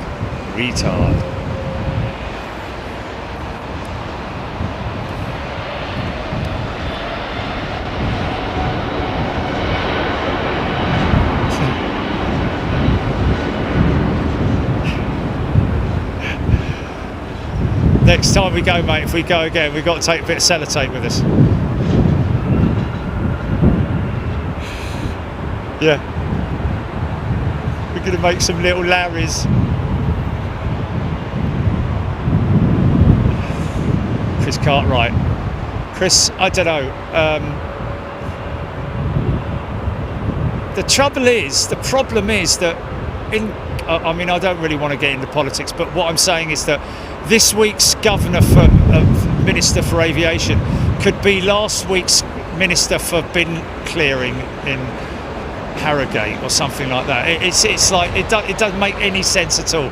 99% of the politicians out there are not massively knowledgeable about their what they are a minister for. If you know what I mean. They do need some people with knowledge and expertise in that arena, or at least someone who can bother to do the bleeding research. Anyway, whatever. What about me? We see ya.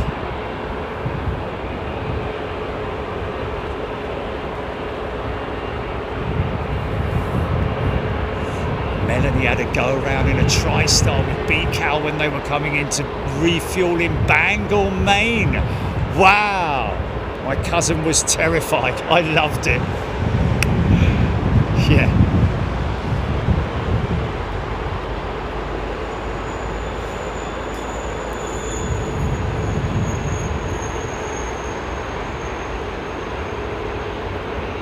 Thing is that if you had a repeat for example, of the TriStar incident that happened in Chicago, I think it was. Was it Chicago, or was it, where did the TriStar hit those tanks? Was it Chicago? Anyway, these days, the systems, the pre-warning systems on the aircraft, so clever that they will detect wind shear or severe weather way ahead of where the pilots are. So that would have been avoided had it been 20 or so years later, for example, or maybe even earlier than that. Foxy 747, absolutely blown away by the stream. Fantastic.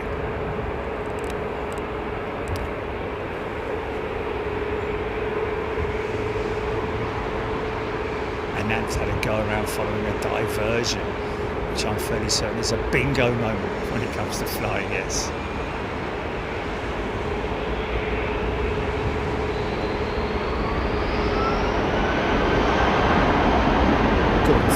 Oh, no, it was Palpatine, it was Dallas. It was Dallas, yes, definitely Dallas. In fact, we saw those storage cells, didn't we, when we were in Dallas? We could just about make them out, I think. I never actually saw it, but everybody else seemed to think that they could see it. The TriStar that went down at DFW. Yeah. There's the two main competition aircraft right there, folks, next to each other. 737 MAX versus the A320neo. Of course, the A320neo was way behind the 737 in terms of most aircraft sold, but has now overtaken that exponentially. I don't know if Boeing will ever get back to the top of the run.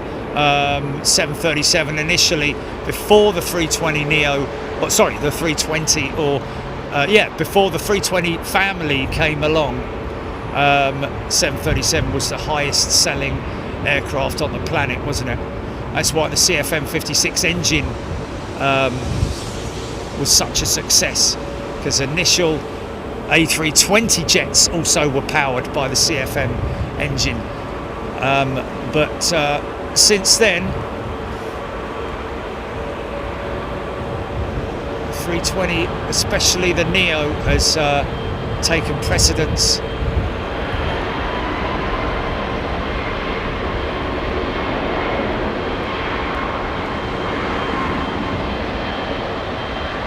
Thomas liked the 737 MAX better than the NGX. He means the Neo. Aaron Thomas, fair enough. Yeah, I think both are great looking aircraft. 737 has that unique look about it, doesn't it? Even the MAX, because let's face it, the nose of the 737 is still the same aircraft as it was all those years ago.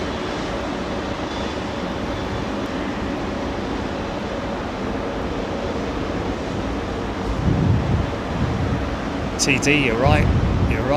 I think they didn't see it coming, did they?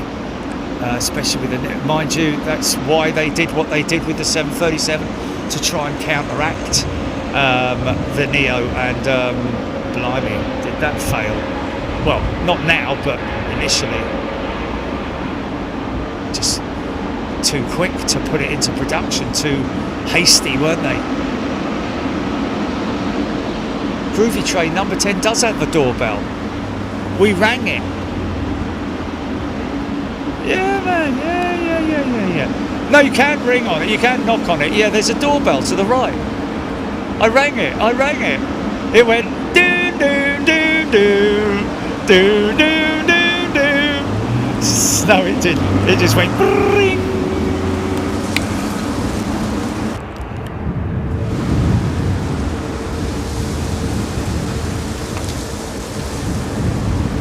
Wow, Gordon Freeman, the scary thing. Both were flight 191, the Delta L1011 at Dallas, and the Chicago jet in 79.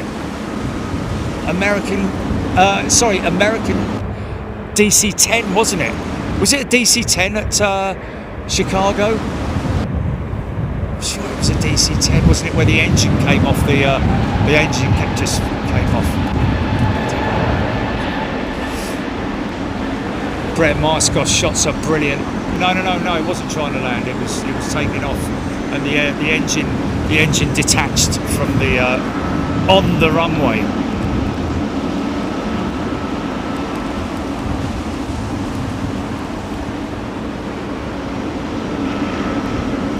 Took off, tried to go left, and it lost control because of hydraulic. Lost all his flaps, and that was the end of that.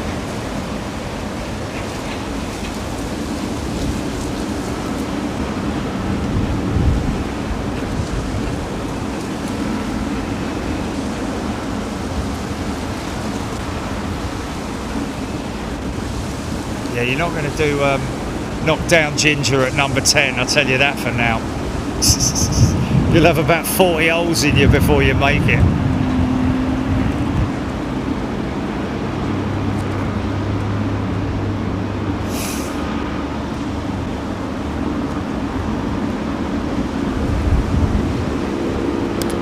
Must be getting on a bit, old Larry, won't he?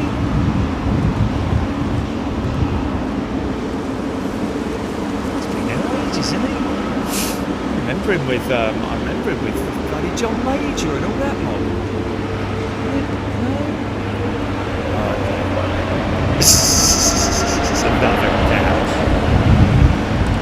Is he 18? Wow. Yeah, he's an old fella, man. Oh, bless him. I bet they must have a little graveyard out the back, Jelly, in the garden somewhere. For all the tootie tats. Yeah. John Montague, what's the reason for engine scallops? Great question, that, John. The reason that they were designed that way, it was actually a NASA design for Boeing, sorry. Not for General Electric, because they obviously run them on the Rolls-Royce and the General Electric engine, but it was a Boeing specific design that was designed on their behalf by NASA, and it was supposed to be for efficiency and to quieten the aircraft down. However, it kind of backfired a little bit because it actually causes drag on the aircraft, so they're not as efficient as they should be.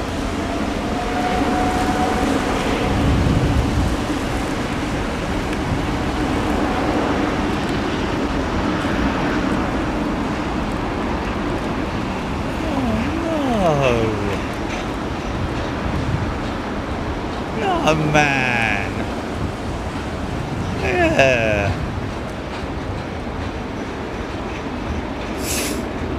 I mean, it draws up plans to announce. It's not exactly a big announcement, is it? Dear everybody, I'm afraid Larry's dead. That's it. August 2024.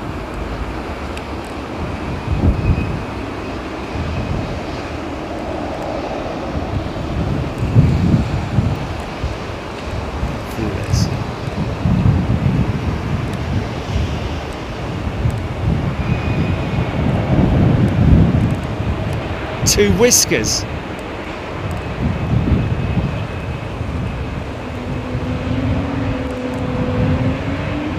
Mark Luscombe, £10 super chat. RIP Stephen Luscombe, same surname but not knowingly related. There we go. Well, look in your family tree, you never know, Mark.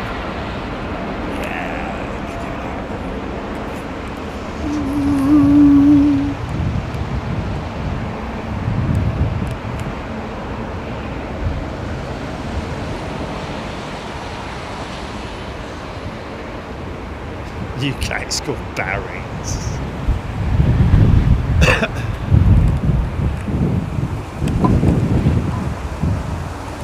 Wow.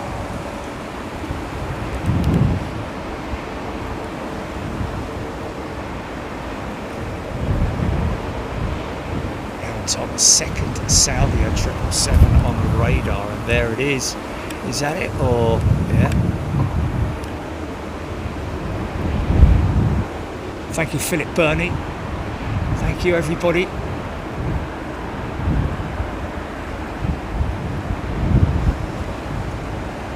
Another great day. Thank you, London Heathrow.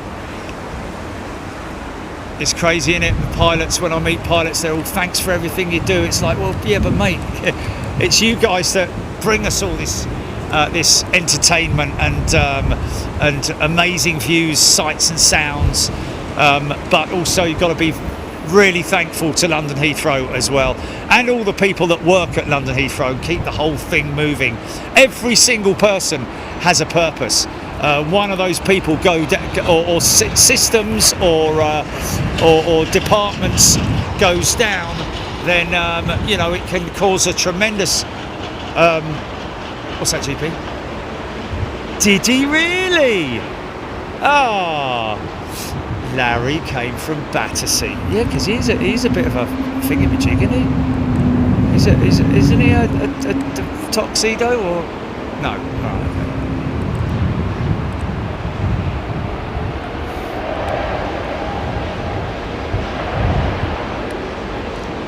He's black, isn't he? Grey, or is he grey? Is he grey then? Oh, is he? Oh, okay. Becky Hell, £10 super chat. BEA when on the way out to Dublin in a few minutes. RIP Stephen too. Thank you, Becky. Well, unfortunately, poor old BEA, our lovely retro jet, gone up like a bleeding rocket. That thing, look, flipping heck.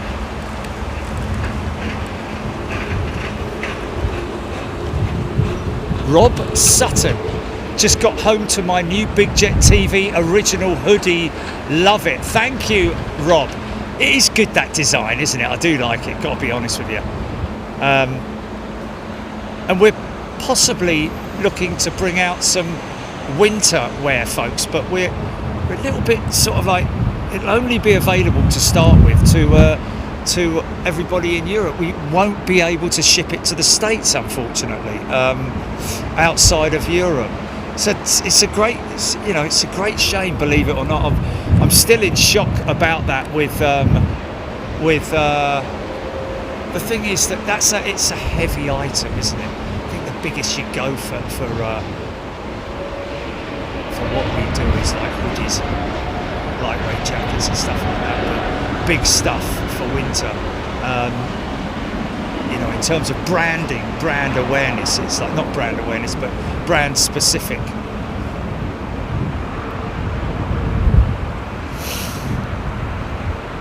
But that's great, Rob.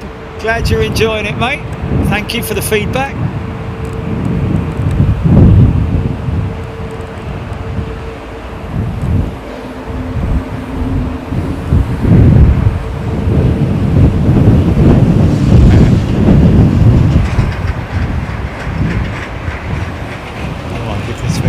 Oh, he's lovely, isn't he? Oh, he's quite chunky, man. Why didn't we meet? He probably doesn't look like that now, but you know.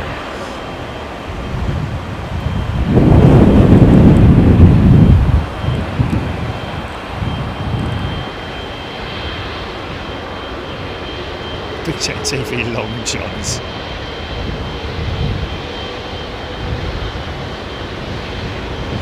Rumours Larry's actually Prime Minister and mice rule the galaxy.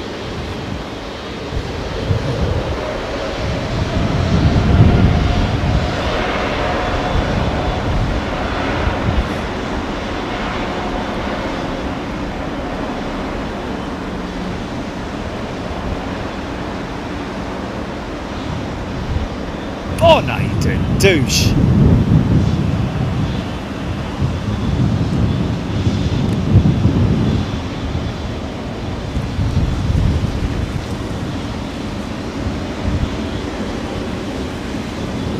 It's a shame, isn't it, that they didn't put a blended wingtip on the 220. It is semi-blended, isn't it? It's not like completely right angled, but it's very much more like the Embraer. winglet, isn't it, on the 195 or the 175. Obviously more advanced, but yeah, it's a shame they didn't put a curved wingtip on it, or a blended wingtip. Michael Plane loves looking through the engines. Unique Pratt Whitneys.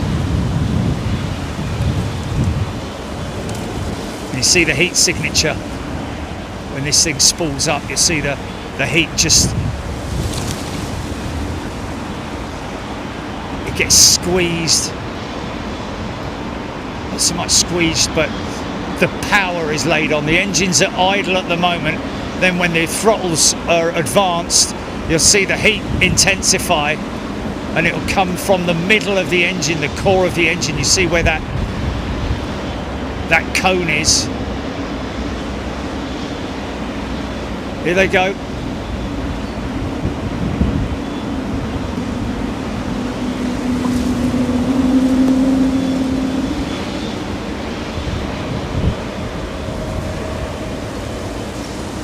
It's more sort of evident on a bigger engine. It's crazy. It's still blowing out hot air from the side. That's obviously the bypass air that's going through the engine. There's still a certain amount of core heat that escapes through vents on the engine as well. So that's why you're seeing heat all around. Oh, look at her look. We'll finish on the old girl, shall we? Yeah. Oh, come on, guys. Bring her over my house, mate. I've got quite a few cans of black spray paint for the van, haven't I? Just put it in the back of the van.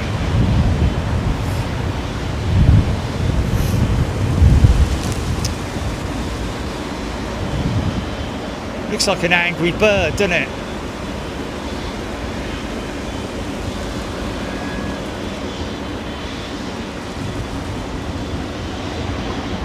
Oh.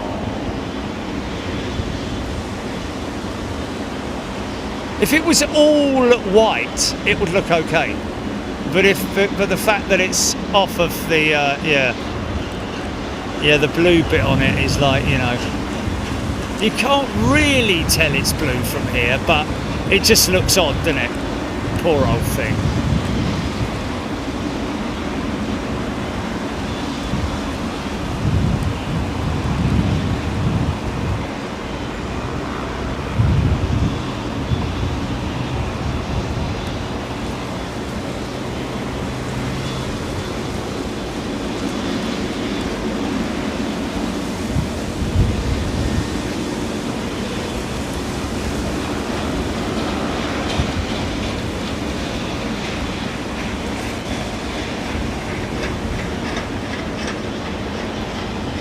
Overstayed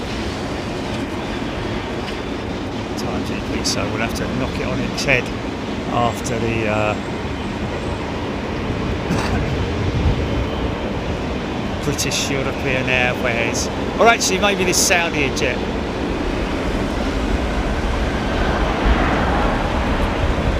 Yeah.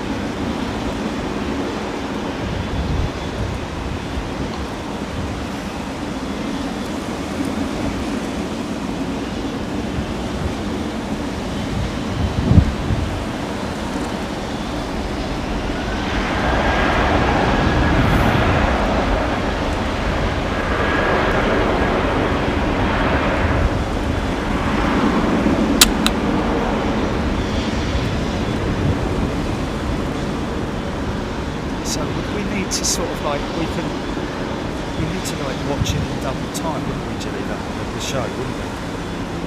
To tot it all up, to get the numbers. Oh, blimey, is it? Oh, flipping heck. Oh, okay, well then, yeah. That's,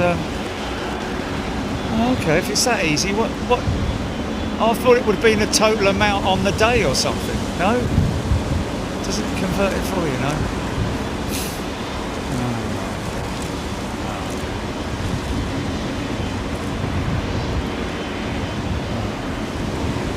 Yeah.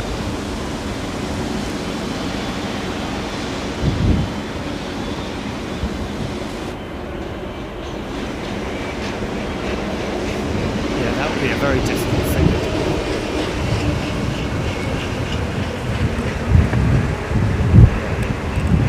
Just get the print out of all the names though as well.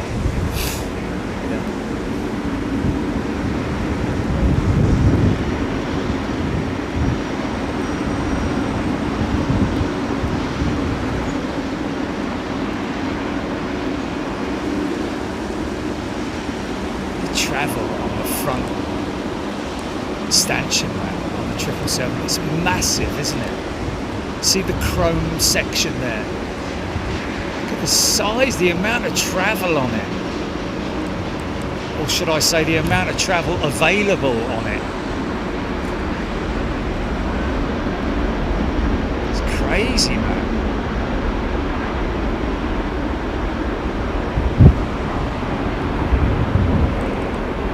She's sitting heavy, I don't know.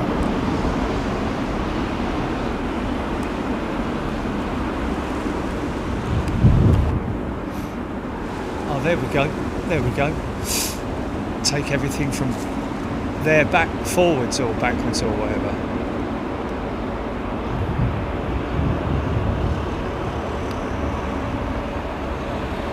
See, that's casting. Now you can just about see the shiny part there, which is the stanchion, the travel, but the front is unbelievably long, isn't it?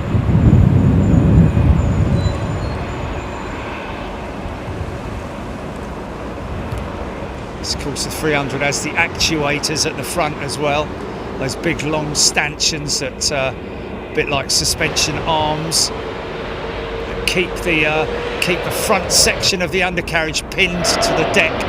So the maximum unstick, I think they call it.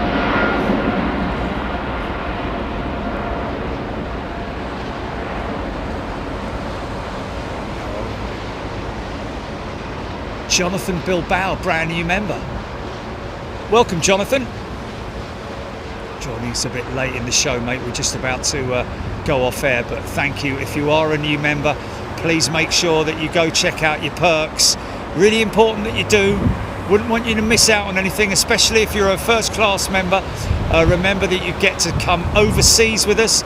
If you've been gifted membership, you can go in and check out all our global shows. Oh, nice bit of funk there, man. Go and see all our global shows, yeah, help yourself. And premium members as well, sorry, have that luxury as well. Oh look, it's old Red Nose and Live Together, look. Yeah, so go check out your perks, folks, and thank you for getting involved as well. Thank you for your contribution and your connectivity and getting involved with everybody as well. I know there's a lot of people who watch, sit in the sidelines and listen to the show, or just watch it without getting involved in the chat. Thank you to each and every one of you. We really appreciate that, and it's great to have you with us, and glad that we can take you overseas with us as well. I know a lot of people like to remain not anonymous, but sort of sit in the sidelines, and we appreciate you, or I do at least, and we looked forward to continuing our jaunts across the world on your behalf. She looks great there, doesn't she?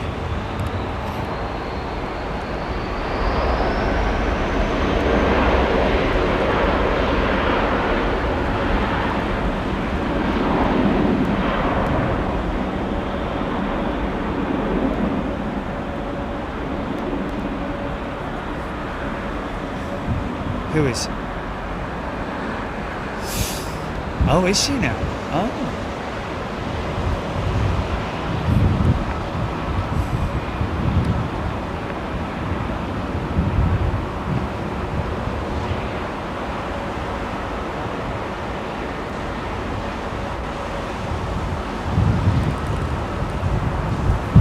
Who waved? Okay, have a look back.